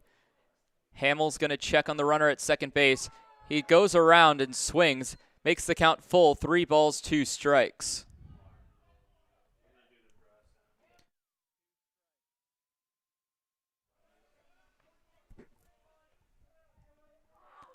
Sanders swings and misses. That's the first out of the inning, and the 6th punch out by Nick Hamill. And Hamill has been really the only Pierre pitcher that has been able to have progress against batters. And with this outing, it's likely that we'll see Hamill on the mound for the Trappers sometime later this season. Runners at first and second. Kozal stands at first. Cafferty stands at second. Strike down the middle of the plate to start the at-bat, strike number 1. We appreciate you sticking with us here on the Pierre Trappers YouTube and Mixler live streams. That ball goes high. 1 ball, no strikes. So 1-1 with 1 out, top 8. Runners at first and second for the Hastings Sodbusters. Pitch goes into the dirt for ball number 2. 2 balls, 1 strike. The line score currently reads Hastings 23 runs on 11 hits with 3 errors. For the Trappers, it's been 9 runs on 5 hits with 7 errors. An absolutely abysmal day for the hometown crowd trying to cheer on their team when they have 7 errors and just a malfunction in fielding. Here comes the 2-1. A hearty swing and a miss. Justin McGeegan at bat. He's grounded out twice, walked 3 times and singled, so he has a 1-for-3 day on him today. The pitch from Hamill goes low in the dirt. McGeegan trying to draw a walk for the 4th time. So a full count with 1 gone. Nick Hamill on the mound, the starting first baseman now on the mound for the Trappers. Pitch goes high, and that's going to be a strikeout looking. Make that the 7th strikeout that Nick Hamill has gotten through in his 2 2/3 innings of work. It's another strikeout looking. It's the 4th time that Hamill has struck out a batter without a swing of the bat for the 3rd strike. So that will bring up number 18 and Trevor Stevens. First pitch to Stevens, no swing, but a called strike by our home plate umpire in Alex Shoemaker. Stevens has walked twice, struck out against Hamill in his previous at-bat. Swing and a miss for strike 2. He reached on a fielder's choice and walked twice. He now has an 0-2 count here in the top of the 8th inning. The Sodbusters leading 23-9 in the top of the 8th inning. The pitch from Hamill goes high. 1-2. Hamill has switched up the strategy from a mix of fastballs and breaking balls to seemingly exclusively fastballs.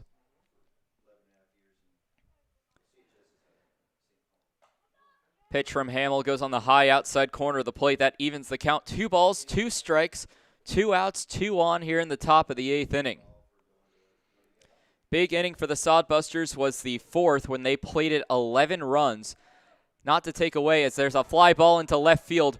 Coming in is Bennett Osborne, but making the catch will be Cole Yancey, the shortstop for the Pierre Trappers, as it's a pop out to short to end the frame.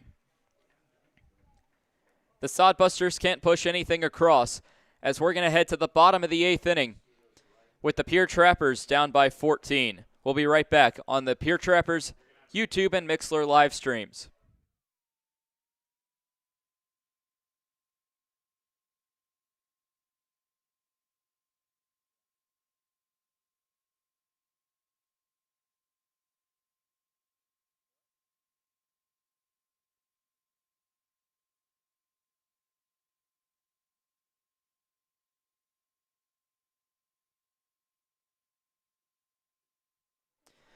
Welcome back, bottom of the 8th inning.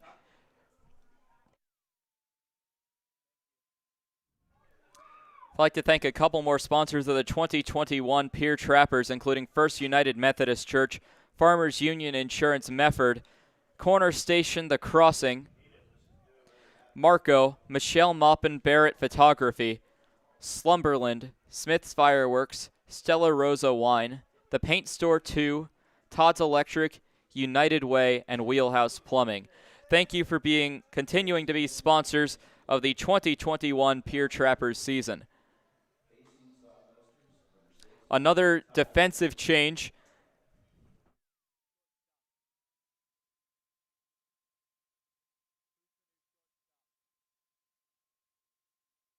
Defensive change now pitching the former shortstop for the Hastings Sodbusters, number 6 in Tyler Monroe.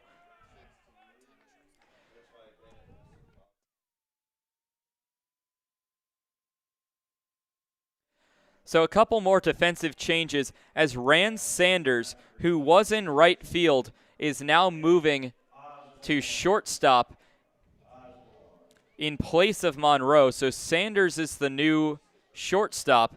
And going back to right field from pitching is J.T. Cafferty back to his native position. Some raindrops coming down. It started in the first inning. It's coming back here in the bottom of the 8th. First pitch will be taken for a ball,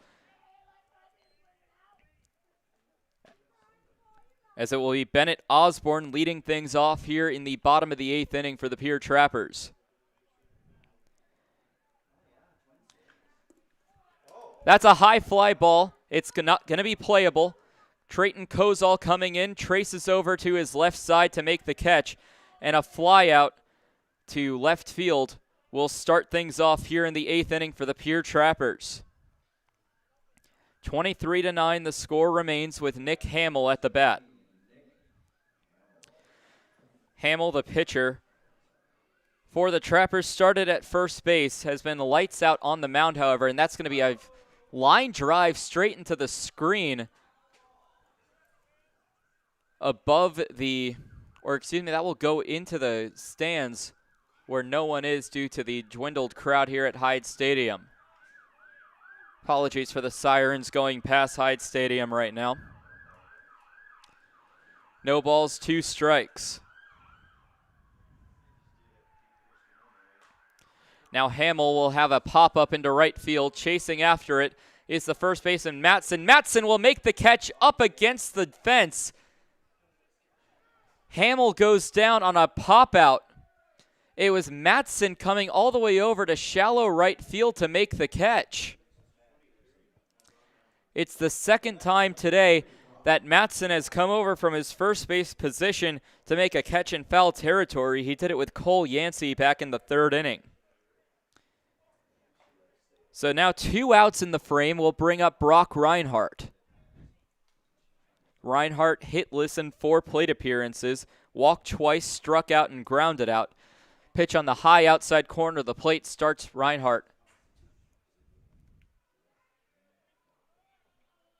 with a ball.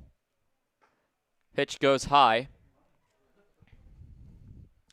Count will fall now to 2 balls, no strikes. If Reinhardt gets on, it would be Braden Sorgi on deck for the Pierre Trappers. Ball goes outside. We'll run the count to 3 balls, no strikes in the at-bat. Red light should be on for Brock Reinhardt. Here comes the pitch from Monroe. A swing and a miss. Red light was not on as he swings through the 3-0 pitch. So now 3 balls, 1 strike. The hitter count to Reinhardt. Reinhardt swings through that one. Excuse me, I must have gotten the count wrong as that's a swing and a miss for the strikeout. The first strikeout for Tyler Monroe's day. We'll see if he tries to close the door in the 9th. But first, we got to get through the top half of the 9th. The Hastings Sodbusters due up when we return here on the Pierre Trappers YouTube and Mixler live streams.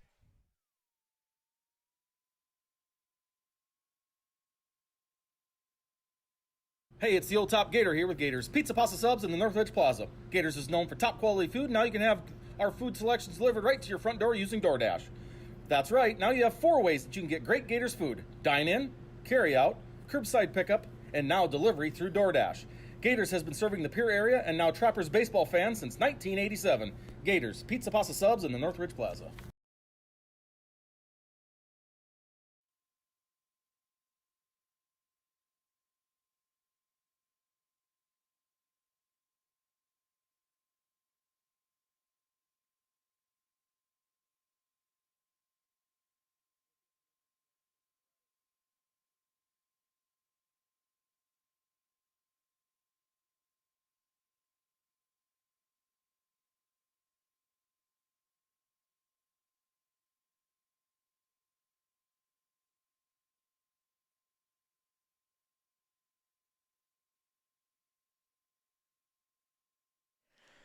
Welcome back. Top of the 9th inning here from Hyde Stadium with the Hastings Sodbusters to bat for 3 more outs, or at least they hope so, barring a miracle comeback from the Pierre Trappers.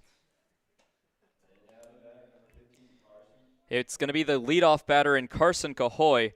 Cahoy, 1 hit. It was a double against Hamill back in the 7th inning. And now a high pop fly. It's going to be Strong behind the dish. Strong reaches back and is able to make the catch. Cahoy goes down on a foul out to the catcher. So now that's going to bring up Tyler Monroe. Monroe, the current pitcher for the Hastings Sodbusters. He started off as the shortstop, but as has been the case with the later half pitchers in this ballgame, they've all been position players. The position players to pitch so far today for the Trappers, it's been Cole Yancey, Tyler Skelton, and Nick Hamill, Hamill of which still on the mound. Second pitch to Monroe is a strike. And then JT Cafferty and Tyler Monroe for the Hastings Sodbusters, both position players, both in the starting lineup coming into pitch for Hastings. It's going to high pop fly into foul territory. Chasing after it, sliding in, and unable to make the catch was Tyler Skelton. Skelton couldn't get there. That runs the count to 1 ball, 2 strikes. Rain continues to fall here in the late hours in the Central Time Zone at 10:45.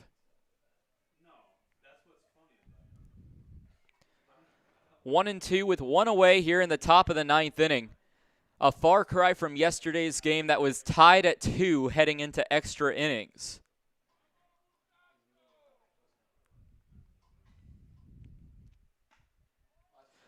And a called strike 3. Tyler Monroe goes down on strikes for the 2nd time today, and 2 outs here in the top of the 9th inning. It's also the 2nd time that Monroe has gone down by way of strikeout looking, both times against Hamill. That's going to be a pop-up for Trevor Matson. Calling for it. It's the center fielder, but it's going to drop right in front of Braden Sorge. And so that will go down as a base hit after losing it in the lights. So Matson gets credit for the hit, which will bring up Ian Riley. With 2 away in the inning, the Sodbusters have a runner at first base. Riley has walked 5 times, was hit by a pitch, is 0 for 1 because of the fact that he struck out in his last plate appearance. He'll take the first pitch for a ball. Sodbusters leading 23-9 over the Pierre Trappers.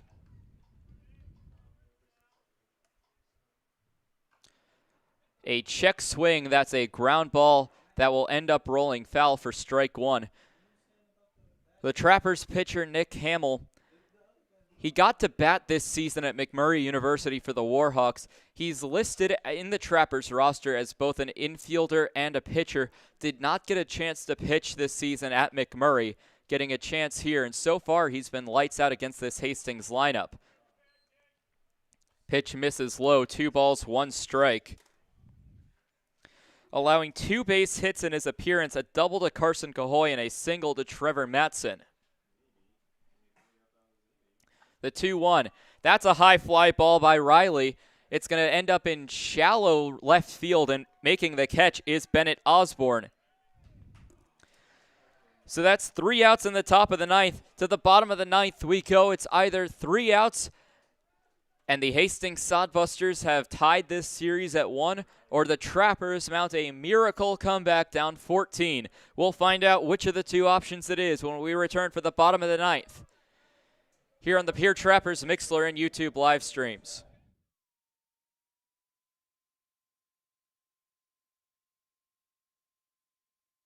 Join the Shell's loyalty program and never pay full price for gas again. Shell's loyalty members also get monthly specials for increased savings. Shell's doesn't just fill up your tank, but it also fills up your stomach with a variety of food and drinks. Become a loyalty club member today by visiting Shell's at 621 Sioux Avenue or give them a call at 605-224-6266.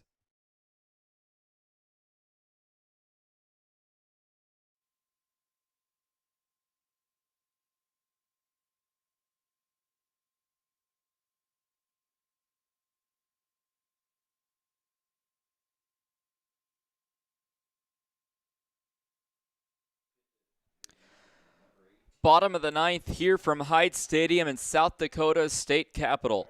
Leading things off for the bottom of the 9th will be Braden Sorge, Cole Yancey, and Nick Strong to round out the order due up. It will be the 6, 7, 8 of the roster. Sorge is 1 for 3, a single in the first, flew out and struck out later in the game, including a walk in the 5th inning. The first pitch to Sorge is fouled back for strike number 1.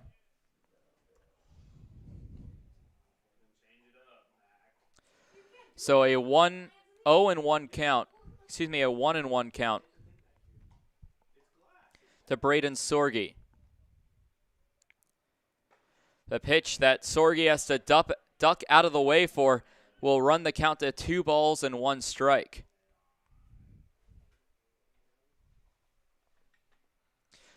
Tomorrow evening at 7:05, pitch misses low and outside, 3 balls, 1 strike to Sorge. Tomorrow at 7:05, the final game of this 3-game series between the Hastings Sodbusters and the Pierre Trappers. Ball in the dirt as Braden Sorge will draw his 2nd walk of the ball game, and the Pierre Trappers have a base runner here in the bottom of the 9th inning.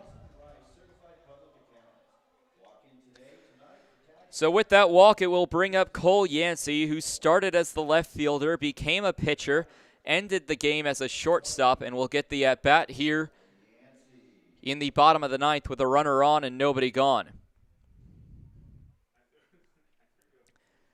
The pitch from Tyler Monroe. That's a line drive into left field. That will drop for a base hit. Rounding second and heading for third is Braden Sorge. The throw into the shortstop, and it's a no-out double by Cole Yancey. Back-to-back games in which Yancey has doubled. Sorge will advance to third base, and runners on second and third for the catcher, Nicholas Strong. Strong 0 for 1 today. He came in as a defensive substitution, and then at his first plate appearance in the 7th inning, flew out to right field. He'll get his 2nd at-bat of the game here in the bottom of the 9th with 2 runners on and nobody out. For Strong, showed up the other day from San Joaquin Delta College playing for the Mustangs. Played last summer ball for the Palo Alto Oaks, now coming to South Dakota to play summer ball for the Pierre Trappers. Strong had this season canceled due to COVID-19, playing for the Mustangs, so getting his first game action in quite some time tonight. And as with many players on this Pierre Trappers roster, they really came to Pierre for the opportunity to play baseball and to see a part of the country they've never seen before. Strong, a native of Fairfield, California, has pretty much stayed exclusively on the West Coast, now getting out to the Midwest and the Dakotas. Pitch goes low. That will run the count to 3 balls, no strikes to Nick Strong.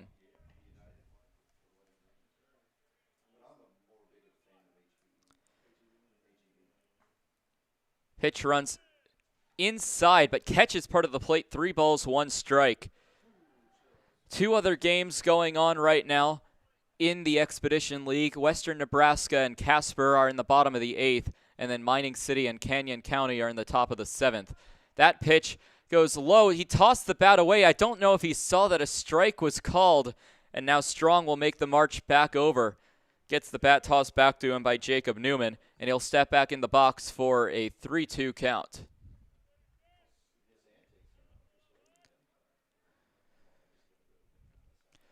Three balls, 2 strikes here in the bottom of the 9th. Runners at second and third.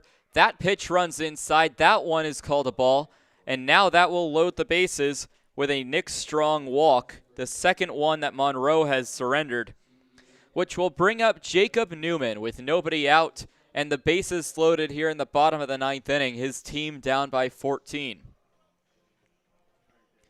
The Sodbusters came into this game thinking that the run record was held by the SaberDogs. First pitch to Newman is a hearty swing and miss for strike number 1. The SaberDogs in yesterday's match on opening day scored 16 against the Whiskey Jacks. Since then, the Sodbusters have put that to shame with 23 runs of their own today against the Pierre Trappers. Rain continues to fall in the bottom of the 9th. Newman fouls it off into the screen behind home plate. 1 ball, 2 strikes.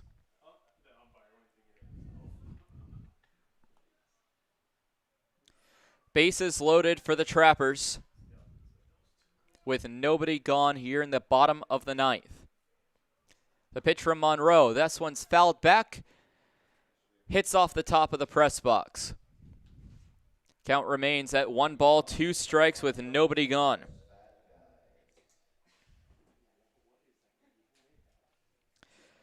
Newman currently the batter. Skelton on deck with Cordes in the hole for the Trappers.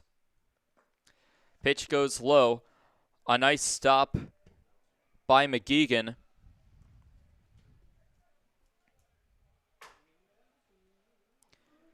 Evens the count to Newman at 2 balls, 2 strikes.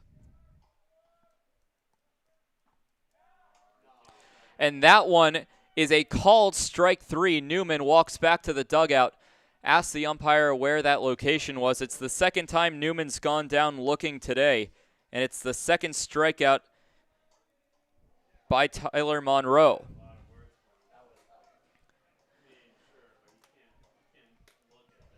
Now Tyler Skelton will grab a bat with 1 away. With the bases loaded, Skelton is 3 for 5 today. He's really been the lone Trapper offensively to find success. Half of the base hits on the Trappers' scoreboards are because of Skelton. He fouls this one off. As the rain starts to fall a little bit harder, you can see some shininess if you're watching on YouTube right before you hit home plate as the water starts to collect on the field. And that's a line drive to right that will go well foul. No balls, 2 strikes now to Tyler Skelton. Skelton, a double, 2 singles, reached on an error and struck out today in his 6th at bat. A swing and a miss, and he will go down on strikes. The second Trapper this inning to go down on strikes, and the 3rd punch-out attained by Tyler Monroe, which will bring up Braden Cordes, who represents the final out for the Pierre Trappers, even though it's a far cry for the Trappers to come back down by 14 and down to their final out.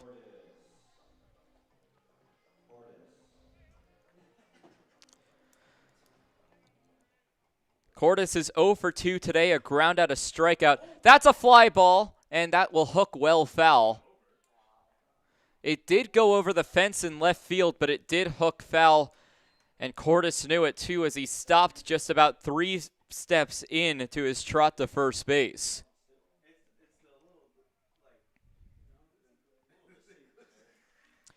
So Cordes now bats with an 0-1 count with his team down to its final out. The Sodbusters dominating this game so far. That one catches the inside part of the plate, and now the Pierre Trappers down to their final strike in today's ball game.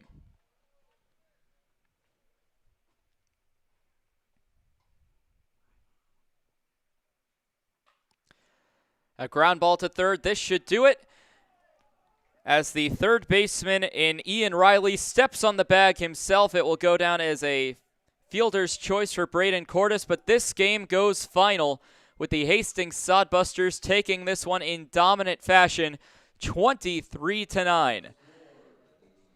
We'll be right back to get you caught up on today's game recap, so don't go anywhere as we'll give you your winning and losing pitchers and what to look forward to in tomorrow's series finale between the Sodbusters and Trappers. We'll be right back here on the Pierre Trappers YouTube and Mixler live streams. Trappers fans, summer is here. Get your boat back in shape with a visit to Dano's Marine. Dano's Marine will get you back out on the water this summer with excellent service and years of experience. Give them a call at 605-224-6612 or visit them at 320 St. Charles Street in Pierre. Any water, any problem, Dano's Marine.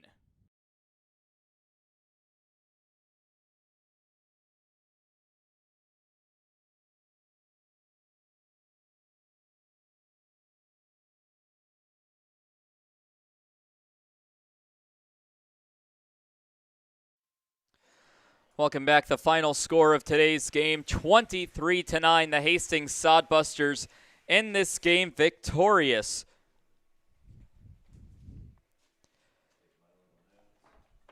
As they defeat the Pierre Trappers 23-9 in this one.